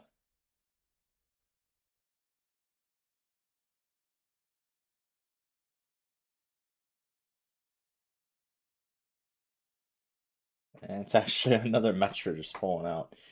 My goodness, what is up with the Borealis today? It was on time yesterday, and this time it's late today. I don't know what it is. I just don't know what's going on with all these Amtrak today. But I can just tell you right now, it's not looking good. Not looking good at all. You could have just waited, but well, okay.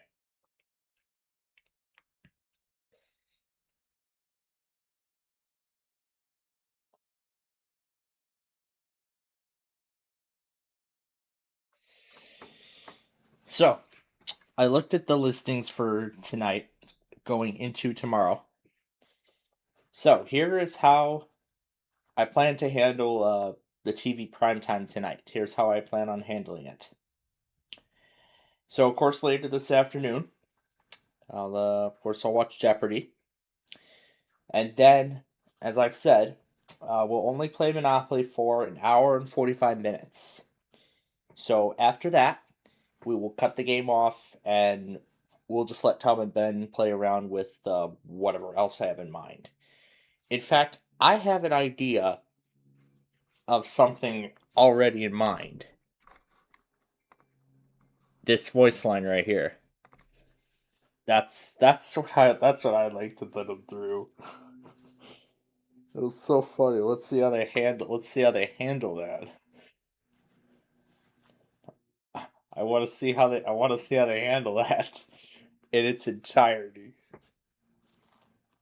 It's gonna be really wild hearing all of it. Yeah, it's just absolutely gonna be wild hearing Tom and Ben say all of that stuff. Yeah, hearing Tom and Ben say all that. So that's what I have in mind, and of course that will be done. That's going to happen while I take care of the flip side episode that aired in a rerun earlier this morning. So I will take care of it at that time. I will take care of it. Before my evening class tonight, which I actually did cover the what the week's activity will be. So if I take a look, here we go, week 2. It's just going to be setting up 3 different virtual machines. A consumer version of Windows, the server edition of FAT 2022, which is the last server edition that is based on Windows 10. So Windows Server 2022 is the last Windows Server version to be based off of Windows 10, and it's still going to get updates for a few more years. That just talks about go to the server dashboard, check for updates.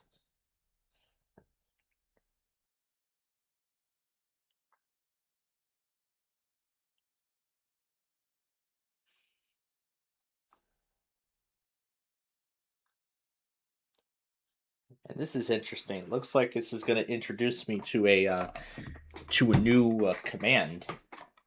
A command that I don't think I've tried before.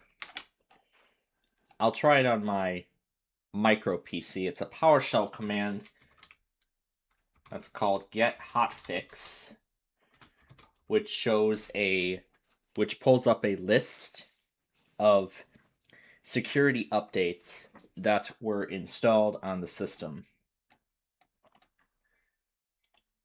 So mainly so I don't think it shows all of them, but it just shows some of the KB articles and when they were installed.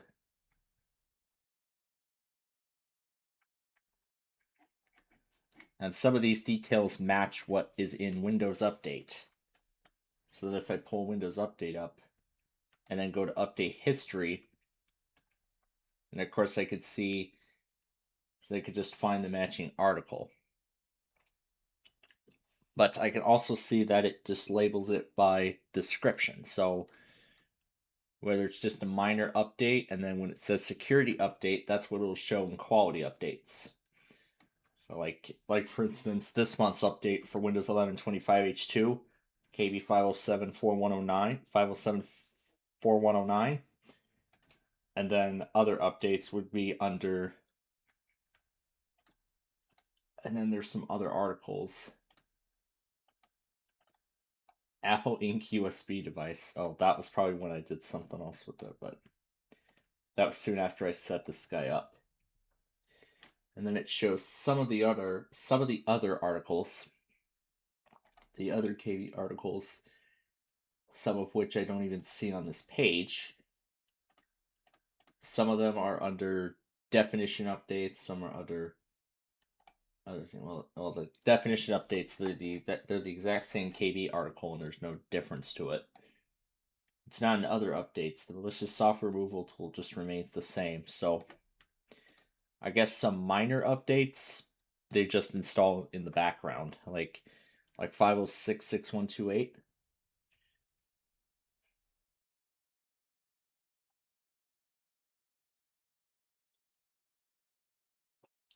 Or something like 5426. Because looking at the dates, 2 of them on the list was installed while 24H2 was running on the system, but now it's running the 25H2 enablement package. So that's a command I've never heard of, or have even tried before. So I just wanted to give it a try for the first time, just to see what it's all about. So, well, essentially the basis of this is just plain and simple. Just download the virtual machines and set them up. Just like that. It's just simple. Now, of course, that's how I set that Windows 10 virtual machine up. By just grabbing that OVA file and then doing everything, and then setting it up the way I want it. So, that's how I set it up with the Big John's games, and uninstalled any unnecessary programs. So looking at this,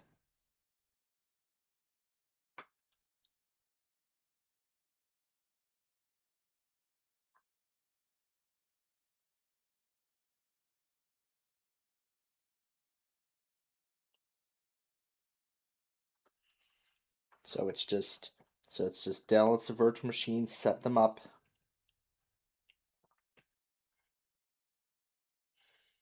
And then if at home, it just talks about how to enable virtualization on the motherboard and also installing VMware or any other virtualization software on the PC. So, well, that last part I actually don't need. In fact, I probably don't even think I would need the instructions for it, because I mean the whole setup process, when it comes to setting virtual machines up or any sort of PC, it's just plain and simple.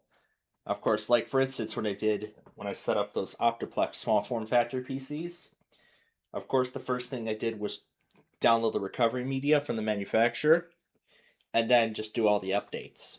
In fact, in form of doing all the updates as in going straight to Windows 11 and then doing all the updates from there. So, and that's what put my micro in a pretty precarious position after I realized I never updated the Windows 11 USB. And I gotta update it again with I'm not gonna update it every month. I'm just gonna update it probably every few months or every quarter. I don't know. Or maybe when I get to a point where it's time to recover one of my systems, that's when I'll update my Windows 11 USB with the new security revisions and everything.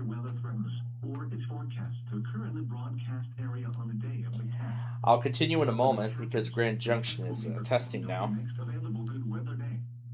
The warning alarm tone will be activated for hazardous watches and warnings for the following counties in western Colorado: Mesa,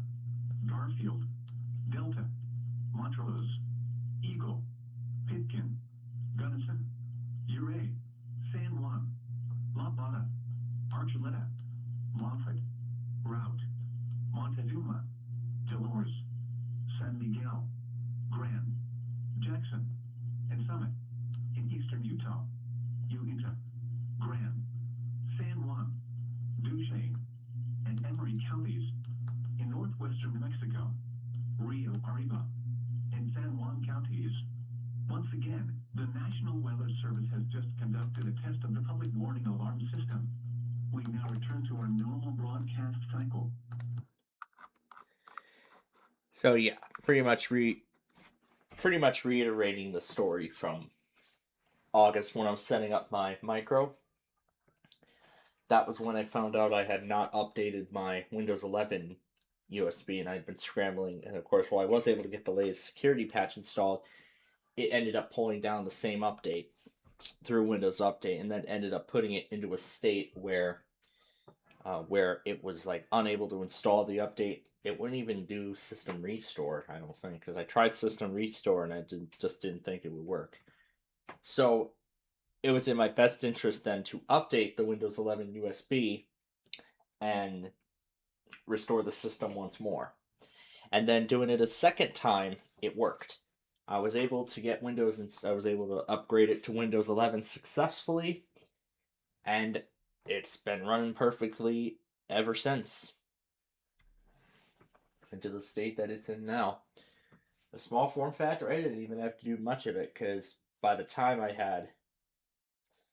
because all I just had to do was, I don't think it ever offered, because as soon after I installed Windows 10, it never offered the upgrade option to Windows 11, so I just used the USB to go ahead and upgrade directly. And I told it to skip getting updates just so I could, because all I want was Windows 11 installed. I didn't want it doing updates right away. So, and that would be the same case too with 25H2, since I had a feeling it was going to pull down the same update again. So what it did was I ended up pausing the updates immediately after getting the latest security revision, and then waited until Microsoft pushed out the next revision, the next security updates, and then after those were released, then I would update the system. So pretty much now, I've pretty much gotten into a whole new habit in terms of doing updates. So pretty much do the updates on all my PCs, well, except for a few of them. So meaning my laptops and my small form factor PC, I would do those first. And then as for the small form factor and my for the micro, my main system, wait until Thursday night to do it, which would be after Backyard Baseball. And here's the Florida Monthly. Was supposed to happen yesterday. I don't know why it didn't happen, but they usually do it on the 20th of the month. This is a required monthly test of the emergency alert system. Had this been an actual emergency or dangerous situation, official messages and directions would have followed the alert tones. This test is brought to you by the Florida Division of Emergency Management, the Florida Association of Broadcasters, and your local broadcast station or cable provider. This concludes the required monthly test. So there you go. There's your Florida Monthly there. So yeah, pretty much what I do is I just let the two PCs download and install the updates while we're on the air with Backyard Baseball, and then as soon as the broadcast is over, then I go through the process of closing the virtual machine and closing OBS and then rebooting both PCs. And those are technically the last ones. There's still another PC in the other room that has yet to receive its security patches. So the next time my mother ends up using it, then it will end up receiving the security update all on its own.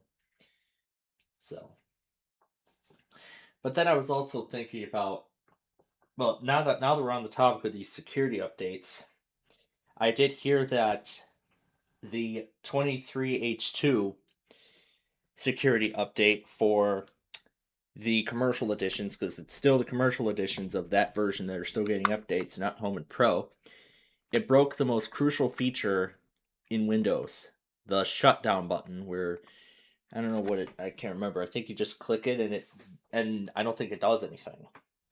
So then they acknowledged this, and they even released an emergency patch, and I don't think it seemed to have fixed the problem either. So right now, for the commercial editions of 23H2, things aren't looking too good. But as I'm seeing right now with 25H2 Home and Pro, they're running fine with no problems for me. But I don't know what kind of bugs are being reported at the moment, but But I think this is definitely something Microsoft should be working on more. Fixing bugs rather than focusing more on their AI integration. In fact, Dell has even stopped marketing AI with their new PCs. Because I mean, all that people want are just PCs that work. That's all they need. Just PCs that will do what the people who so they just want computers that do what people want them to do. Just do what they need to do. That's all they want. They don't need any of this AI stuff or anything like that. Personally, myself, because I don't need a Copilot Plus PC. I mean, I'm not going to get really any benefits if I'm not like an everyday user of AI features. But even just the standard Copilot AI assistant, that's fine. I don't need any of that other stuff at the moment, like Click to Do or anything like that. So they just want a PC that actually works.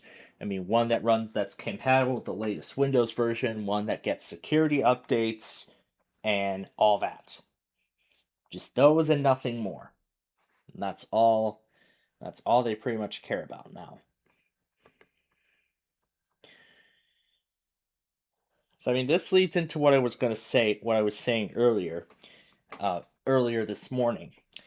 I said that my mother is looking to upgrade her phone, her iPhone 12, which I found out is only going to get one more year of security feature updates, and then so it's going to be after iOS 27. Then next year's update, the update that will come out in the fall of this year, that will likely be the last update that the iPhone 12 will receive. So that means after that there will be no more updates.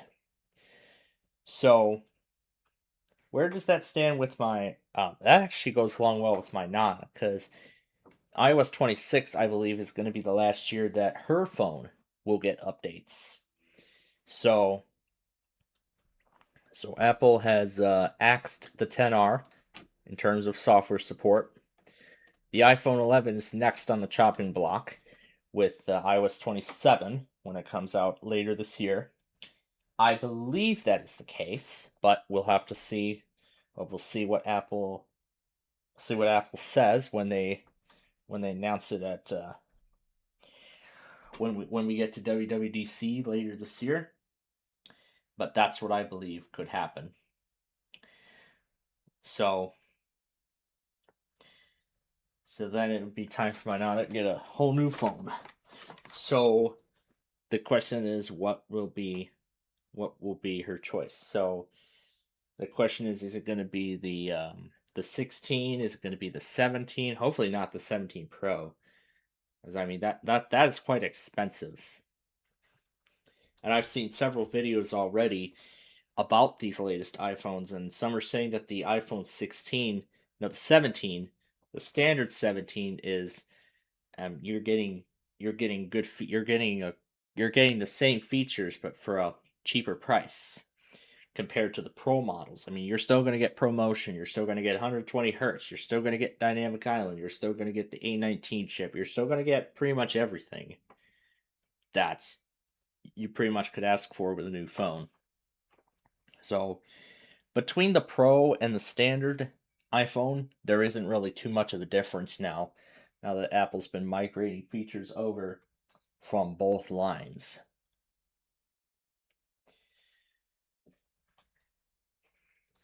There was actually another thing I was going to show, wasn't I? Where was it? Windows Lifecycle. Where's that Lifecycle? Here we go. Lifecycle fact sheet. And if we go to, let's see, Windows Server, and go here for support dates. So these are for all the Windows Server versions. No end date has been determined yet for Server 2019. So for Server 2016, its last update will be in January 2027. Are thinking that's the just filter it by Windows, don't filter it by anything else. And we're looking for, oh, we can just search it, 2022. We can just search 2022, and here we go. So it's going to reach the end of the mainstream support on October 13th of 2026, which will mean no more new features. But then, of course, security updates will continue until October 14th of 2031. So Server 2022 will be supported for quite a while. Quite a long time, in fact. As long as my iPhone 17 will be supported until, I believe. Alright, well, time to set up the Pacific time zone. Again, we're skipping Chanhassen because they are not testing today, as they have confirmed.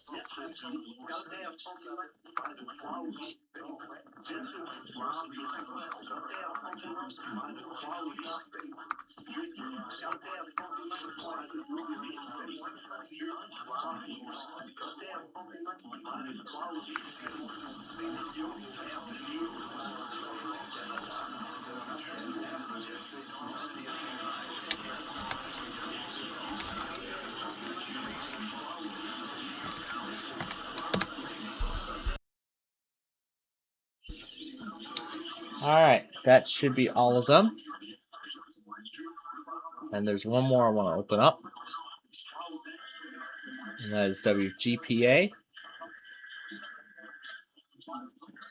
So we get that up. WGPA AM.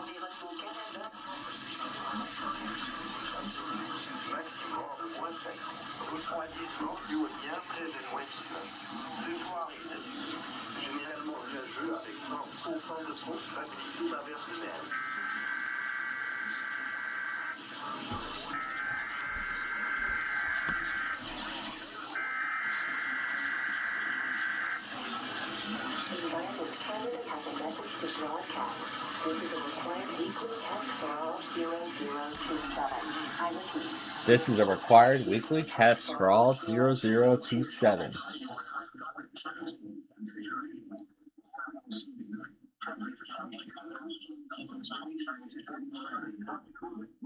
Alright.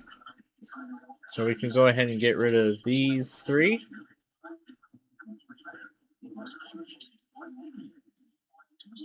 Oh, actually, we still need one more.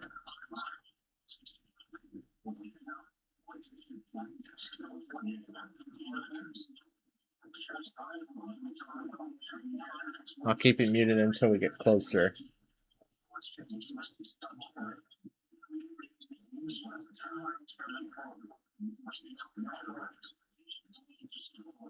I'll even have Fresno up, don't I?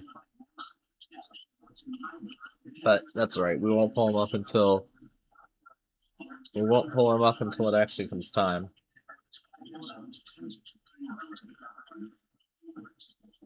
Let me bring back what I had open earlier. No. Yes, this one. This one, which talks about the server life cycles.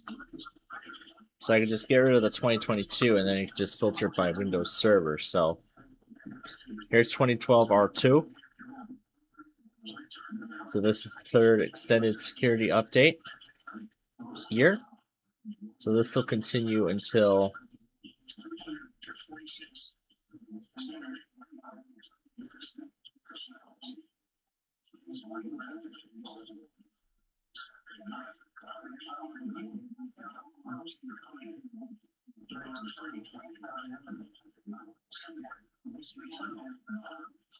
and then it says Edge 109 is the last version supported on these two server additions, and they'll receive critical security updates until October 10th, 2023. So we're after that. No more updates for Server 2012 R2. All from Microsoft Edge on that. Server update services. End date. See note. So there's no notes for it. Well, there is no set end date for it yet.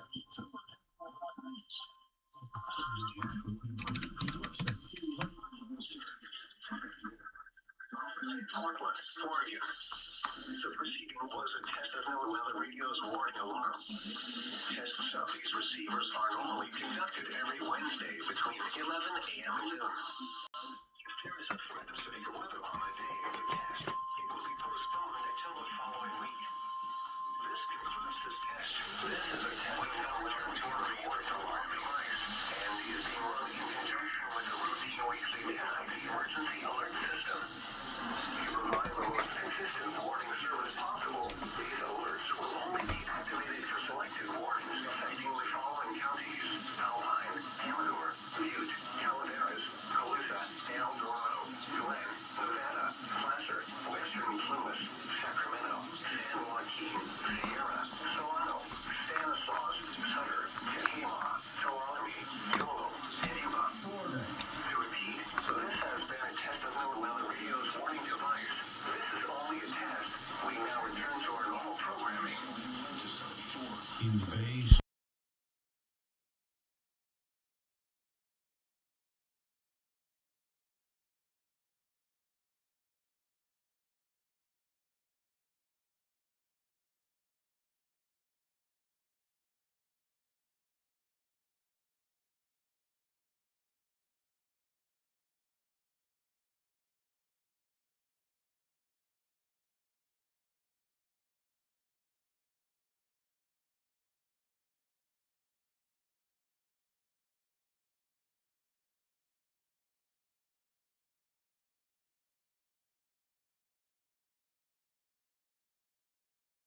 Yo, I really want to hear more music. The following is a test of the emergency alert system.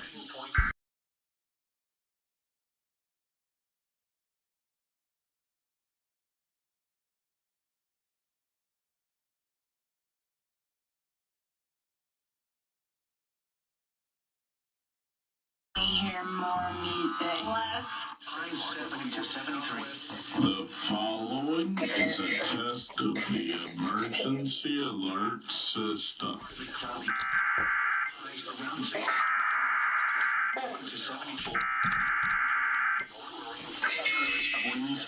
Try that again. The following is a test of the emergency alert system. It can't even say it properly. Oh well.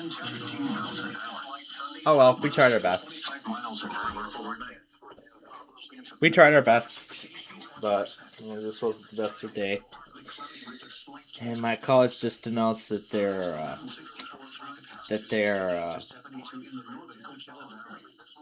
closing. That they will not operate. They will operate virtually all day on Friday. So, well, I don't have any classes that day, so I don't have any in-person classes that day, rather. So that does not concern me. So that doesn't concern me. So, yeah, that does not concern me right now. So.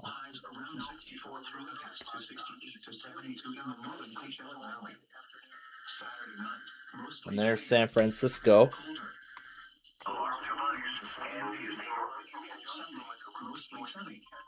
There's a Hiawatha leaving.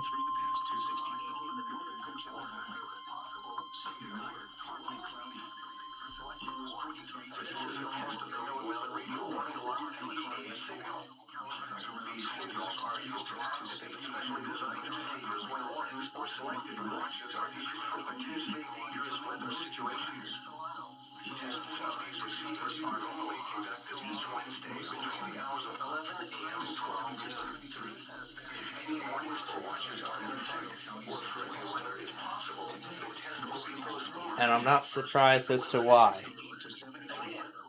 Wind chills of nearly 40 below zero and, well, 30 below zero.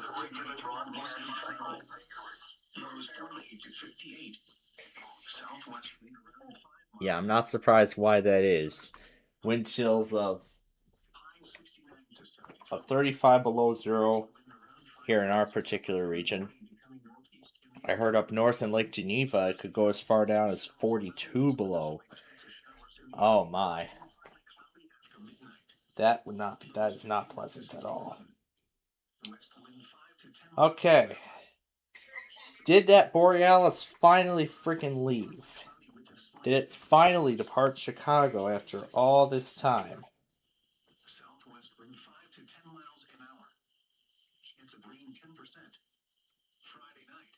Well, now it's running 2 hours late.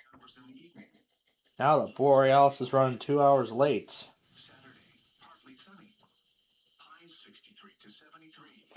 It is running 2 hours late today. So yeah, there definitely is something going on with it. I don't know what it is, but there is something going on. There definitely is something wrong with it today. Really? I can't zoom in that far? Okay, there we go. Alright. I'll leave Sacramento going in case they, if they end up, when they end up sending out another one, so.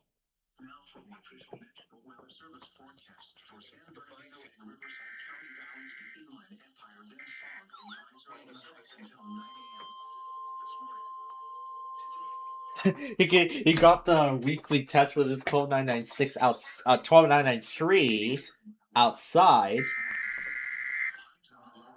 along with all his radios on the inside of the house. Oh gosh, I can hear the EAR-10 and everything else going off inside.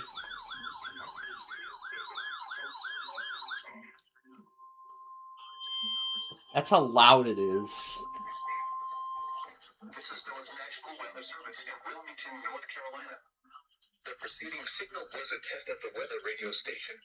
So I see you got two angles of it.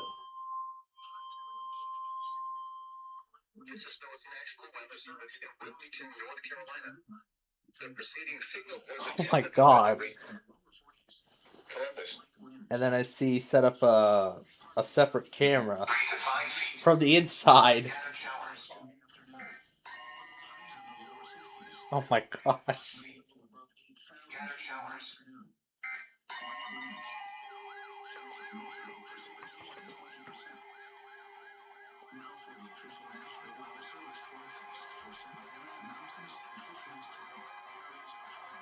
Oh my god.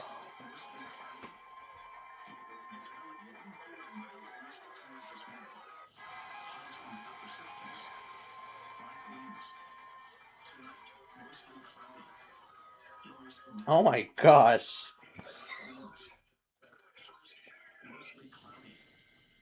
I see Fairway got the weekly off of WXL 70 Charlotte. And I see he had a lot of his radios with him. Actually, a few of them. Oh gosh. Signal loss.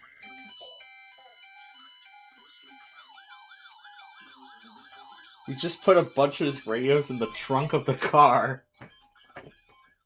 In the trunk of the car.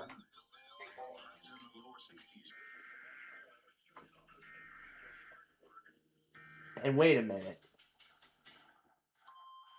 Damn it. Are those multiple 12993s I see?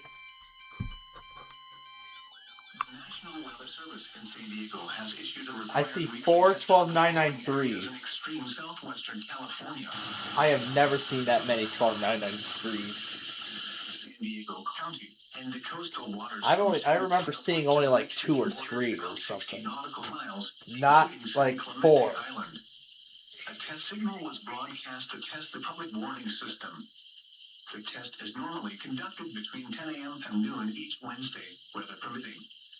The signal was also used to test the activation and emergency readiness of the Skylon network of radio operators. I guess it makes sense why. Because Mecklenburg County WX and Faraday 1056 was with them too. So I'm guessing we're going to see their side of the test here. So I'm guessing we're going to see their side of the test a little later.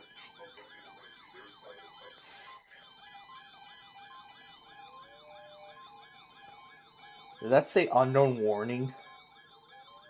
On the home patrol it says unknown warning or something. Because that definitely is not the advisory siren. Too bad that EAR-10 never did the siren. And there's the Winter Storm Watch to accompany Winter Storm Fern, as the NWS has officially called it.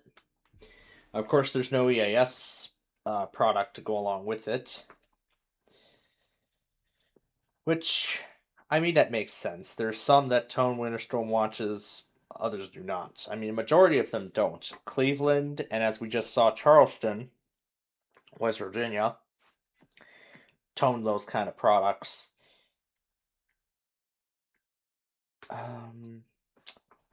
I can't remember. I believe Mount Holly tones those too. I believe Mount Holly tones those as well, but I can't remember for sure. But I guess we'll find out between now and the end of the season. So. Oh yes, a gateless crossing with a GS Type 1.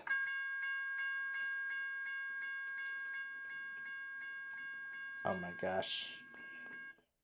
I miss hearing that bell at Gilbert Avenue. I miss hearing that bell. It was such a shame BNSF decided to get rid of it. It's such a shame that they got rid of it. Alright. Well, we're going to go ahead and do some preparation here. You know, sort of early prep. This WREO already tested. I'm going to go ahead and throw in the evening stuff.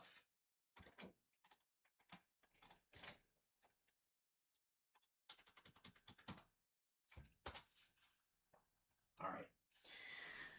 And I'm going to leave WAOO in there. Just in case that Florida Monthly did not go against their weekly, because I think it seems like even though the Florida or Alabama monthlies happen, since they relate both of those monthly tests respectively, they still end up doing the monthly anyway, or the weekly anyway. I mean, god damn it, words. Okay. So, back to what I was talking about earlier involving that, and I actually remember this too.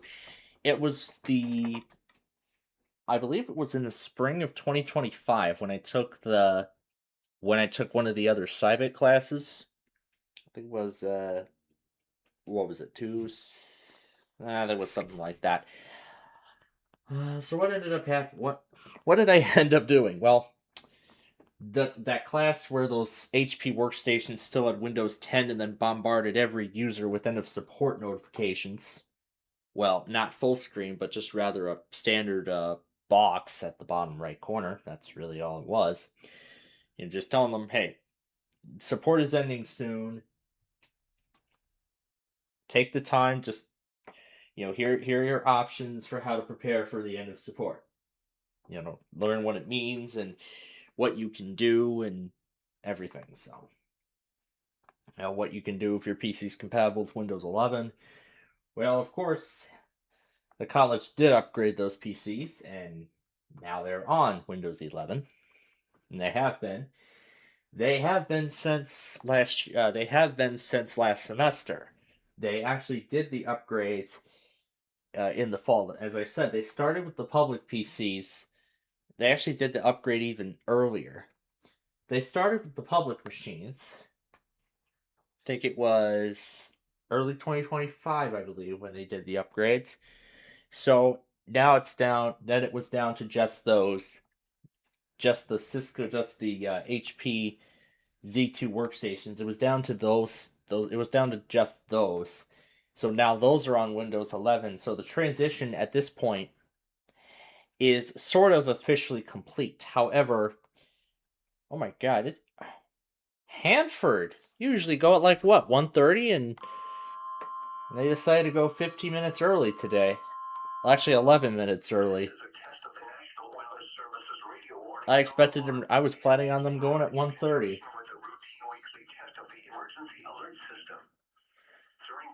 Speaking of which, I miss having that Tucson stream via SDR.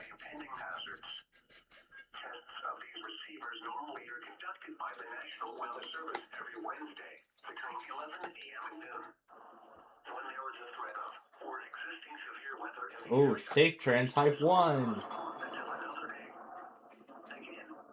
Too bad it sounds very quiet. Too bad it sounds very quiet.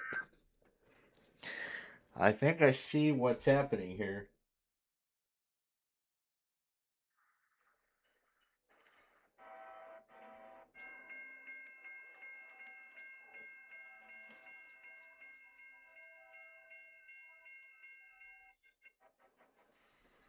Three different crossing gates. All lowering.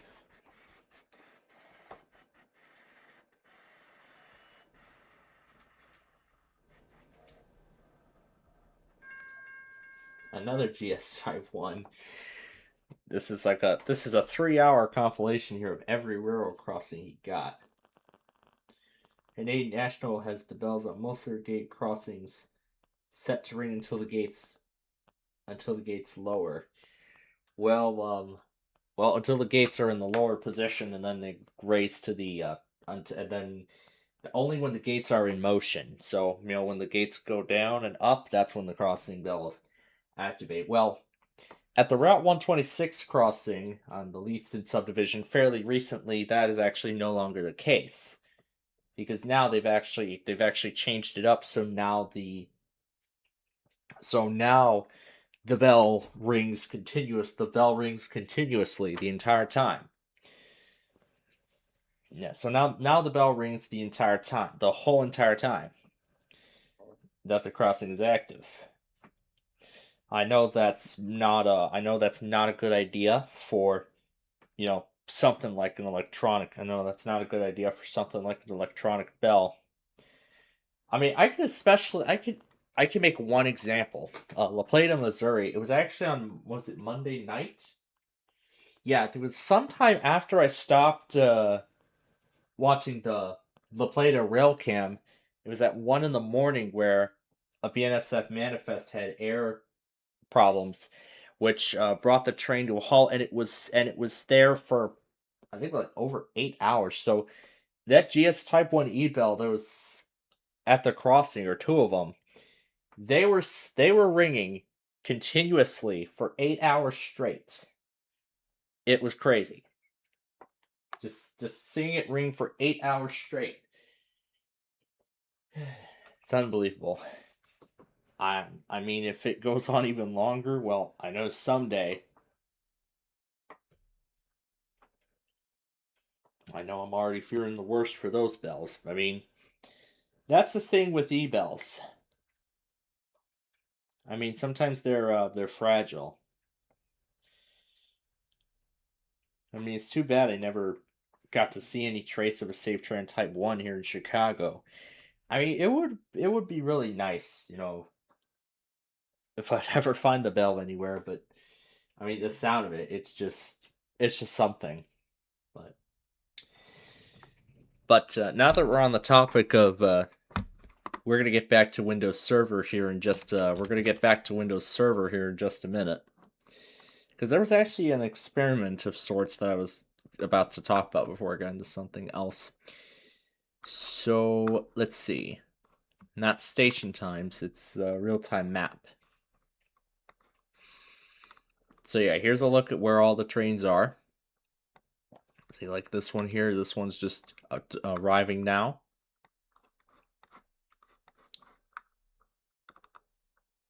And then right here is where the North Central service and Milwaukee North split. And then this one, 2117, had already departed Northbrook. This one is heading inbound. 12 minutes to Northbrook, passing Lake Forest.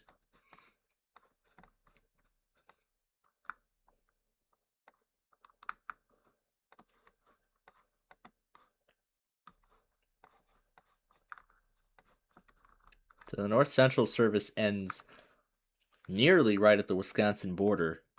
But then there's another metro line that even goes as far up as Kenosha, Wisconsin. The only and then here's Fox Lake. We saw the terminus of the Milwaukee District North. Saw the termination of that line right here at Fox Lake, which is where Wisconsin and Southern passes by. So that's like the end of metric territory. There we go. Just need to click again to acknowledge.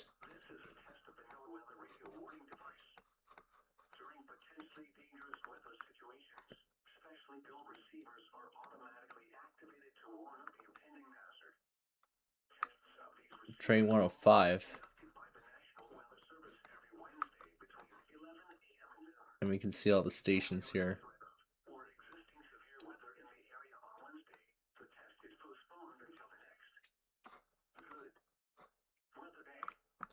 The next. Good.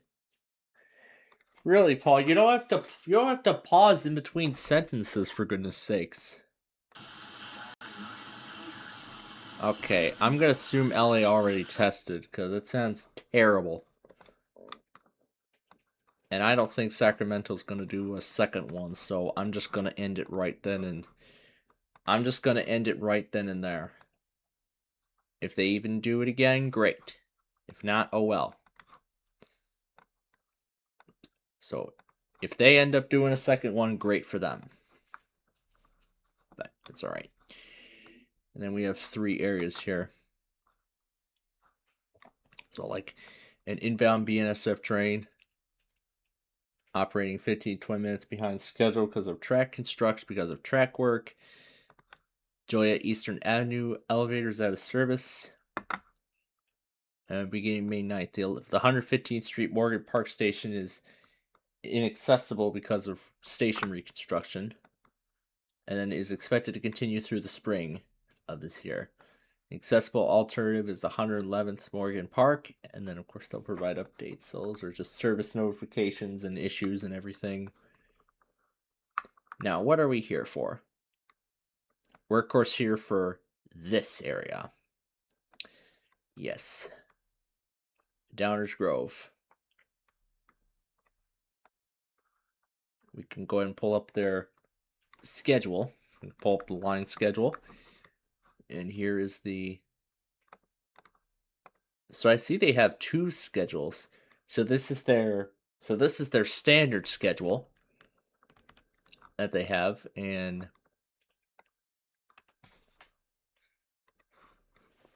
so this is the valid BNSF schedule as of January 19th. So that was Monday. So this is the official schedule for the entire BNSF corridor as of Monday. So this is all the inbound stuff. So this is going inbound. And then we could just take a look at Downers Grove and we can see all the times. We could see, so the ones where there are timestamps, those are where, this is where the train stops. Now this one's actually brand new, 1308. This one's a brand new one.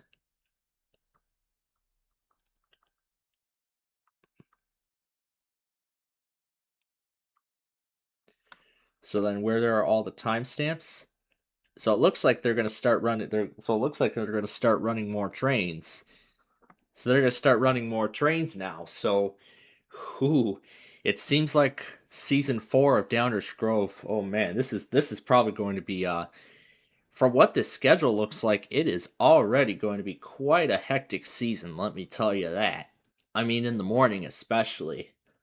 You know, where it was just like one Metra, and then, you know, where was the express, then and then an outbound, then an inbound, and then another express, then another inbound. It's going to be it's just going to be absolutely hectic seeing all these trains, how many more they're going to be running now. And then these symbolize construction, but I know there's a graph somewhere. Yeah, here we go. Trains with this logo may be delayed up to the number of minutes. So these trains here could be delayed up to 10 minutes because of construction. Oh, this is actually the first part. This is actually the first part. This is through the mooring. And then these are the rest of it. This is the rest of it. So this, of course, continues until 12 midnight. And then this is the outbound trip. So we can see the order is reversed. So, of course, starting with the arrival out of Union Station. And, of course, the timestamps there mentioning this is AM. But then, of course, there's a second part where it says PM. So of course, the 1211 would be the only outbound that would stop in Downers Grove. That at least what I would see. And finally, after 2 hours and 20 minutes, the Borealis is finally on its way out of Chicago. As I am seeing the Superliners now. They got that old-fashioned, they got the older face Chargers on this one, huh? Alright, so finally, the Borealis is on its way. And it will go through Sturtevant in about an hour. So Sturtevant, it will go through there in about an hour. So that Borealis is finally on the move. I'm sure that's a moment all those passengers on there have been waiting to hear. They've been waiting to see that thing get on the move. So it's on its way now. On its way towards St. Paul. I'm going to take this offline for now, because I won't need it. Let's see an Indianapolis station test. Let's see which one it was. The old-fashioned WOWO. So, good to know they stream weeklies. Apple ProRes RAW on the 17 Pro. So, yeah. So, pretty much when it comes to... Yeah, so when we get to the 4th season of Downers Grove, as I said, it will either be June 1st or June 8th. One of those two. So, of course, this is the inbound schedule. Oh my god, WLVW is still broken? I guess it must have went out at 12:31 and 11:31 and I wasn't paying attention. Wow. Okay. Well, it seems like this looks like this has been going on for like over 12 hours now. Well, it seems like there was a break, but it seems like it's going again. But it seems like so it seems like that's going again. I don't think I saw it go at 11:31 or 12:30. I don't think it went at those times, but yeah, I thought they fixed it, but it seems like it's going again. All right. Well, anyway, back to the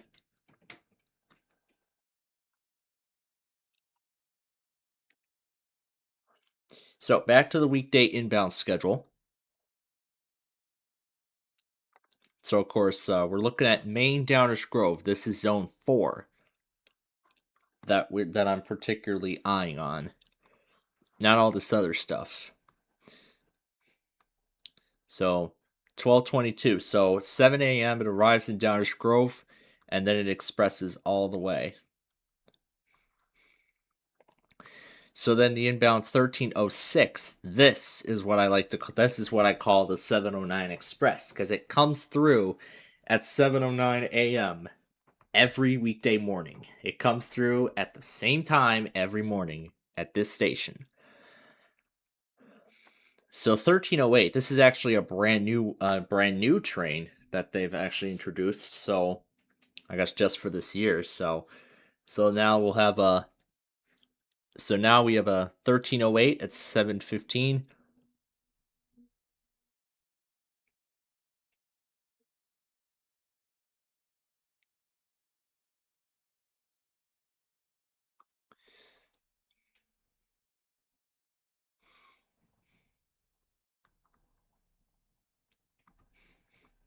But it says there's a 1226 that's been added as well.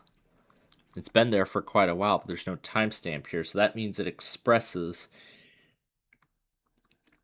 But of course, the 1228 at 7:30, that's not going to change. The 1310, 7:45, I think that's a new one as well.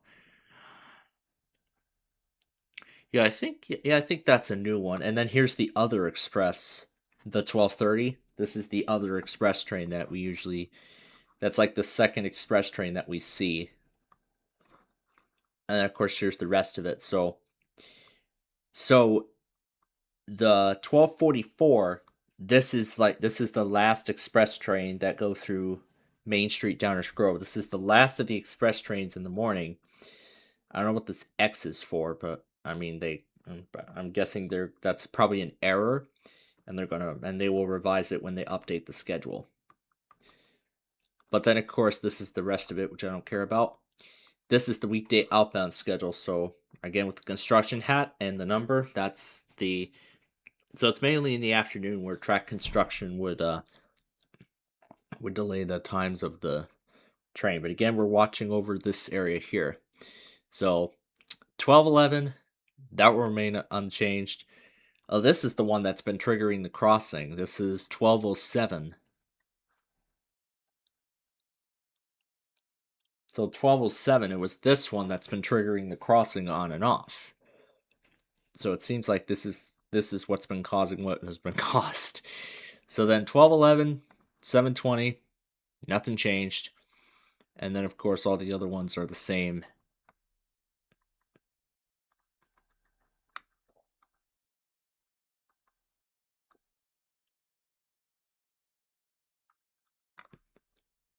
Yep, and then here's when all the other outbounds show up. So the ones without timestamps, it's either express or... So it's either an express train or Fairview is the last stop. Like this one, 12:59, it starts at Union Station and expresses all the way to Naperville. So it wouldn't then be until the evening that then express trains would start running again through Downers Grove. In fact, multiple times. And then this is the other side of the outbound schedule, with 1:51 a.m. being the last train. And then this is their weekend schedule. If we ever end up on the racetrack over the weekend, you can see that everything is in the 2000 range. So everything's in the 2000 range. And then this is their outbound schedule. So this is their shortened schedule for the weekend. And then this is their Sunday schedule, which again is quite short. And then the outbound schedule. And then here actually is a shortened schedule that will be going into effect on Friday in preparation for the below zero wind chill, for the incredible, with the deep freeze that's on its way, along with the snow and everything like that. So pretty much with this schedule, they're pretty much reusing the weekend schedule. So it says on Friday, a weekend schedule will be in effect. So meaning basically that weekend schedule we were just looking at, this is what it's going to be on Friday. So then on Monday, then everything will then return to normal. So it's just going to be Friday. So pretty much this will just be an extra day with the weekend schedule, but otherwise nothing else too much. Now the other thing is the Southwest service schedule.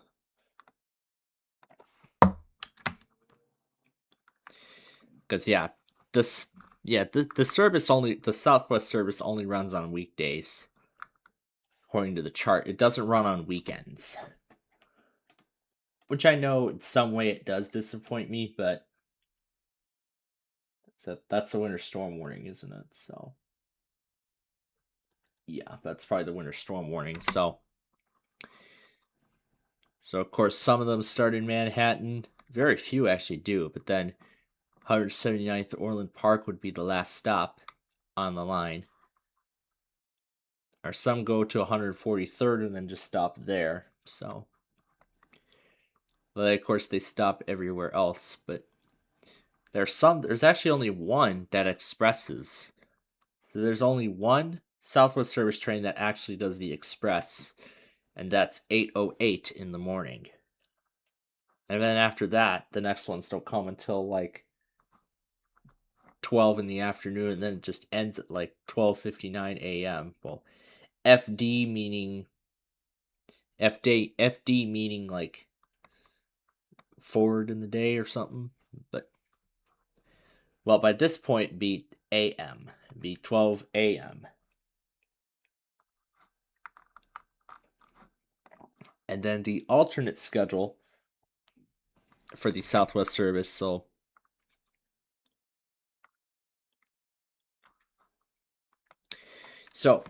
for the Southwest service on Friday, so they're modifying the schedule. So they're removing, so they are not operating 8:04, 8:08, 8:14, 8:16, 8:18, 8:26, and 8:36, 8:01, 8:05, 8:09, 8:15, 8:19, 8:27, and 8:41 that are not going to be operating because of the conditions. So the highlighted areas there means that, so the FD means flag to discharge passengers on notice. So of course this is a shortened schedule. Very few trains will be running on Friday because of the winter storm. Well, not just because of the winter storm, but because of the extreme cold, I should say. So in addition to just the regular schedule, they have the alternate schedule that will be running. That is going to be running. Yeah, just for fun, let's see what's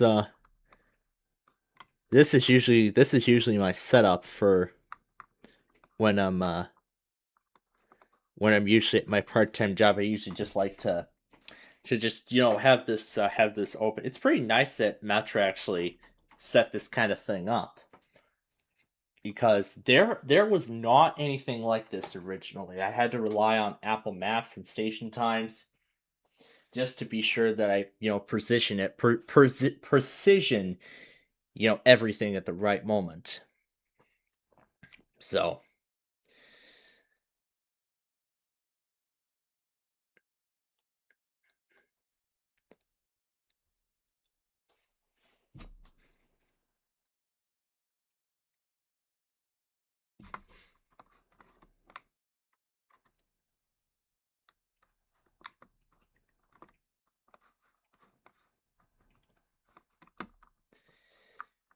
yeah, pretty much while some lines will continue operating, while the majority of the lines will continue operating as usual, it's just that a lot of them are going to be running on reduced schedules.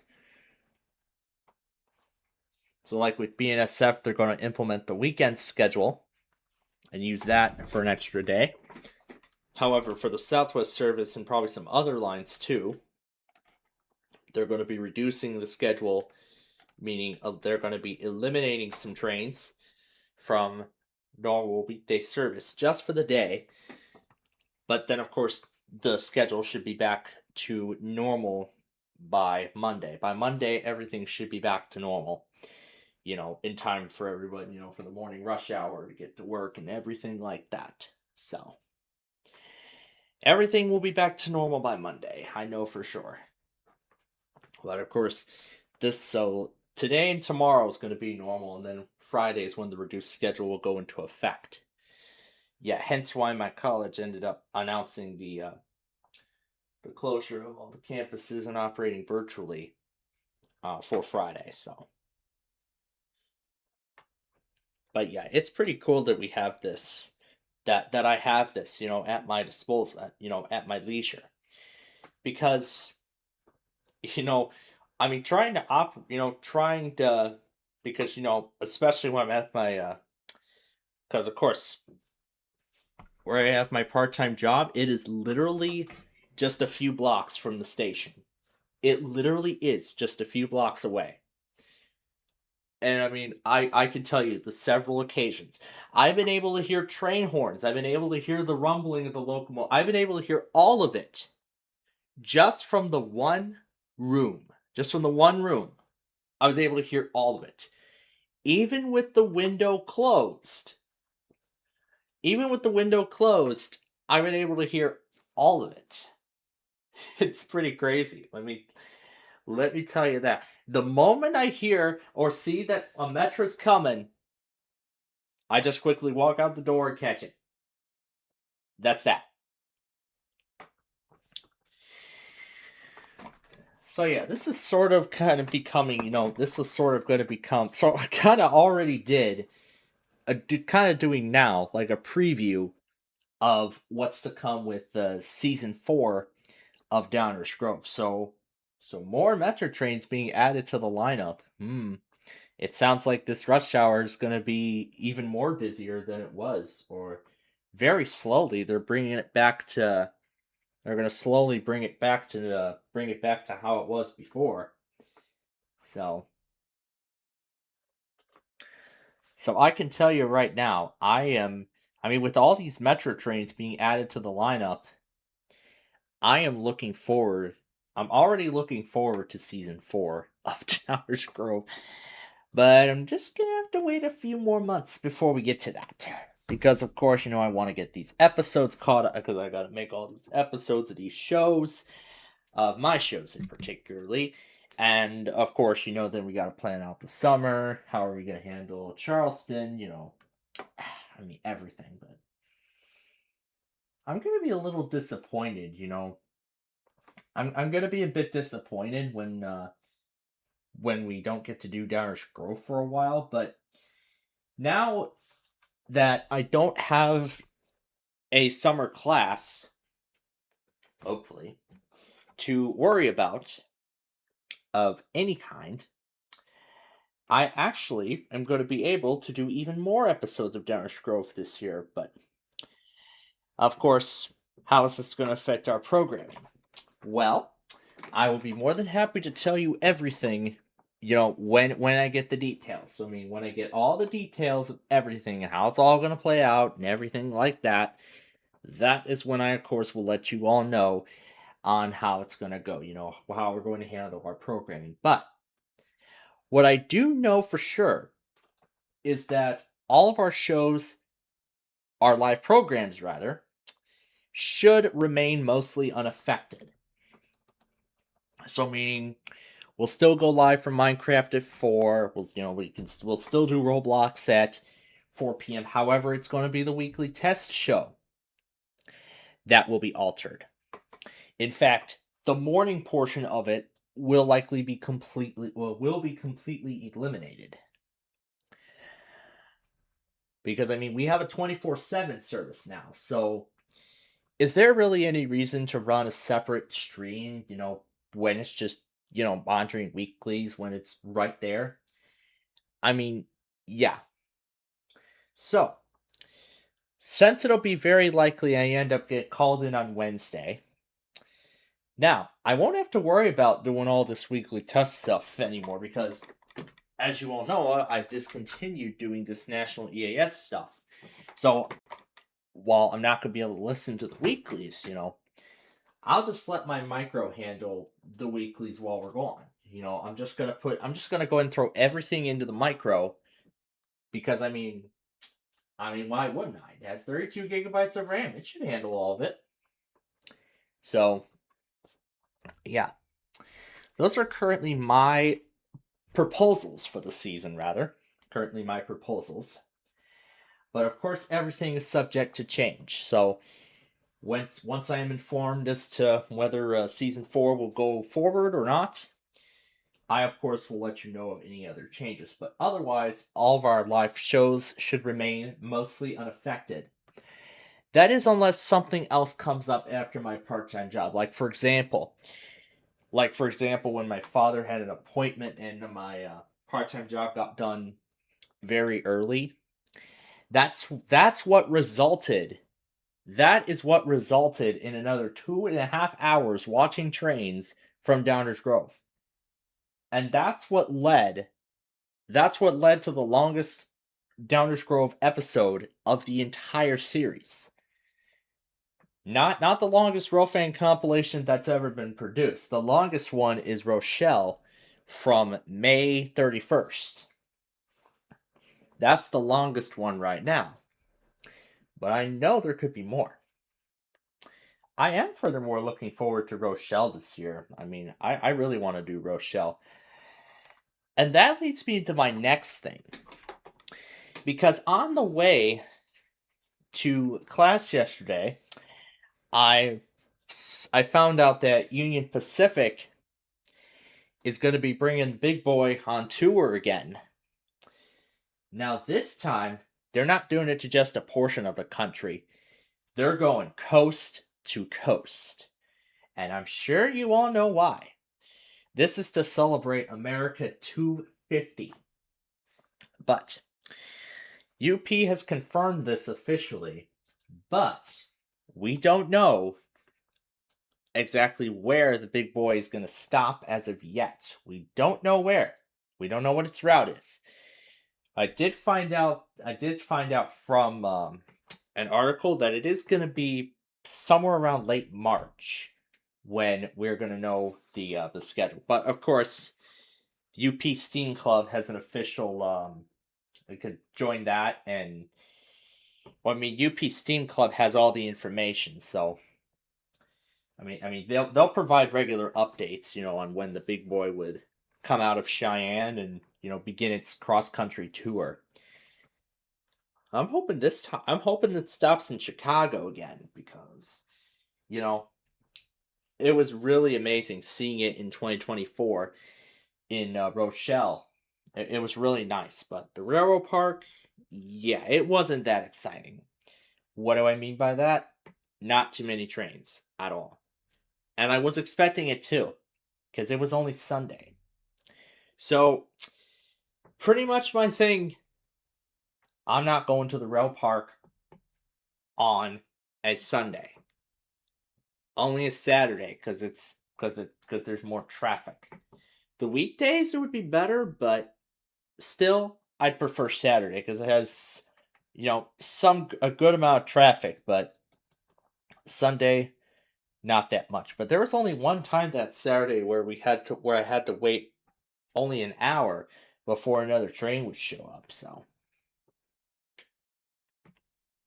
yeah, where I would only have to wait about an hour before another train would appear. So, yeah. So, of course, that's going to be sort of the beginning of a new tradition for my channel, pretty much. Where we do a rail fanning compilation of Rochelle before June when we premiere the next season of Downers Grove. So, again, this year it'll either be June 1st or June 8th. Now, I don't know exactly what days I'll be going in, but I'm planning on being a majority of the week.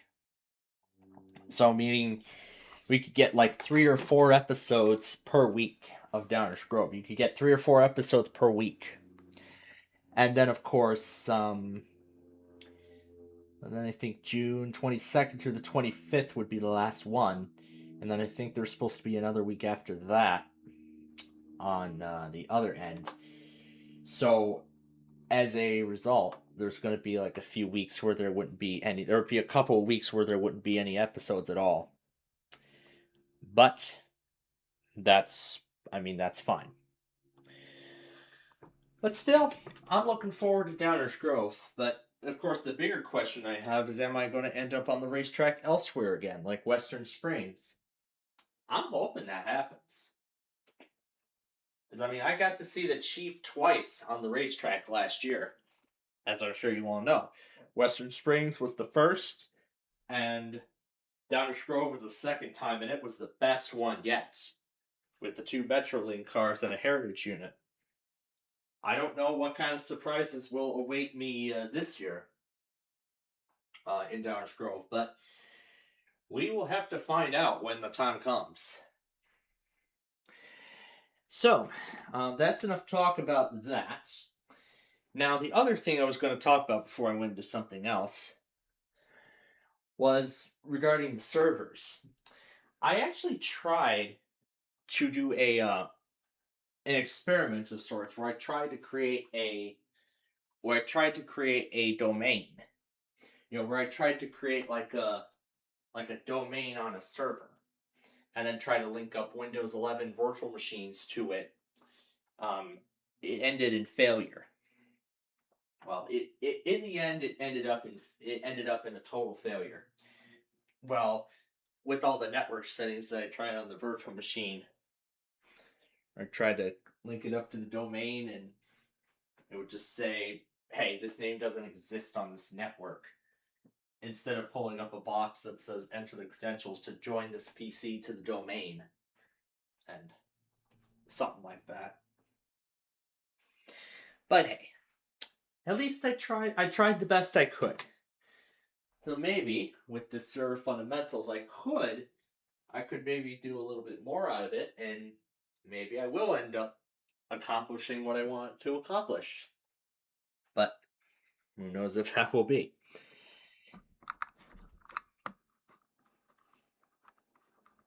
So yeah, here's server 2016. It'll be reaching end of support in 2027. And then, of course, there's everything else. Well, that's with Windows Server. So yeah, that's pretty much all the Windows Server stuff. All right.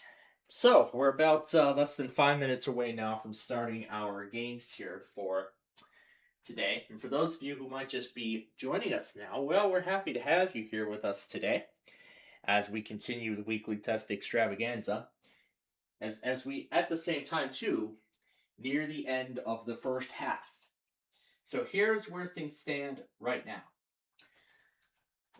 So everybody went, almost everybody went. Almost everybody has tested. However, when Chicago did their test, my MD decoded it as an unknown watch for some reason, which is odd. But nonetheless, it got it. And that's what counts. Now, in terms of postponements, Gaylord, I did not see anything show up. I did not see anything show up for KAPX. Let me take a look.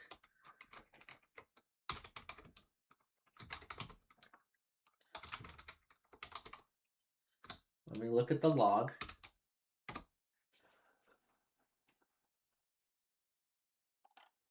It did get last week's test, but when Gaylord usually postpones, I think they cancel it, but I'm going to assume they already did it, so. Alright, so what does that leave us with now?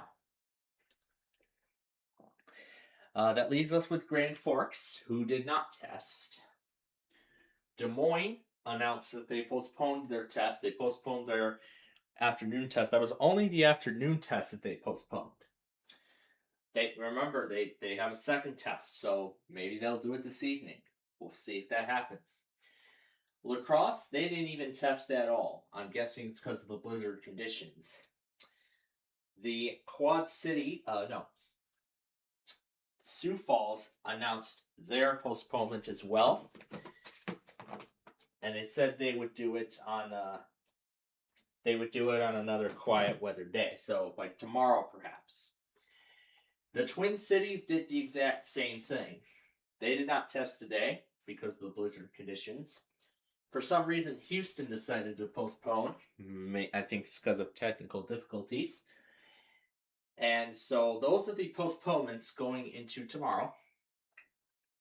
And of course, like I usually do, I keep them running until we get to the end of the week, where after that I will get rid of those stations and I'll consider them canceled, and they will be back, and then of course they'll try again next week. Try again next week with the test in that regards. So in terms of the evening stuff tonight, as we're moving into that stage now, in just a few minutes we will play our Wheel of Fortune. We'll play Wheel of Fortune Deluxe. Of course, that will be followed by Hyperbole and then Monopoly, which will run until about 4:45, where then I will take care of Flipside from earlier this morning. It was an episode that did not air on the U because of the new Perfect Line show. So, that's what I'm doing as a result. And so I'm taking care of Flipside then. And then, of course, after that's done, then I get going to my evening class.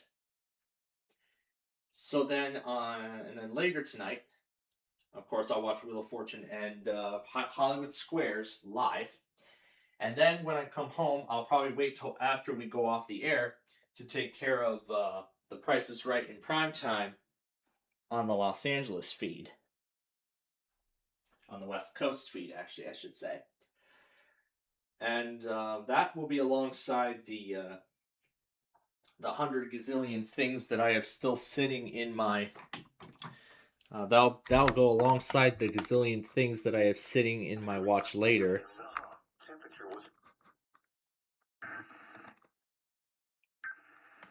Mainly it's stuff involving Yu-Gi-Oh! Fan-made series and some other things that have been sitting in my watch later for years. Some of which I've already moved into a separate playlist, because those are unlisted, and I don't want to lose access to it. I just want to keep them there in case I want to see it again. In case I want to see it again. The receivers are normally conducted by the National Weather Service every Wednesday near 12 noon.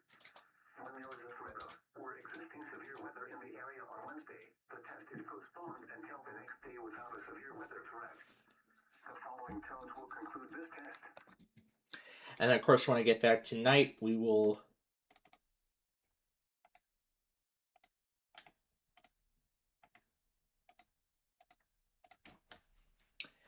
We will of course do the WMBS word game. Actually, I'll just go ahead and, well, since Drew's gone, I'll just go ahead and end the call there.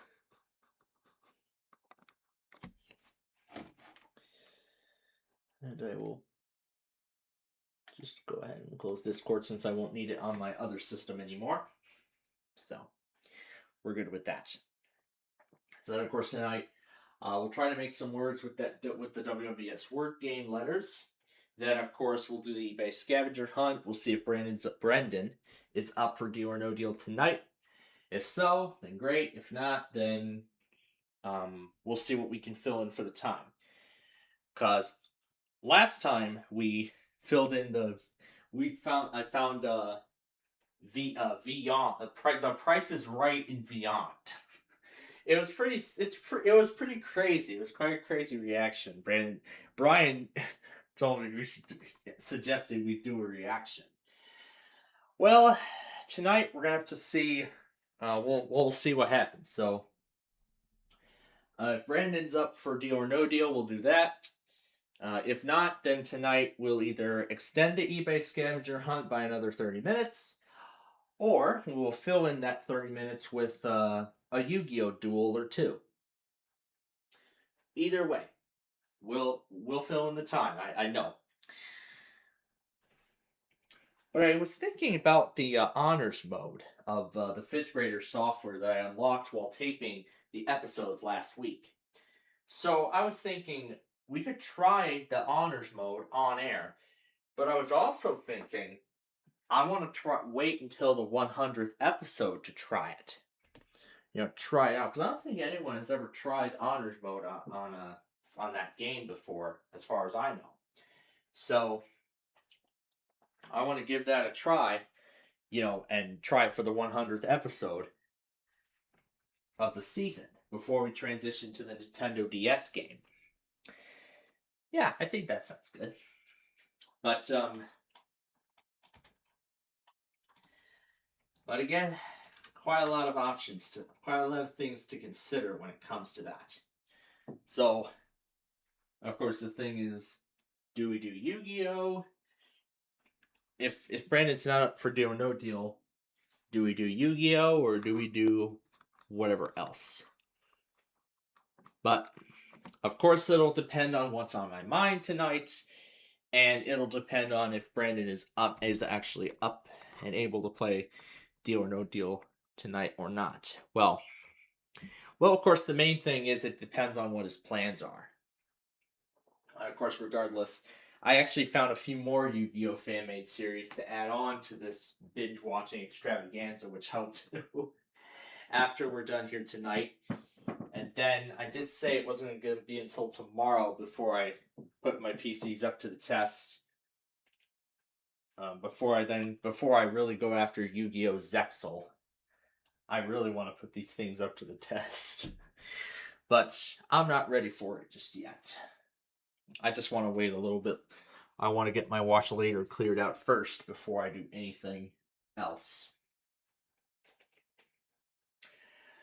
And then, of course, tomorrow I'll be taping Yahtzee episodes. And in terms of catching up on shows, I'm going to take care of 2 editions of The Perfect Blind. One that's going to air tonight, and the other that's going to air very early in the morning that I did not get to see. So I'll take care of both of those tomorrow morning prior to taping Yahtzee. And then flip side, I'll take care of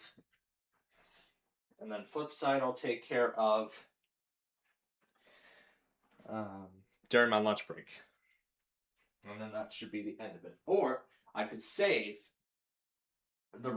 I could do one perfect blind in the morning, do flip side in the afternoon, and then the other perfect blind later on. It's up to me. It's all up to me. It depends.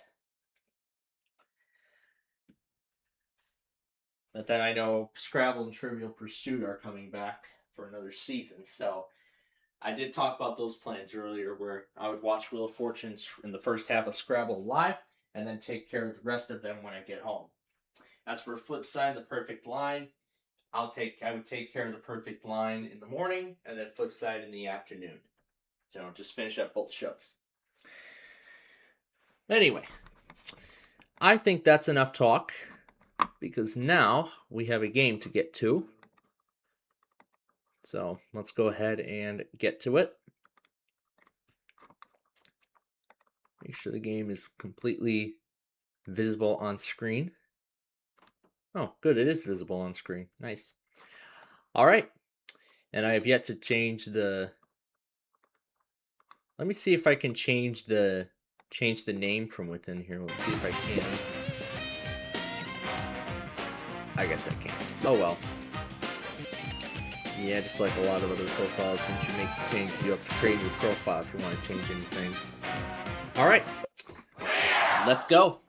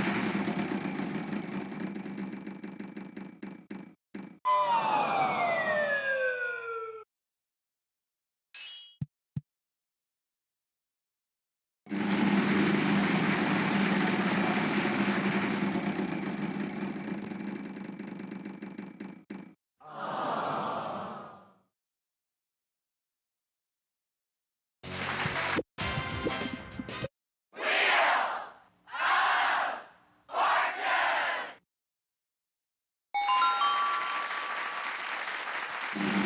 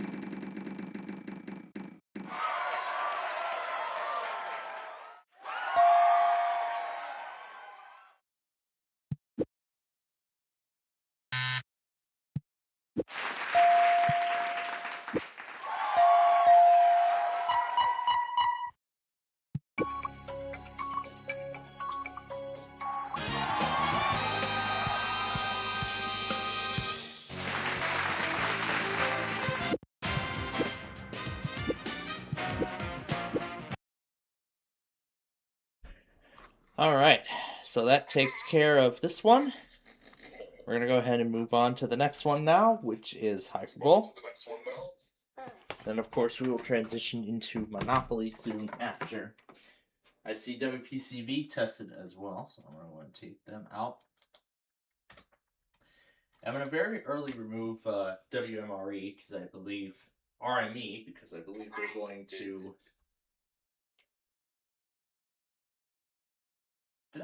Did I see Wisconsin Public Test at some point last week? Okay, it looks like it didn't like I guess it didn't take the graphics thing. I guess it never accepted the 3D graphics, so let's try again. And meanwhile, let's see here. WPLD. Ashland, Wisconsin. I'm in the right channel. Why is it not taking it? Huh. Let's try that again. In here? Yep, there we go. Ashland, Wisconsin. It happened yesterday, but I never took it out. Alright. Well, let me take a moment then and do that. And KFWY is coming off too. Wow, WBBM, WCRY, and U2 not tested this week. You better find a time to do it. Okay. Now with that, actually almost. Let me see what's going on here.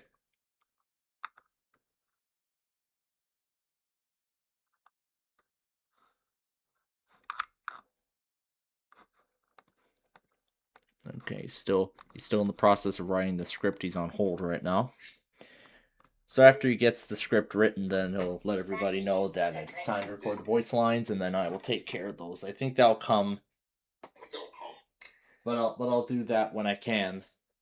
So I'll probably do it over the weekend, maybe when it's ready, but it'll depend on when it's actually ready. All right. So anyway, let's begin.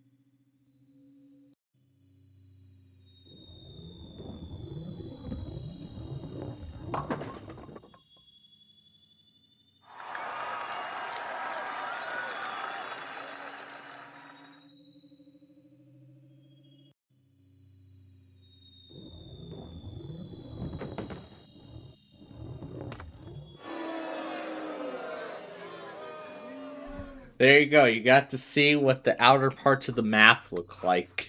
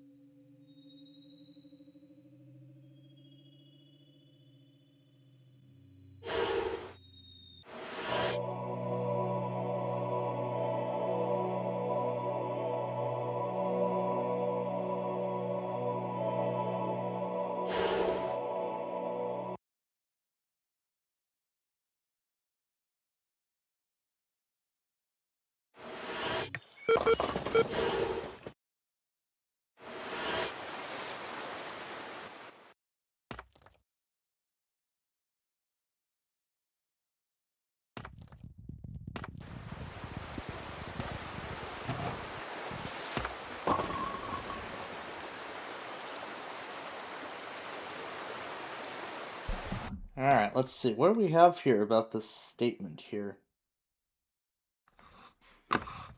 Now they're talking about the possibility of snow squalls.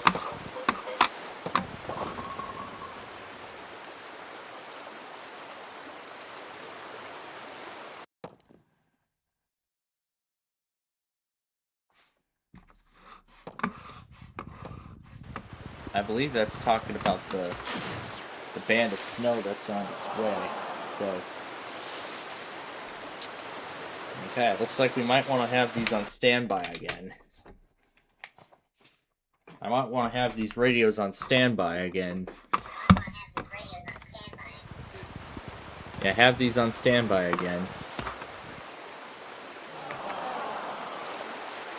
Let's see here. I don't know how much it would affect our particular area,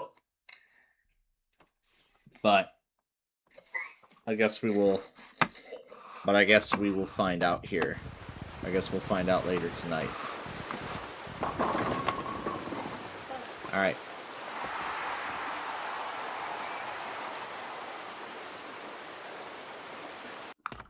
I'm not going to try and summon Drew back into the call because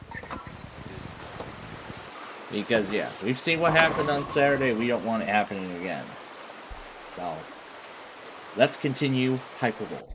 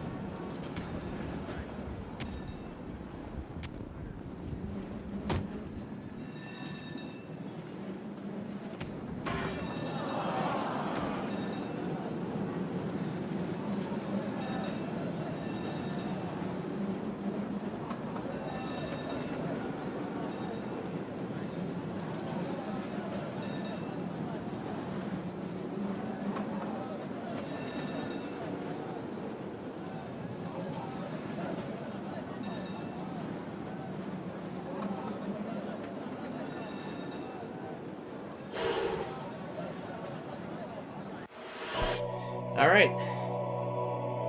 So we are going to go ahead now and march on to Monopoly here.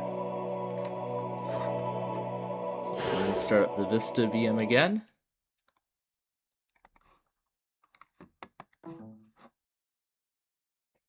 Oh, good, because we're going to go ahead and shut it off now. Let me try to get to security options so I can end the game. There we go. End task. And we'll power off. Okay, while that's powering off, we're going to go ahead and transition now back over to Vista so we can play Monopoly.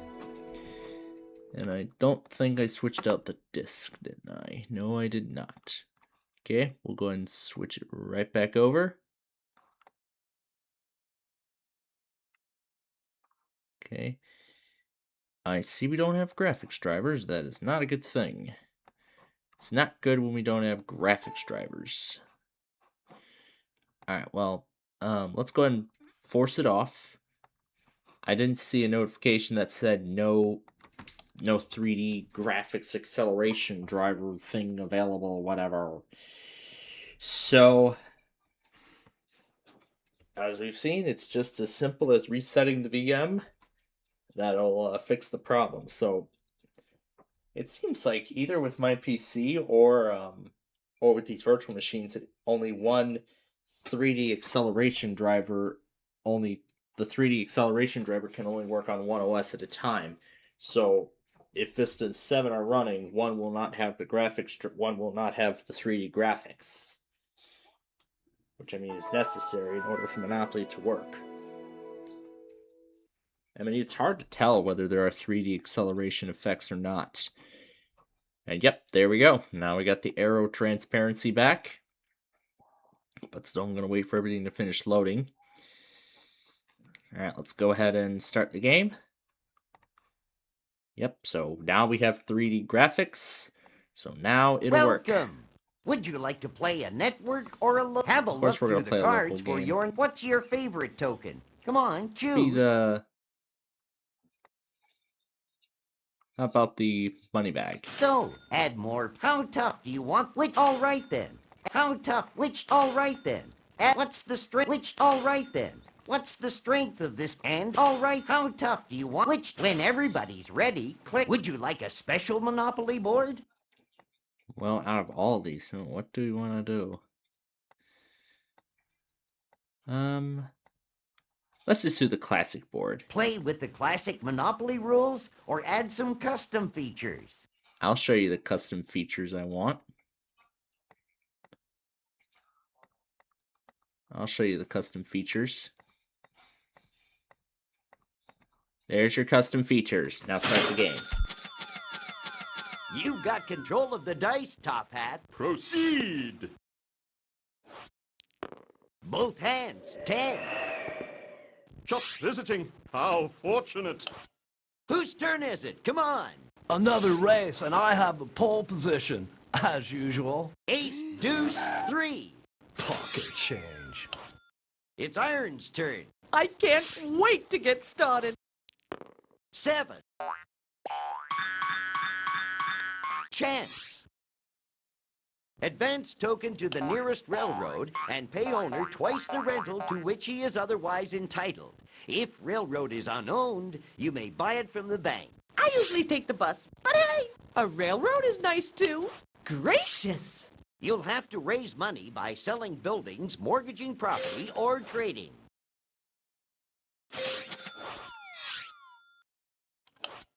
Okay, doggy. Good luck. Let's kick some people's butt. We got 6. Oriental Avenue. I lead a charmed life. What can I say? An AI player wants a trade.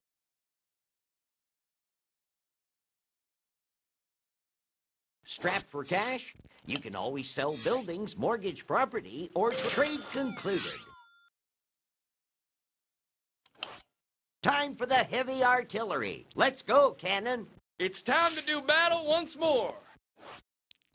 We got 6. Oriental Avenue. This is safe anyway. Sack of money. Roll those dice. You picked the winner.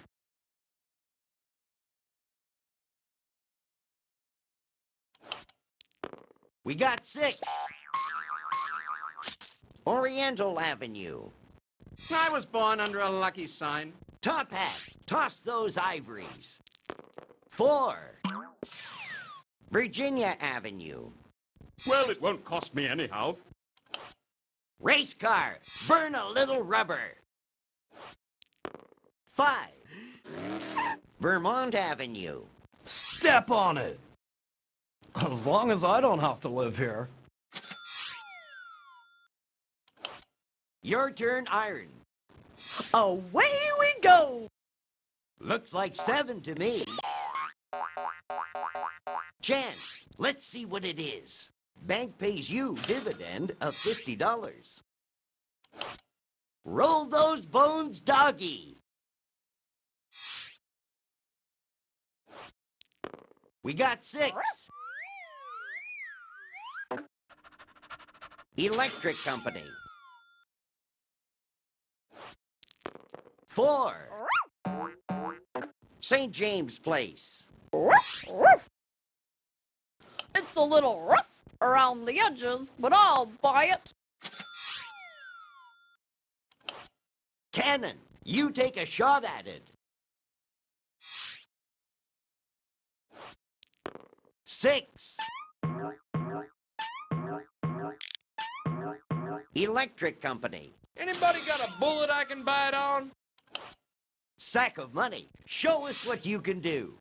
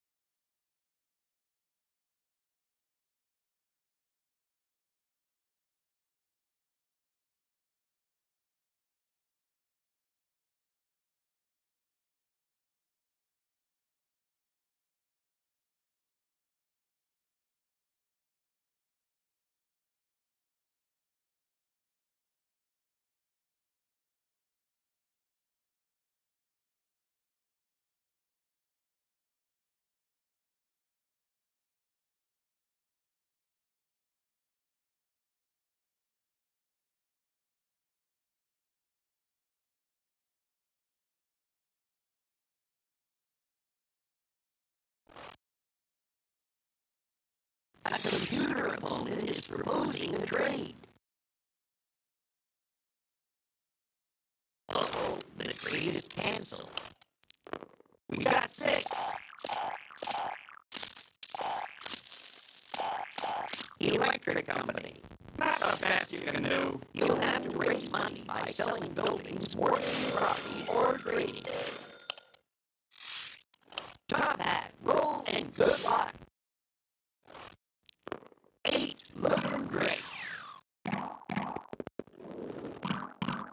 10, I love surprises. Advance token to nearest utility. If owned, you may buy it from the bank.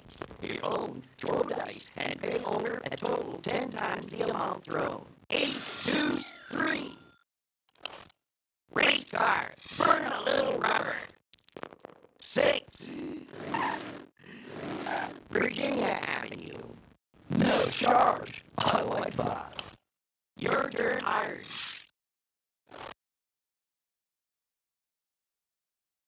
A computer opponent is proposing a trade.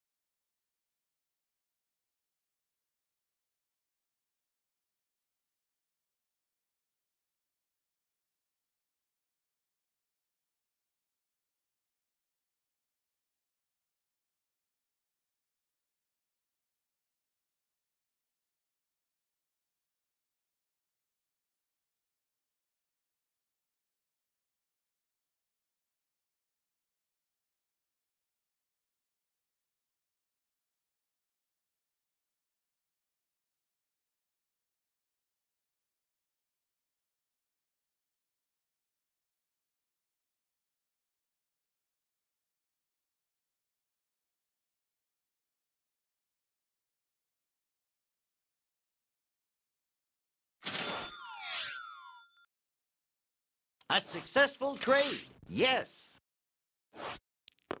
Looks like 7 to me. Marvin Gardens. You'll have to do better than that. Your turn, doggy.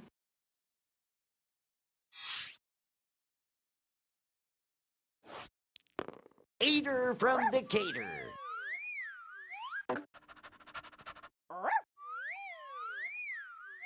Illinois Avenue. It's still money.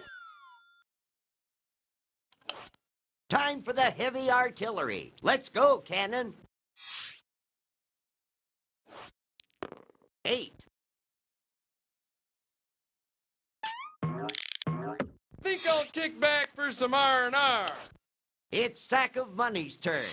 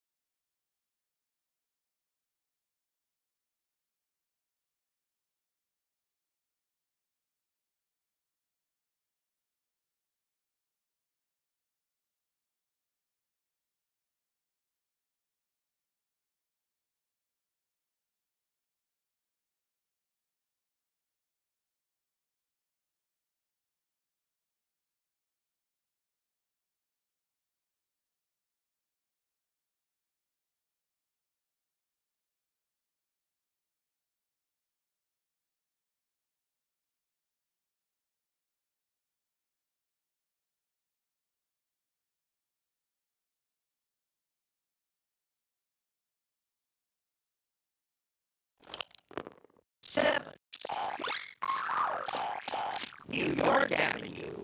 Not a bad you can do. Top hat, it's up to you.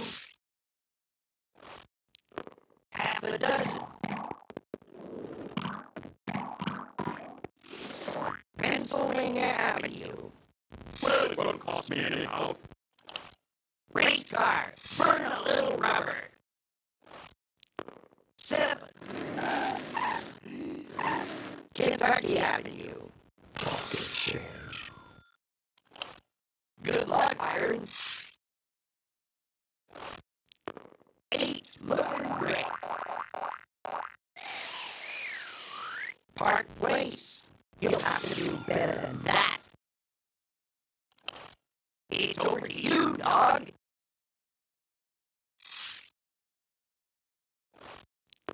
8. North Carolina Avenue. It's still money. Time for the heavy artillery. Let's go, cannon. Looks like a 9. Where's that take us? Marvin Gardens. Anybody got a bullet I can buy it on? Sack of Money. Show us what you can do.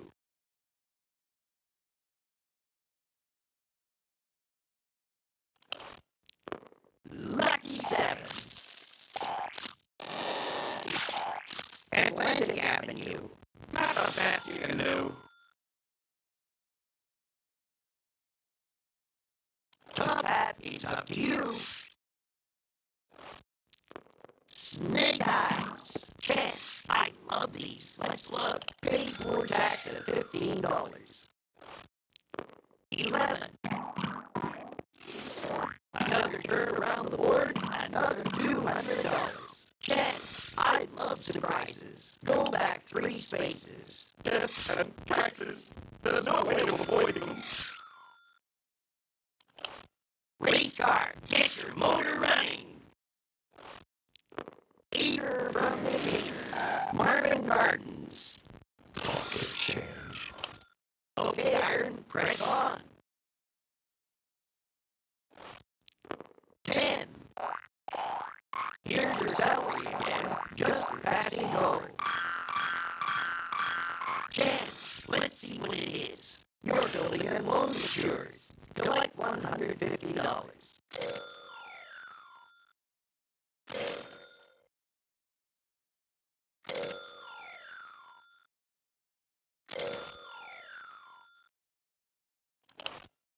Your turn, doggy.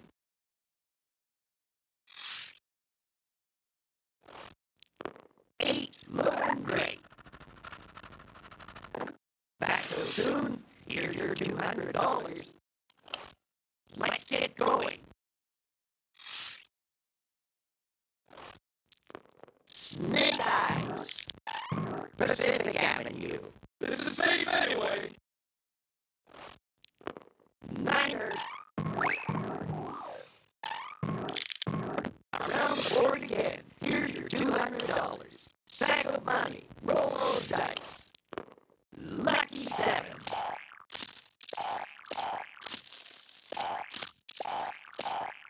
Community chest. What's it going to be? Paid school test of $150. Top hat. Toss those ivories.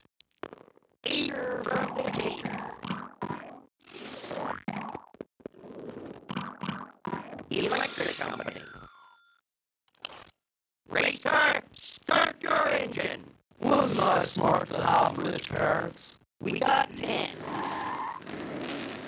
Boardwalk. Exchange. Whose turn is it? Come on. Looks like a 4 to me. St. Charles Place. You'll have to do better than that.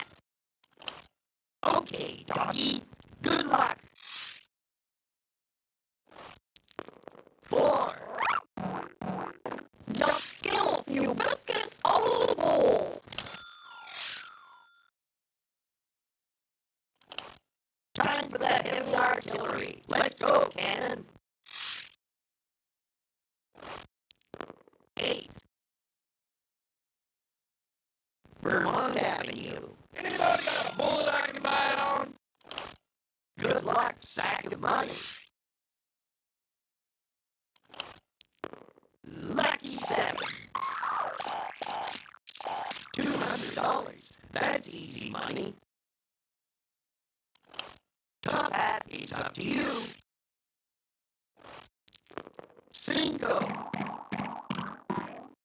5. Community chest. What's it going to be? Go jail. Go directly to jail. Do not pass go. Do not collect $200. I know, got my wits about me. Race car, get your motor running. 4. Pass go. Collect $200. It's easy.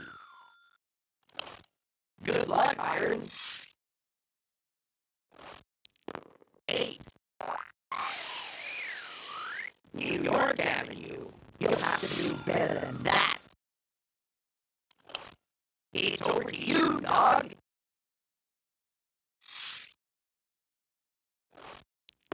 7. St. Charles Place. Smells like home to me. 10. Roll those dice. 8. Doubles. 12.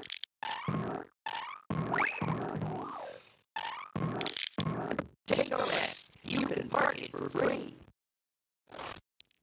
Looks like a 4 to me. Illinois Avenue. Anybody got a bullet I can buy it on? Sack of money. Show us what you can do.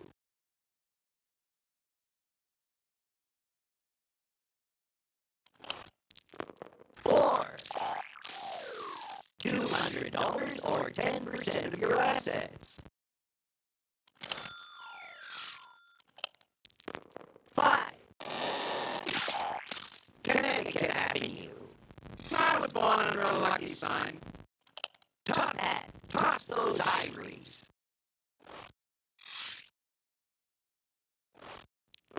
6. St. James Place. I can pull that. Let's motor, race car. 7. Just passing through. Your turn, Iron.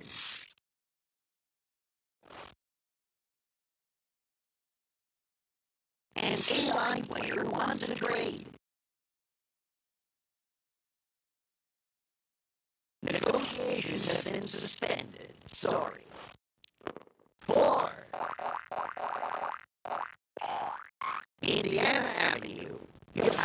better than that. Okay, doggy. Good luck. A nickel. St. James Place. Smells like home to me. You have control of the dice, Cannon.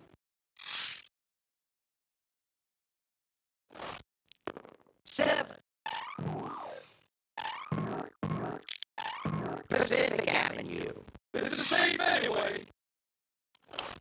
Sack of money. Roll those dice. A nickel. Virginia Avenue. Not a bad canoe. Another kick of the can. Snake Eyes. I guess I can hold that.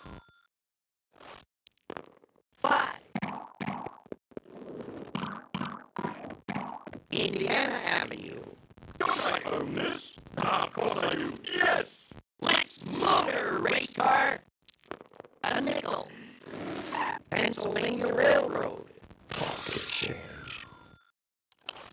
It's Iron's turn. 5. Waterworks. You'll have to do better than that.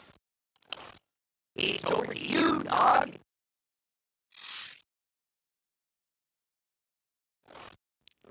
9.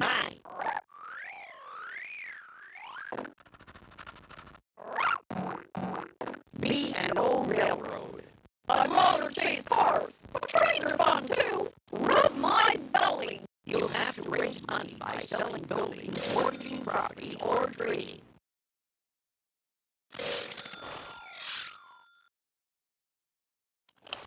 Cannon, roll those dice.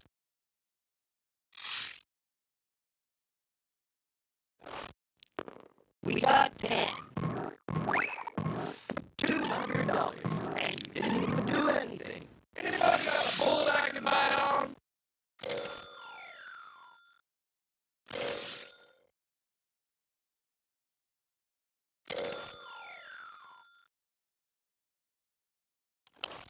Sack of money, roll those dice. Looks like an eye. Where does that take us? Indiana Avenue. Not a bad canoe. Top hat, it's up to you. 6. Marvin Gardens. I guess I can hold that. Race car, start your engine. 5. Free parking. What a concept. A computer opponent is promoting a trade. A computer opponent is promoting a trade.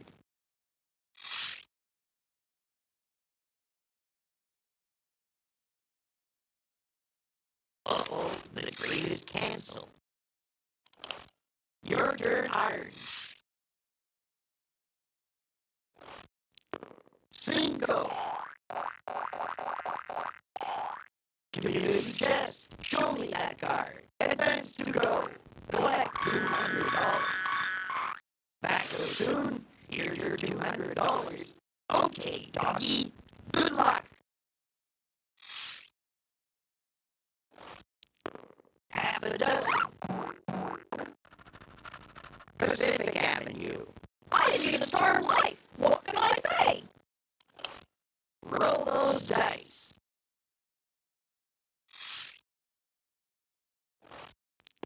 8, looking great. Connecticut Avenue. I love being a property owner. Just let me bash for a second. Sack of money. Roll those dice. 12.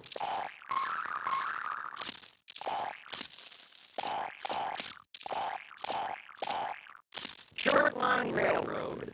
I'll leave it on payment. A computer opponent is promoting a trade. A computer opponent is proposing a trade. An AI player wants a trade. Negotiations have been suspended. Sorry.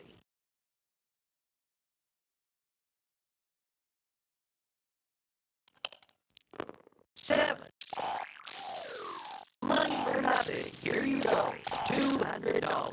Community check. What's it going to be? Doctor's fee. Pay $50.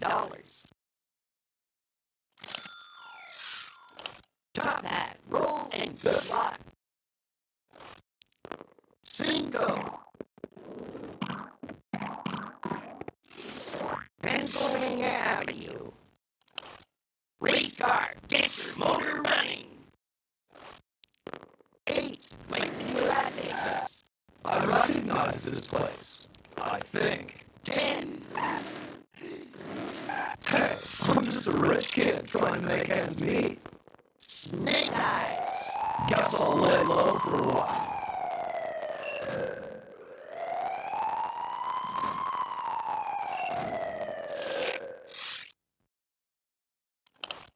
Good luck, Iron.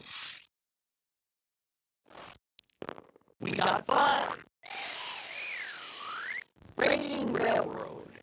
You'll have to do better than that. Okay, doggy. Good luck.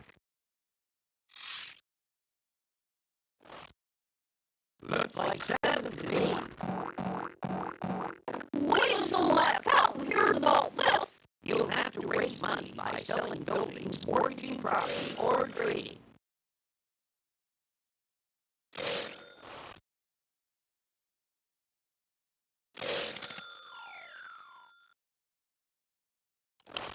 You have control of the dice, Cannon. 5.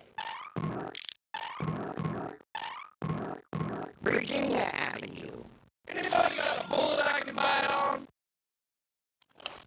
Show me the money sack. 8.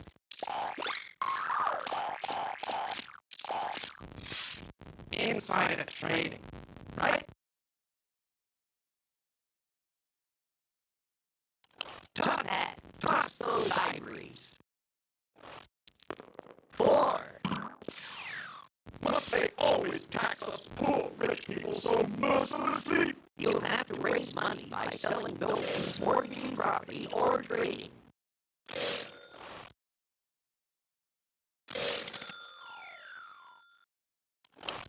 Race car. Burn a little rubber.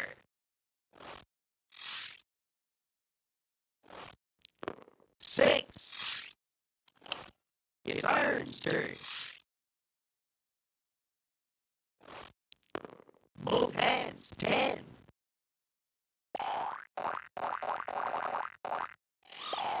Pennsylvania Railroad. Who that's anywhere? Must be my place. 6. Kentucky Avenue. Who that's anywhere? Must be my place. It's over to you, dog.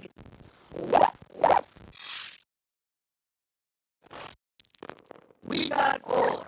$200. That's easy money. Community check. Let's see what it is. You have won second prize in a beauty contest. Collect $10.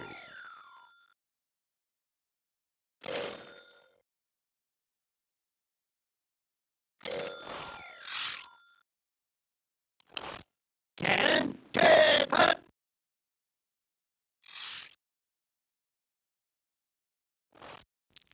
Looks like a 4 to me. Tennessee Avenue.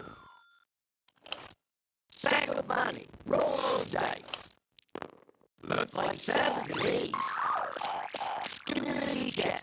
Let's see what it is. Income tax refund. Collect $20. Top hat. Roll and good luck. Niner, $200. And you didn't even do anything. Check. I love these. Let's look. Advance token to the nearest railroad and pay owner twice the rental to which he is otherwise entitled. If railroad is unowned, you may buy it from the bank. Race car. Burn a little rubber. 7. Your dirt iron. A nickel. Atlantic Avenue. At least this doesn't cost me nothing. Roll those bones, doggy.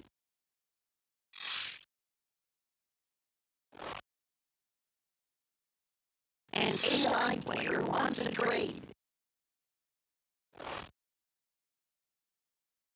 An AI player wants a trade. An AI player wants a trade.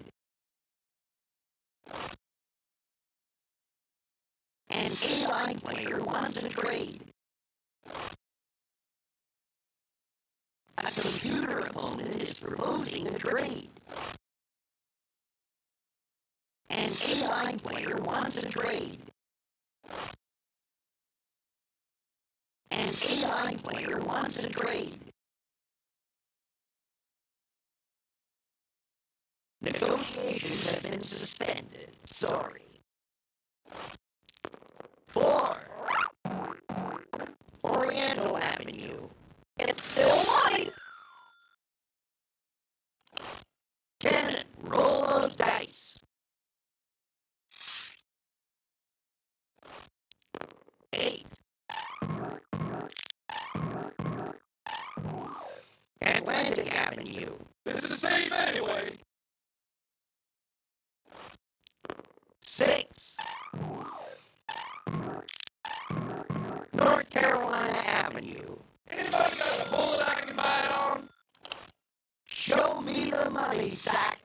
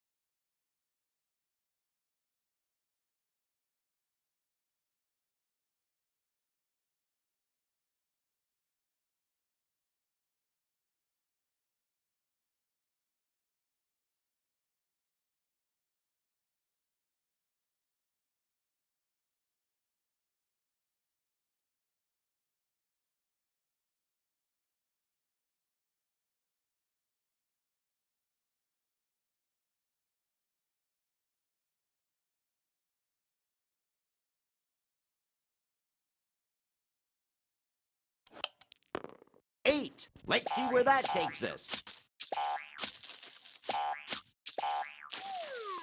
B&O Railroad. Not the best you can do. Eater from Decatur.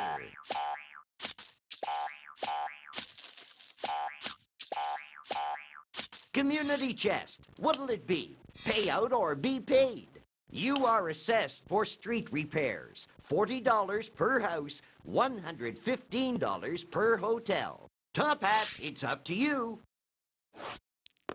Looks like a 9. Where does that take us?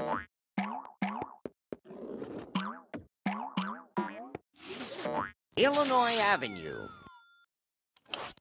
Let's motor, race car!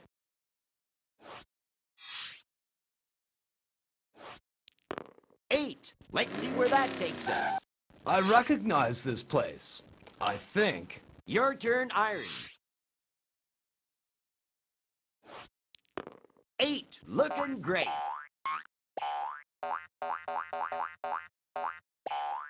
Pennsylvania Avenue. At least this doesn't cost me nothing. A computer opponent is proposing a trade.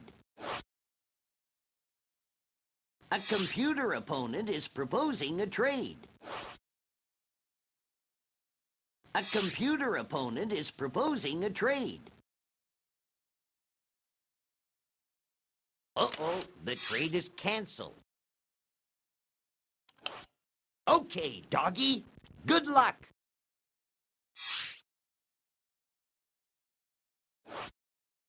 Lucky 7. States Avenue. It's still money. Cannon, roll those dice. Very posh. Who lives around here? G.I. Joe? 11.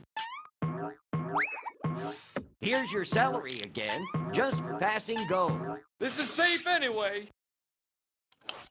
Show me the money, Sack. We got 5.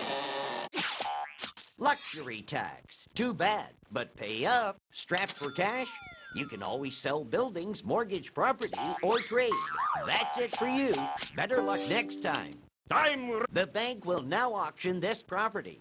The bidding is done by clicking on these buttons. Who would like to make an opening bid? Top Hat, Iron, Dog, Cannon. Top Hat, Iron, Cannon, Race Car. Top Hat, Race Car. Top Hat, Race Car, Dog, Iron, Dog. Top Hat, Dog, Race Car, Iron, Race Car, Iron, Dog, Cannon, Race Car, Cannon, Race Car, Iron, Race Car, Iron, Cannon, Race Car, Iron, Cannon, Race Car, Cannon, Race Car, Iron, Cannon, Race Car, Iron, Race Car, Iron, Race Car, Iron, Cannon, Race Car, Iron, Race Car, Cannon, Race Car, Cannon, Race Car, Cannon, Iron, Race Car, Iron, Race Car, Iron, Race Car, Iron, Race Car, Iron, Race Car, Iron, Race Car, Iron, Race Car, Iron. Going once. Going twice. Sold. Congratulations. Who's going to open the bidding? Top Hat, Dog, Cannon, Dog. Top Hat, Iron, Cannon, Race Car. Top Hat, Race Car, Iron, Race Car, Dog. Top Hat, Cannon, Race Car. Top Hat, Dog. Top Hat, Race Car, Iron, Race Car, Cannon, Dog. Top Hat, Race Car. Top Hat, Iron.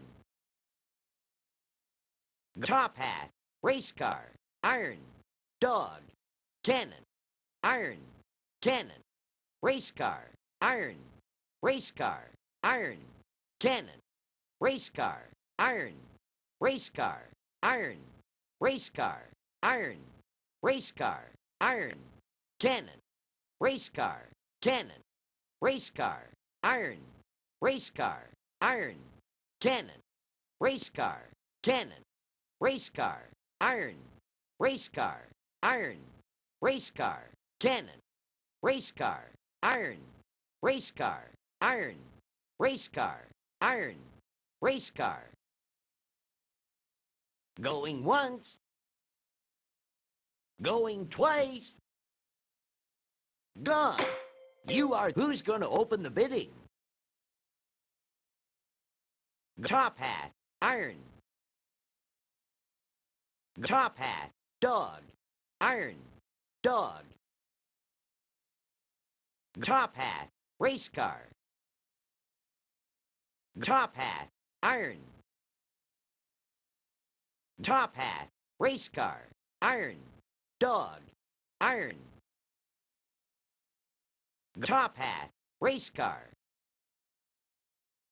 Top hat, cannon, iron, cannon, iron, dog, cannon, iron, dog, cannon, iron, dog, iron, dog, iron, cannon, iron, cannon, iron, cannon, iron, cannon, iron, cannon, iron, cannon, iron, cannon, iron, cannon, iron, cannon, iron, cannon, iron, cannon, iron, cannon, iron, cannon, iron, cannon, iron. Going once, going twice. So, way to go. You were the highest bidder. 11.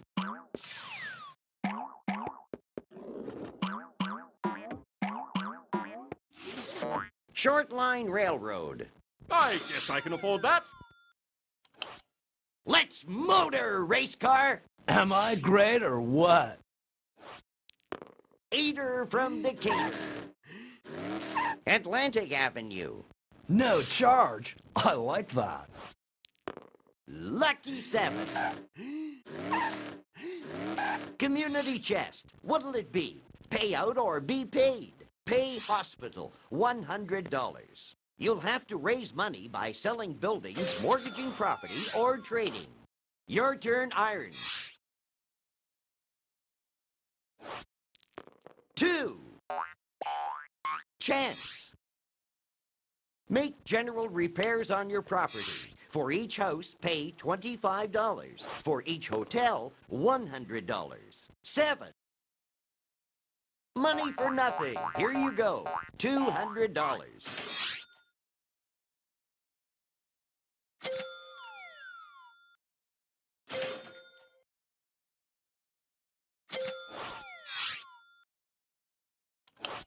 Roll those bones, doggy. We got 4. Community Chest. Let's look. Bank error in your favor. Collect $200.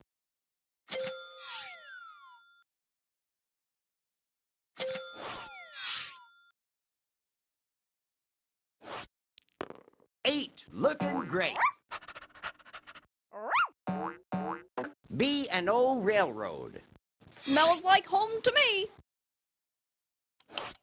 Time for the heavy artillery. Let's go, Cannon. Ace, deuce, 3. Oriental Avenue. This is safe anyway. Top hat, it's up to you. Looks like a 4 to me. Boardwalk. Well, it won't cost me anyhow. Race car, get your motor running. 5. Hey, I'm just a rich kid trying to make ends meet. You'll have to raise money by selling buildings, mortgaging property, or trading.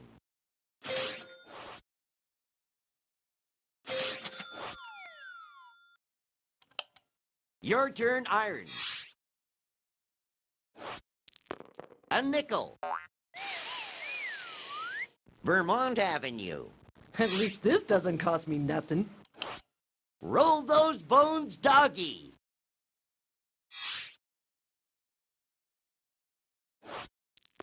Snake eyes. Smells like home to me. 8, looking great. Short line railroad. It's still money. Cannon, 10, hut.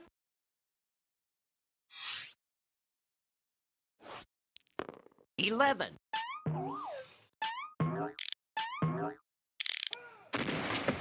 Community chest. What'll it be? Pay out or be paid? Life insurance matures. Collect $100. Top hat. Toss those ivories. We got 5. $200. That's easy money.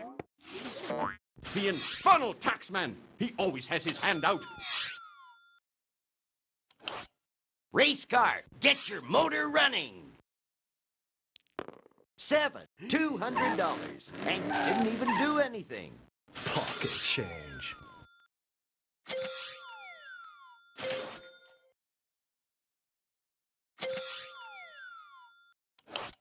Okay, Iron, press on. 8.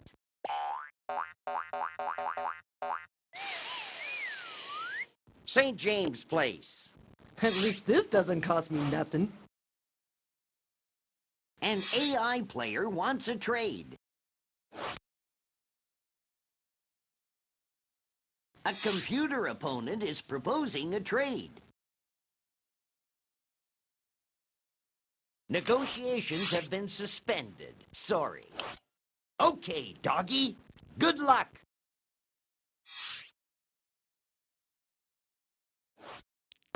$8. Let's see where that takes us. Here's your salary again, just for passing go. Smells like home to me.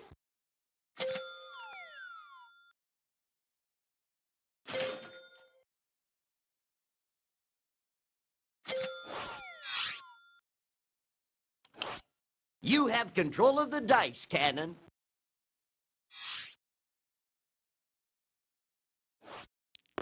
$6.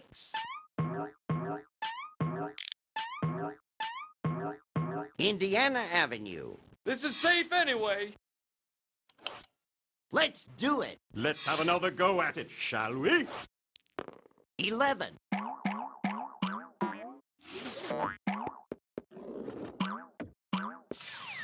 Pennsylvania Railroad. I guess I can afford that. Race car, start your engine. Let's kick this party into overdrive. Half a dozen. St. Charles Place. No charge. I like that. 9. Free parking. What a concept. It's Iron's turn. 7.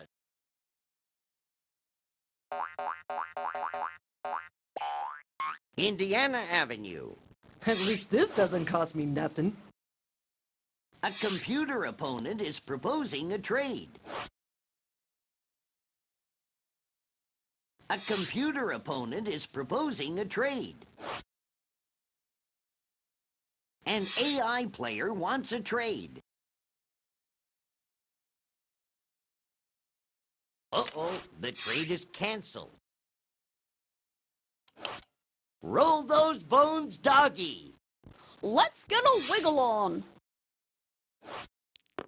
We got 6. Connecticut Avenue. It's still money. Cannon, 10, hut.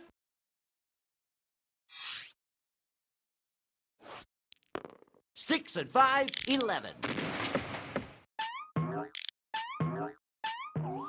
Pennsylvania Avenue. This is safe anyway. Top hat, it's up to you.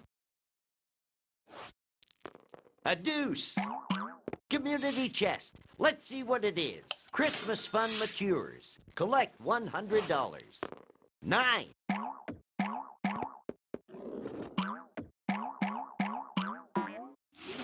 Atlantic Avenue. Don't I own this? Ah, of course I do. Yes! Race car, burn a little rubber. 7. Ventnor Avenue. Pocket change. Your turn, Iron. You rolled a 3. Atlantic Avenue. At least this doesn't cost me nothing. Okay, doggy. Good luck. A deuce. St. Charles Place. Smells like home to me. We got 10. Kentucky Avenue. I lead a charmed life. What can I say? We got 10. Pacific Avenue. It's still money. Bringing out the big guns. Your turn, Cannon. Looks like 7 to me. Here's your salary, $200. Mediterranean Avenue. Anybody got a bullet I can bite on? Top Hat, toss those ivories. Looks like a 4 to me. I shall hide here and gather my wits about me.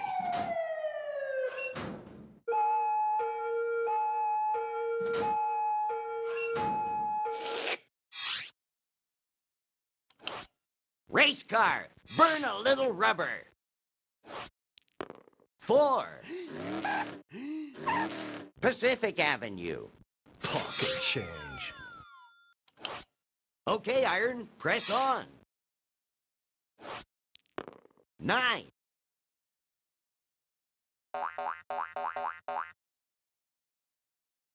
Short Line Railroad.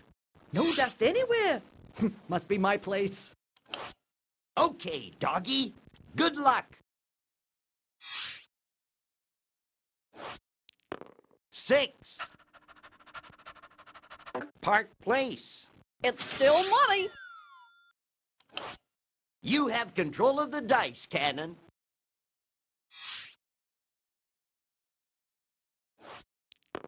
Looks like 7 to me. Vermont Avenue. Anybody got a bullet I can bite on? Top Hat, it's up to you.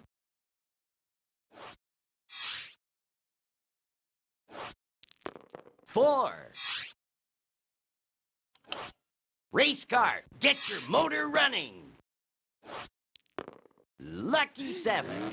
Hey, I'm just a rich kid trying to make ends meet. Strapped for cash? You can always sell buildings, mortgage property, or trade. A computer opponent is proposing a trade. You'll have to raise money by selling buildings, mortgaging property, or trading. Trade concluded. What a strange feeling. No money. Your turn, Iron. Who's going to start us off? Iron. Top Hat. Cannon. Iron. Top Hat. Dog. Cannon. Top Hat. Iron. Dog. Cannon. Dog. Cannon. Top Hat. Dog. Cannon. Dog. Top Hat. Iron. Dog. Cannon. Going once. Iron. Cannon. Dog. Iron. Going once. Going twice. Gone. Way to go. You were the highest bidder. You'll have to raise money by selling buildings, mortgaging property, or who's going to open the bidding? Iron. Top Hat. Going once. Iron. Cannon. Top Hat. Going once. Iron. Dog. top hat.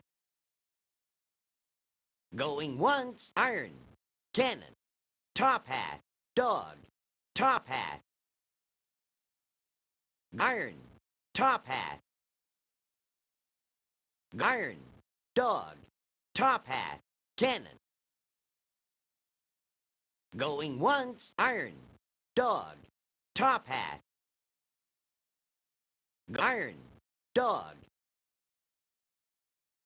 Iron, cannon. Going once, iron, dog. Going once, iron, dog. Going once, iron, cannon, dog. Going once, iron. Going once. Going twice. Sold! You are the owner of a fine new property. You'll have to raise money by selling buildings, mortgaging property, or who's going to open the bidding? Iron, top hat. Iron, cannon. Iron, dog, cannon, top hat. Iron, dog, top hat. Going once, iron, dog, cannon. Going once, iron, dog. Iron, dog. Iron, top hat.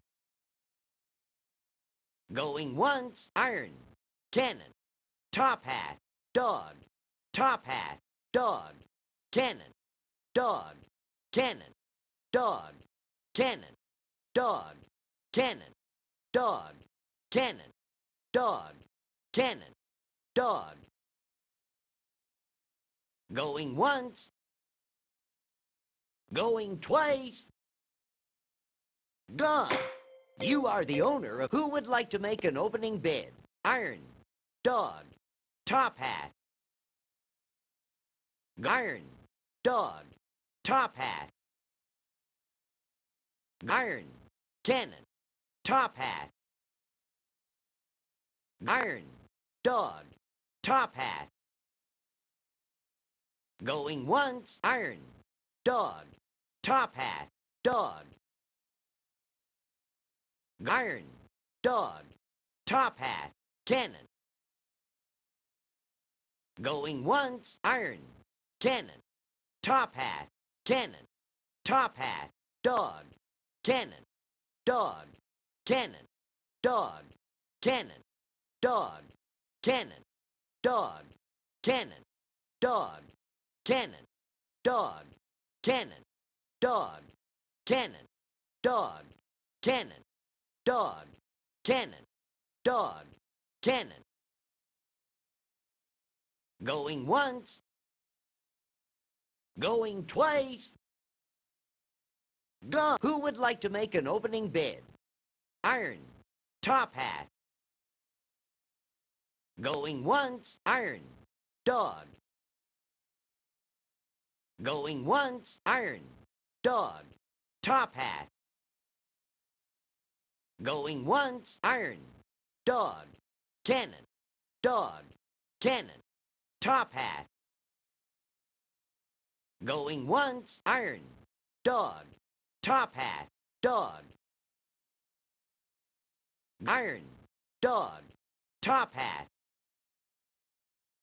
Going once, iron, top hat, dog, top hat, dog, cannon, dog, cannon, dog, cannon, dog, cannon, dog. Going once.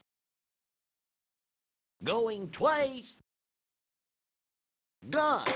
You are the who's going to open the bidding? Iron, top hat. Iron, dog, cannon. Iron, top hat, cannon, dog, cannon, top hat, dog, top hat. Going once, iron, cannon,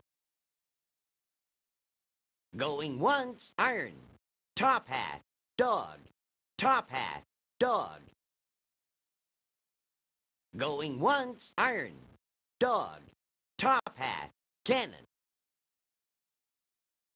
Iron, dog. Iron, dog, cannon. Going once. Going twice. So, you are the owner of a fine new property. A computer opponent is proposing a trade. Negotiations have been suspended. Sorry. Lucky 7. Another turn around the board, another $200. Community chest. What'll it be? Pay out or be paid? Get out of jail free. This card may be kept until needed or sold.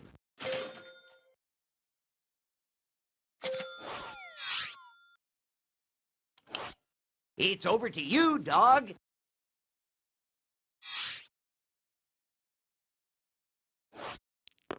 $9. $200. That's easy money. Oriental Avenue.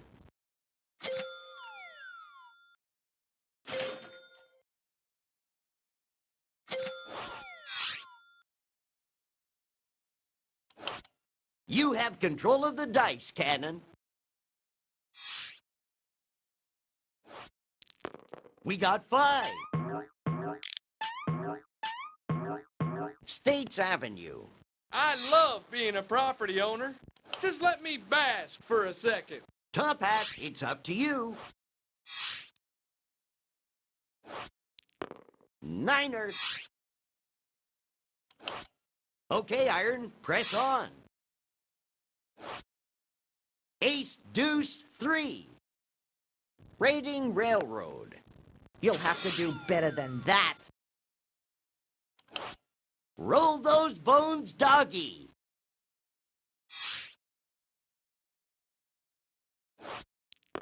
Nine.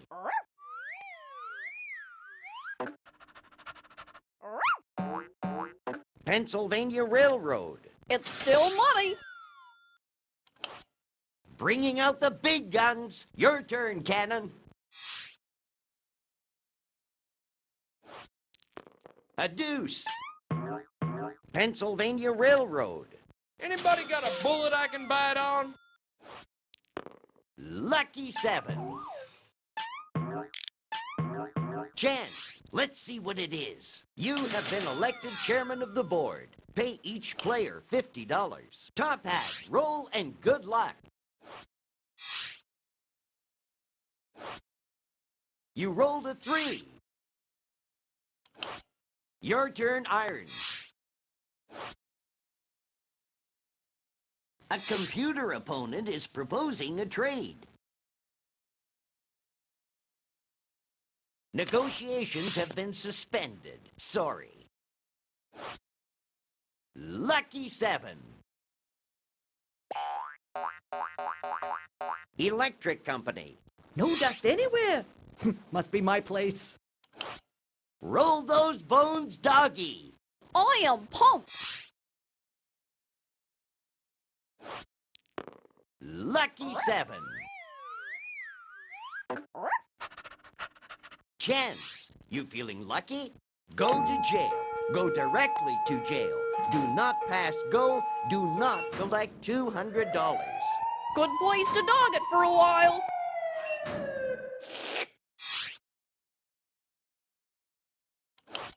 Time for the heavy artillery. Let's go, Cannon. 8, looking great. Good place to lay low for a while.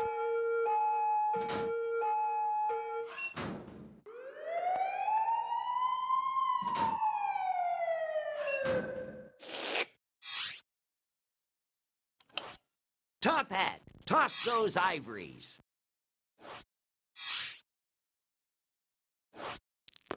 We got 5.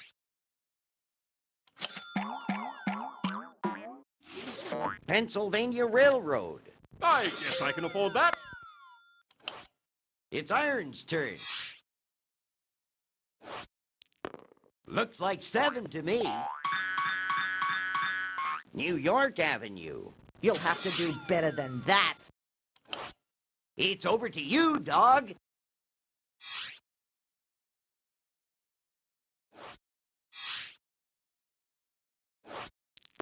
We got 5. Time for the heavy artillery. Let's go, cannon.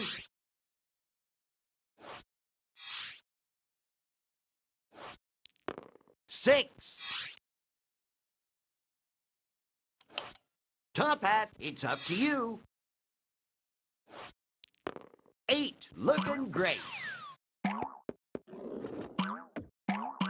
Indiana Avenue. Don't I own this? Ah, of course I do. Yes! A computer opponent is proposing a trade. Negotiations have been suspended. Sorry. Looks like a 9. Where does that take us? North Carolina Avenue. Don't I own this? Ah, of course I do. Yes! Your turn, Iron. 10.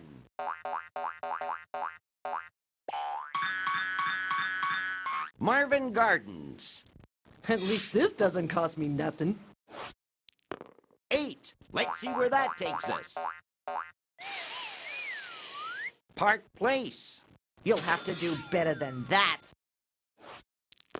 You rolled a 3. Here's $200, just for looking so good.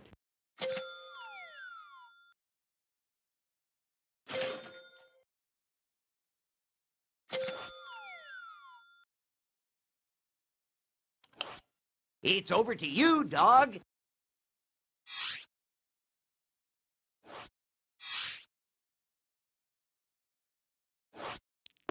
Half a dozen.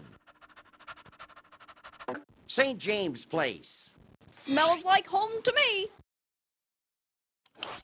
Cannon, roll those dice.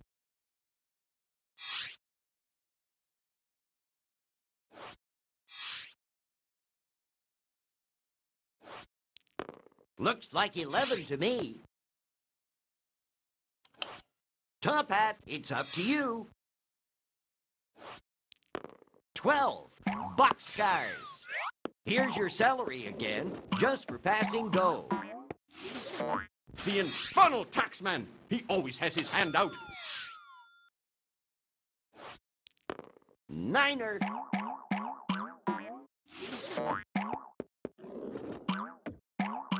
States Avenue. I guess I can afford that. Good luck, Iron. 8, looking great. Vermont Avenue. No dust anywhere. Must be my place. Okay, doggy. Good luck. Lucky 7.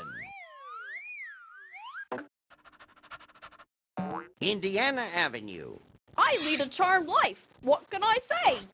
Cannon, roll those dice. A call to arms.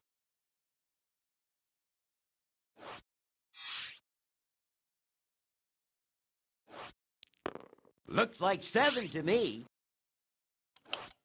Let's get going. A nickel. Tennessee Avenue. Well, it won't cost me anyhow. Okay, Iron, press on. Niner.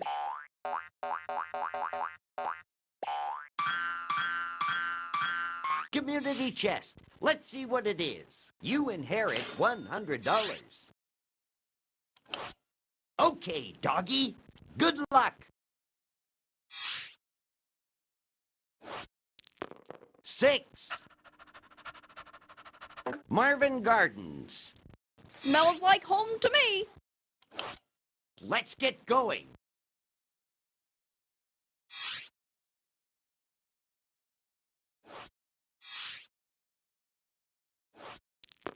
A nickel. You'll have to raise money by selling buildings, mortgaging property, or trading. Pennsylvania Railroad. Anybody got a bullet I can bite on? You've got control of the dice, Top Hat. Here I go again. We got 6. Illinois Avenue. I guess I can afford that. Your turn, Iron.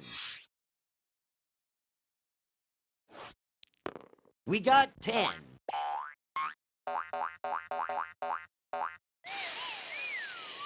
Ventnor Avenue. You'll have to do better than that. Come on, let's play.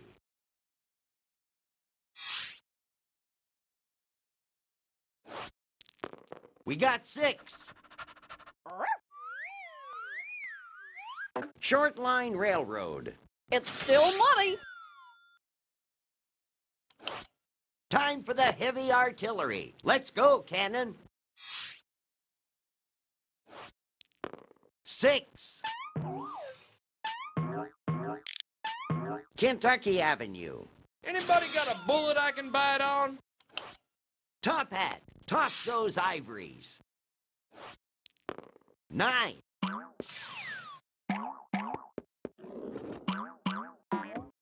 Community chest.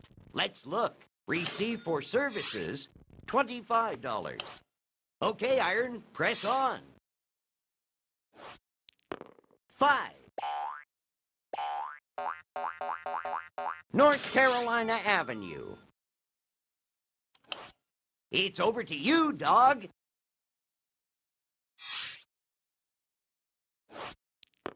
Half a dozen.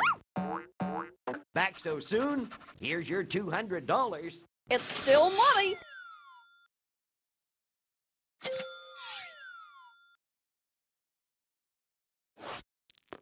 A deuce. Baltic Avenue. Smells like home to me. We got 6. Good place to dog it for a while.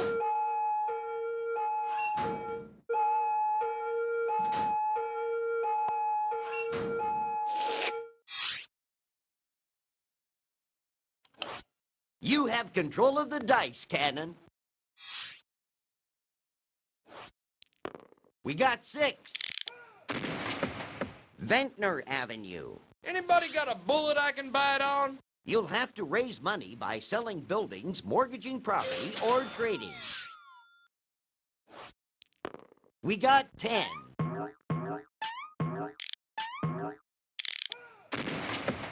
Park Place.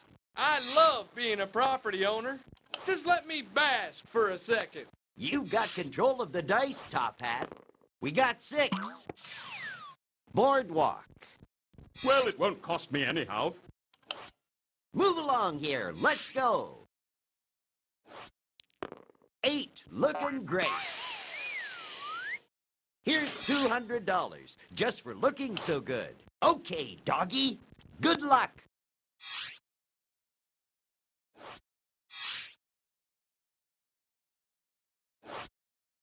You rolled a 3. Cannon, 10, hut. We got 4. Here's your salary, $200. Anybody got a bullet I can bite on? 9. Like to help you, but you gotta do your time like the rest of us. Top Hat, roll and good luck. 6 and 5, 11. Here's your salary again, just for passing go. I'm just visiting. You aren't so lucky, are you? Good luck, Iron. We got 10. If I knew you were here, I'd have baked a cake with a file in it. 8. Tennessee Avenue. At least this doesn't cost me nothing. Your turn, doggy.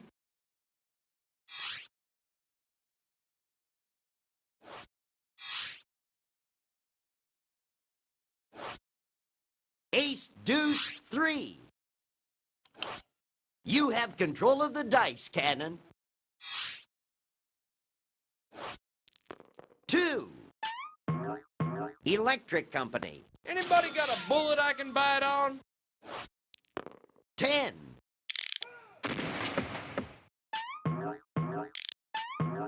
Chance. You feeling lucky? Advance to go. Collect $200.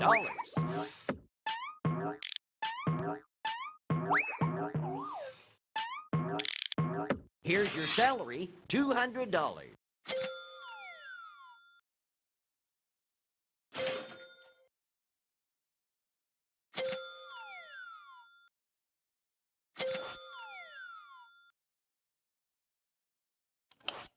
Top hat, toss those ivories. 3. States Avenue. I guess I can afford that. Your turn, Iron. Here goes nothing. Lucky 7. B&O Railroad. You'll have to do better than that. Let's do it.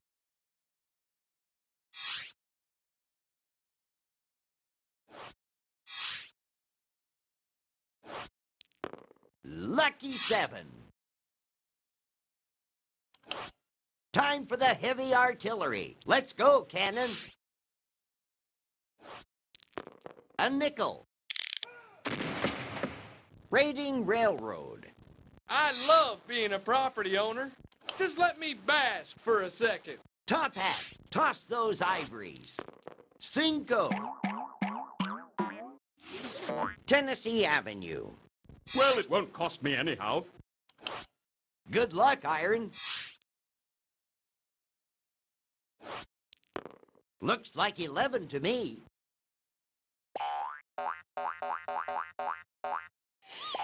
Chance, let's see what it is. Advance to Illinois Avenue.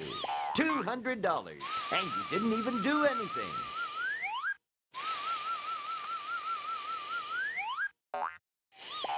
Illinois Avenue.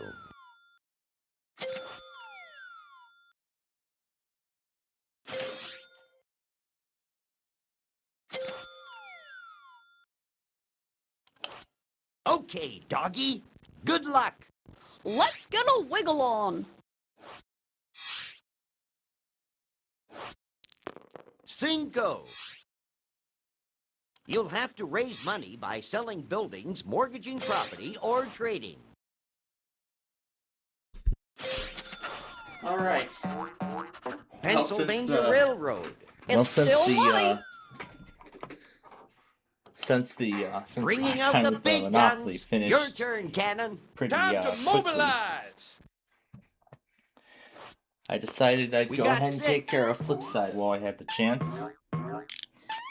St. Charles Seeing Place. Amtrak This is safe anyway. 7 is canceled Top today. hat, roll, and good luck. 8. Let's see where that takes us. Atlantic Avenue. Don't I own this? Ah, of course I do. Yes! 7. Community chest. What'll it be? Pay out or be paid? Grand Opera opening. Collect $50 from every player for opening night seats. Strapped for cash? You can always sell buildings, mortgage property, or trade. Your turn, Iron. 7 is definitely canceled because I looked at the. A I was nickel. looking back at the rail cam on replay. Marvin Gardens. So yeah, 7 is canceled Okay, today. doggy. Now we Good just luck. wait for the evening Borealis and we'll be all set. Meanwhile, Southern PA showed us Either a from Decatur. pretty sunset today. And Saratoga County uploaded the Indiana Avenue. Indianapolis. I read a charm the light. Albany What Tech, can I damn say? it. Time for weekly the heavy from today. artillery. Let's go, Cannon. Look alive, soldier. A deuce. States Avenue. I love being a property owner. Just let me bask There's for a SBC second. Indiana's 8. collection of everything that Kentucky Avenue. Anybody got a bullet I can bite on? Let's do it. A fellow like me could get used to this place. Ace, deuce, 3. Chance. You feeling lucky? Take a ride on the Reading. If you pass go, collect $200. Here's your salary, $200. Rating Railroad.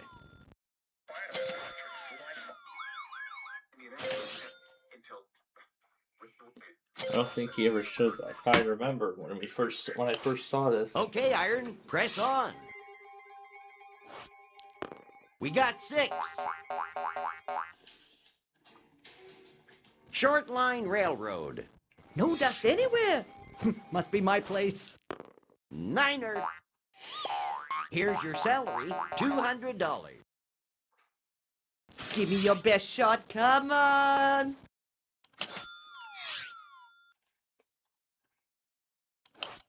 Your turn, doggy.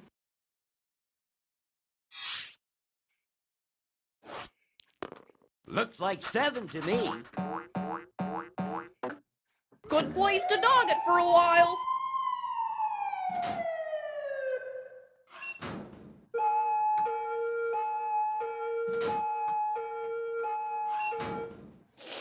So. Cannon, 10, hut. We got 5. Atlantic Avenue. Anybody got a That bullet I've I taken can care bite of the on? flip side. Top hat. And, of Toss course, those today's edition of ivories. Jeopardy, so that's all done. 5. So at this point now, I'll just let you all enjoy the rest of the I'm just visiting. Monopoly game. You aren't so lucky, are you? Okay, Iron, press on. And while that's going, I'm gonna go ahead and get the We got 4. thing Vermont ready for what we're Avenue. gonna No dust play anywhere. around with once. Must be my place. once Your we get turn, set doggy. tonight.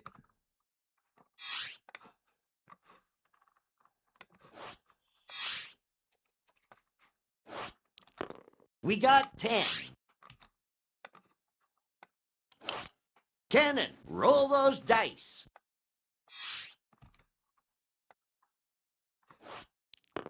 5.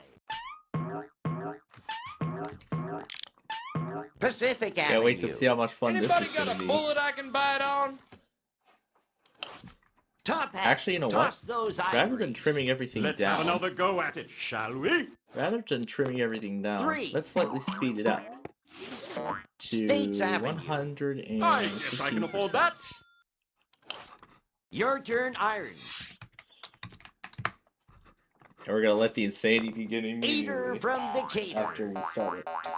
All right, I'll let you all enjoy the rest of the game then. St. James Place. And then At least this doesn't cost me nothing. so once we're given the signal Your that we're turn, done. doggy.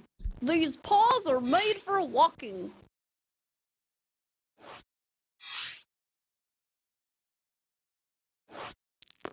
Three. Time for the heavy artillery. Let's go, Cannon. We got 6. Park Place. I love being a property owner. Just let me bask for a second. Toss those cubes. We got 6. New York Avenue. I guess I can afford that. Your turn, Iron. We got 5. Kentucky Avenue. No dust anywhere. Must be my place. Roll those bones, doggy.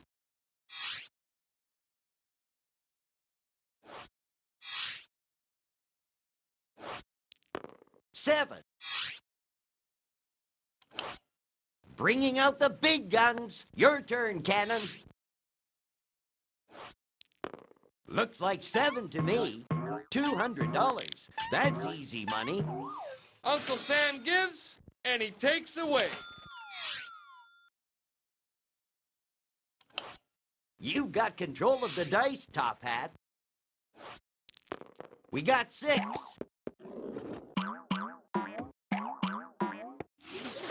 B&O Railroad. I guess I can afford that. Okay, Iron, press on. 3. Illinois Avenue. You'll have to do better than that. Roll those bones, doggy.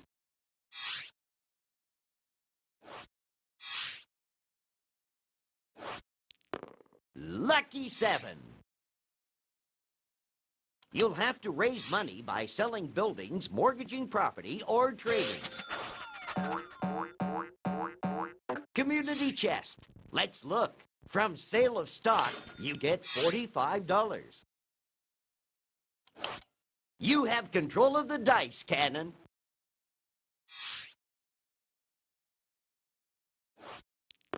4. Vermont Avenue. Top hat, roll, and good luck. 4. Marvin Gardens. Well, it won't cost me anyhow. 9. Must they always tax us poor rich people so mercilessly? Short of cash? You'll need to raise some money then.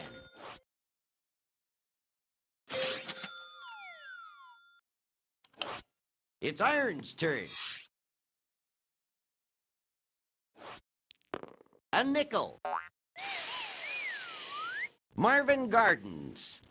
At least this doesn't cost me nothing. It's over to you, dog.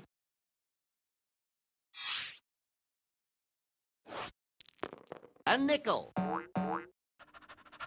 Chance, let's see what it is. Take a walk on the boardwalk.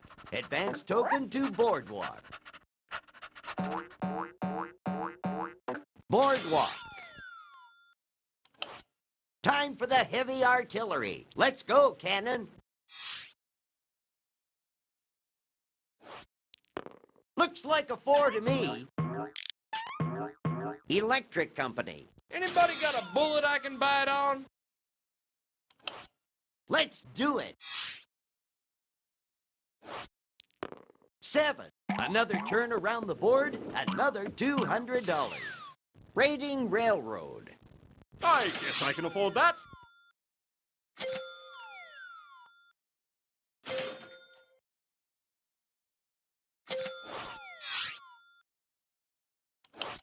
Your turn, Iron.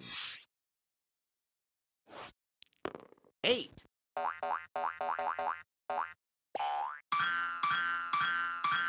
Park Place. You'll have to do better than that. Your turn, doggy.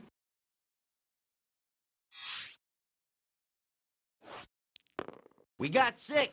Back so soon? Here's your $200. It's still money.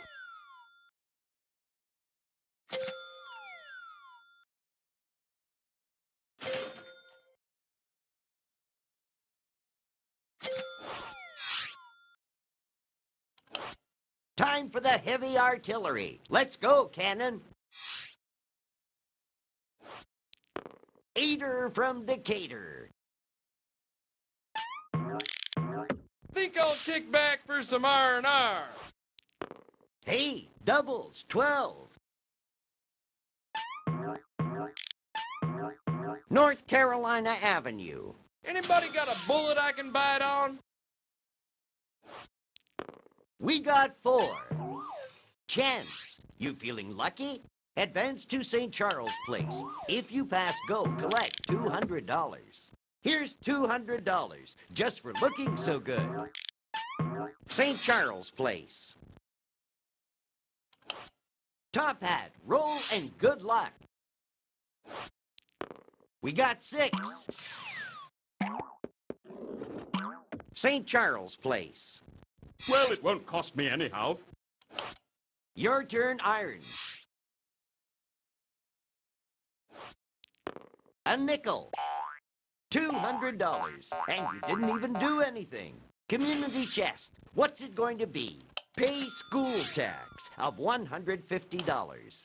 It's over to you, dog.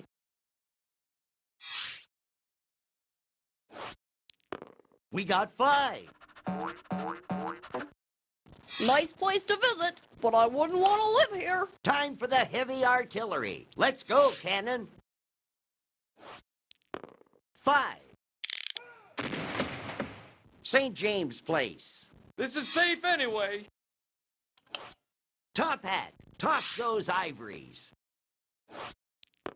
A nickel. St. James Place. Well, it won't cost me anyhow.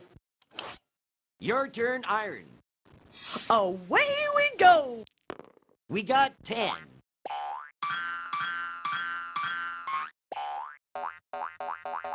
Electric company. No dust anywhere.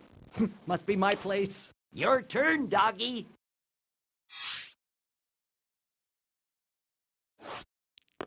We got 5. Pennsylvania Railroad. It's still money. Cannon, roll those dice.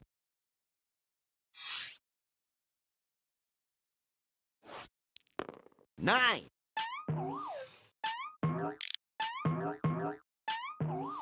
B&O Railroad. This is safe anyway. Top hat, roll and good luck. Let's get cracking! 5. Kentucky Avenue. I guess I can afford that. Good luck, Iron. 9.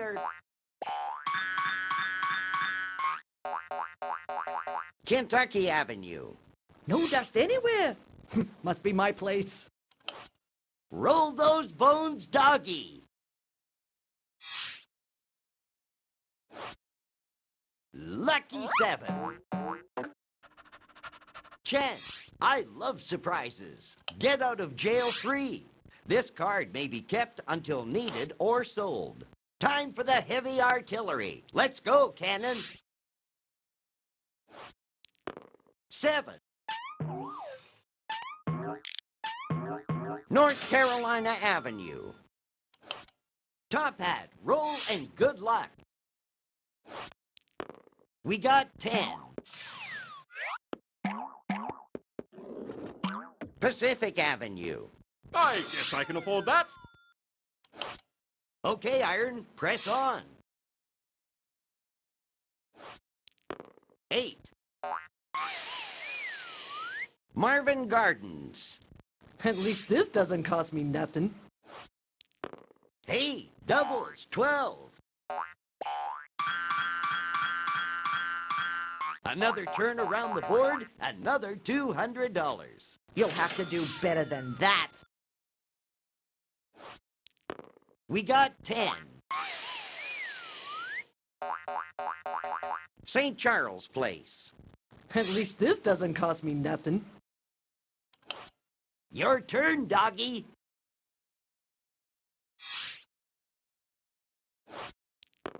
5. Ventnor Avenue. Smells like home to me. Time for the heavy artillery. Let's go, cannon. 9. Here's $200, just for looking so good. Anybody got a bullet I can bite on? Top hat, it's up to you. 7. Must they always tax us poor rich people so mercilessly? You'll have to raise money by selling buildings, mortgaging property, or trading. Good luck, Iron. 9. Good. I'll put my feet up for a sec.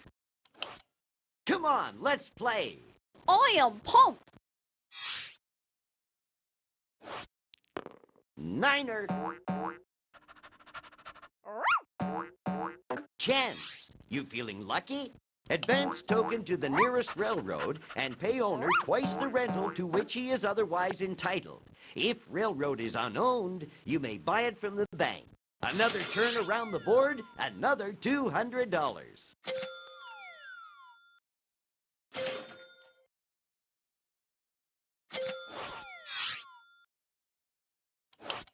Time for the heavy artillery. Let's go, cannon. A nickel. Oriental Avenue. Anybody got a bullet I can bite on? Let's get going. 7. Pass go. Collect $200. It's easy. Raiding Railroad.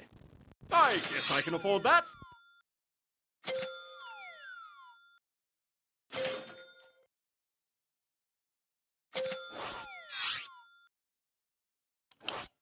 Good luck, Iron. Time to put up or shut up. 7. Ventnor Avenue. At least this doesn't cost me nothing. It's the dog's turn.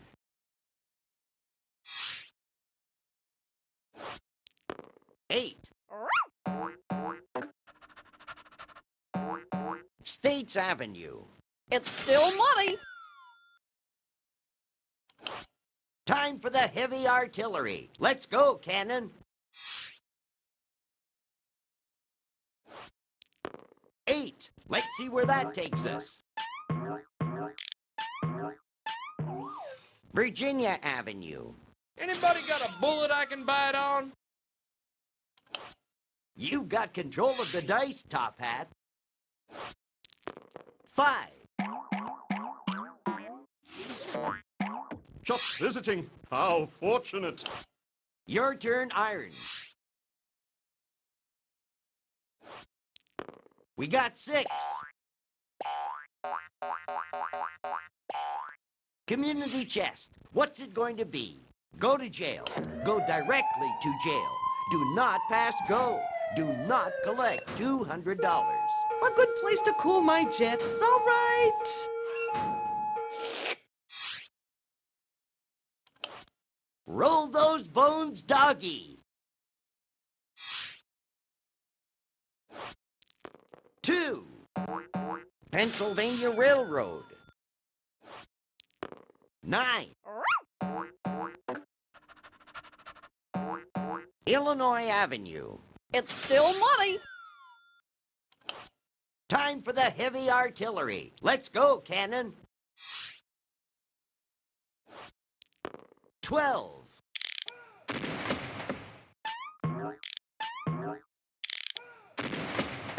Atlantic Avenue. This is safe anyway.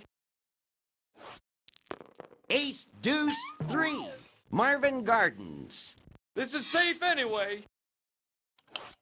Top Hat, it's up to you. Let's have another go at it, shall we?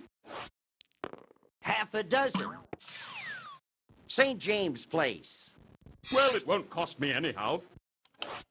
Your turn, Iron. Away we go.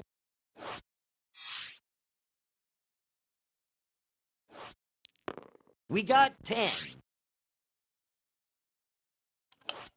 Let's keep this game rolling.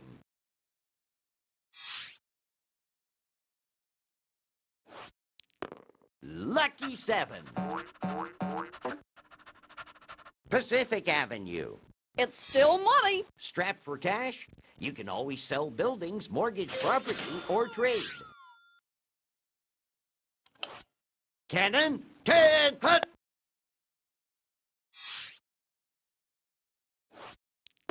Eater from Decatur.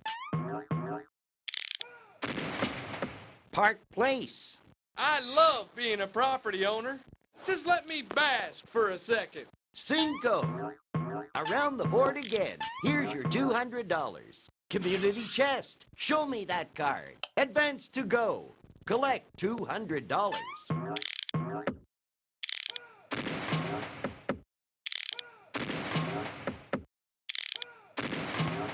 Back so soon? Here's your $200. Top Hat, it's up to you. Niner.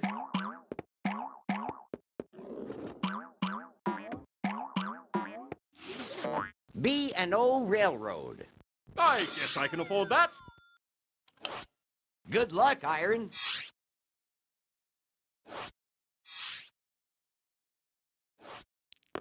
4. Roll those bones, All right, doggy. so we're getting close to dinner now. A So- nickel.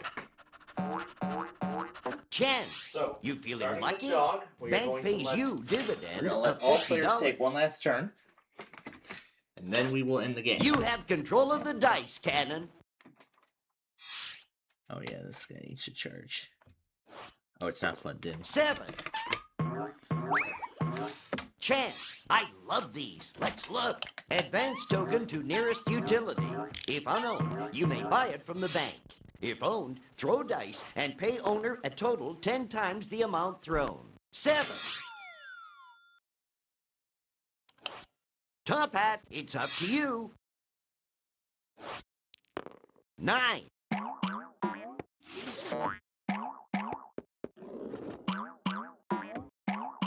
Pennsylvania Avenue. I guess I can afford that. Your turn, Iron.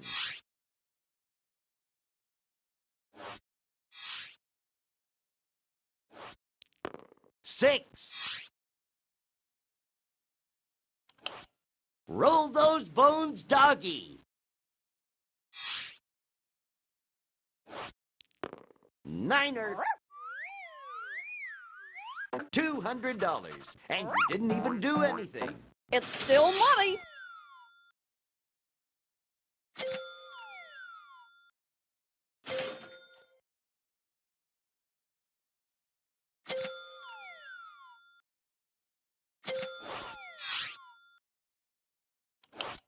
Time for the heavy artillery. Let's go, Cannon. Into the breach. 5. Community chest. Show me that card. Doctor's fee. Pay $50. Top Hat. Roll and good luck. Half a dozen. $200, and you didn't even do anything.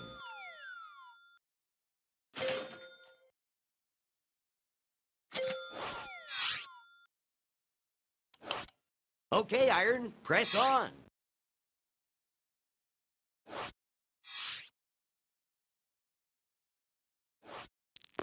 4. Virginia Avenue. No dust anywhere. Must be my place. Okay, doggy. Good luck. 4. Connecticut Avenue. It's still money. All right, Cannon, that's it. roll those Let's go ahead and dice. end the game. Would you like to play over a network or just on this local? How about neither? Because now it's time for one of my favorite things. Yeah, that I like to do while get ready for my evening class, especially at a time like this.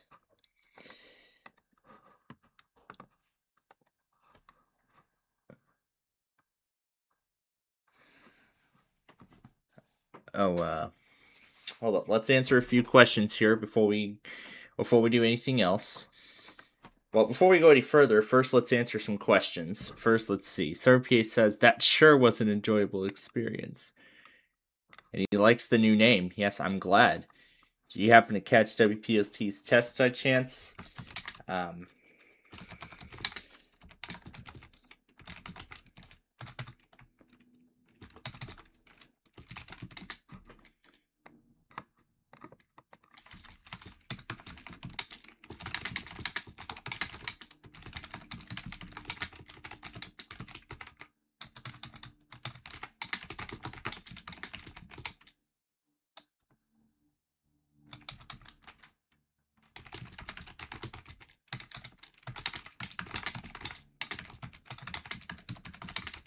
So I'm telling him that I don't do that too much anymore. In fact, not at all. But he has an offline status. But as soon as he sees that comment, I'm sure he'll get back to me. The next thing is a reminder that the script writing is, that the script production has resumed. And finally, what's in here? Oh, Drew's telling me that he's gonna go to Florida again. Okay. So I guess those were some of the questions that I see. All right. Now, let's bring out our other good friend, Talking Ginger. That's right, this talking cat here that likes to drive me nuts. All right. So without further ado, let's get this thing started.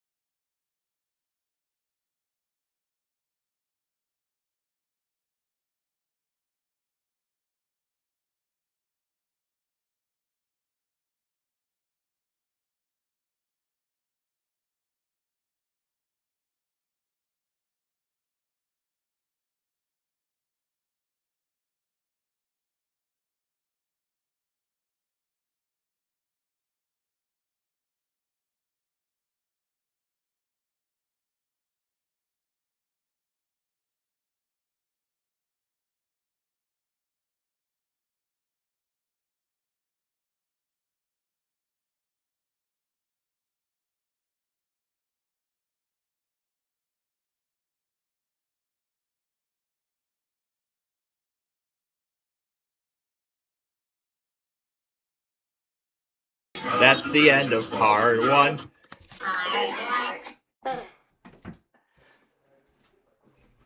Dang it. The animals didn't take it. The animals Didn't take it at all. Oh gosh. Alright. Well. Okay, let's get rid of this. But I'll keep this if I want to mess around with it later, afterwards. Alright, well with that is going to bring us to the end of part 1 of our show here tonight. And if I look at the logger, I see Tampa has tested. Yes, they have. Happened at 6:06 Eastern Time. And of course, Indiana did the first of, for some reason, 2 weeklies. You guys want us, because the 2 are coming from different branches of their emergency management. One's coming from the State Emergency Management Department, and the other is coming from the State Police. So that's why Indiana likes to do their. That's why Indiana does their iPause Weekly twice. So I find it odd that they do it twice, but now I know why, from two different agencies. So now I know. All right. So before we end this part here, of course, we'll be back later tonight. As I said, I will take care of Wheel of Fortune and Hollywood Squares, and then I will deal with The Price is Right in prime time after we go off the air tonight at 11. So, well, after we conclude the show at 11. And now I've actually filled up my launch later with more Yu-Gi-Oh! Series. So that's going to push me, Raven to Yu-Gi-Oh! Zexal, even further. That's going to push it back even further now. But like I said, the more live-action Yu-Gi-Oh! Series that comes up, the more my launch later is going to get filled up, and then eventually I'll have a whole lot to make up and everything like that. But regardless, this is going to be quite a binge-watching extravaganza tonight. With whatever. I don't know. I'll decide how I'm going to split everything up, and, you know, I'll see. So, we'll see you in a few hours when we return to do the second half of our program, which of course will include the WMBS word game, the eBay scavenger hunt, Deal or No Deal with Brendan if he's up for it. Okay, that was rude, but I believe that's a sign. So anyway, we'll be back in a few hours when we do the eBay scavenger hunt, the WMBS word game, Deal or No Deal with Brandon if he's up for it tonight. If not, we'll have something else fill in for it. And then, of course, Yahtzee at the end of the show. So that's what we got coming up here. So for now, we thank you for joining us. We hope you have a good rest of your evening. And I'll see you all again in a few hours.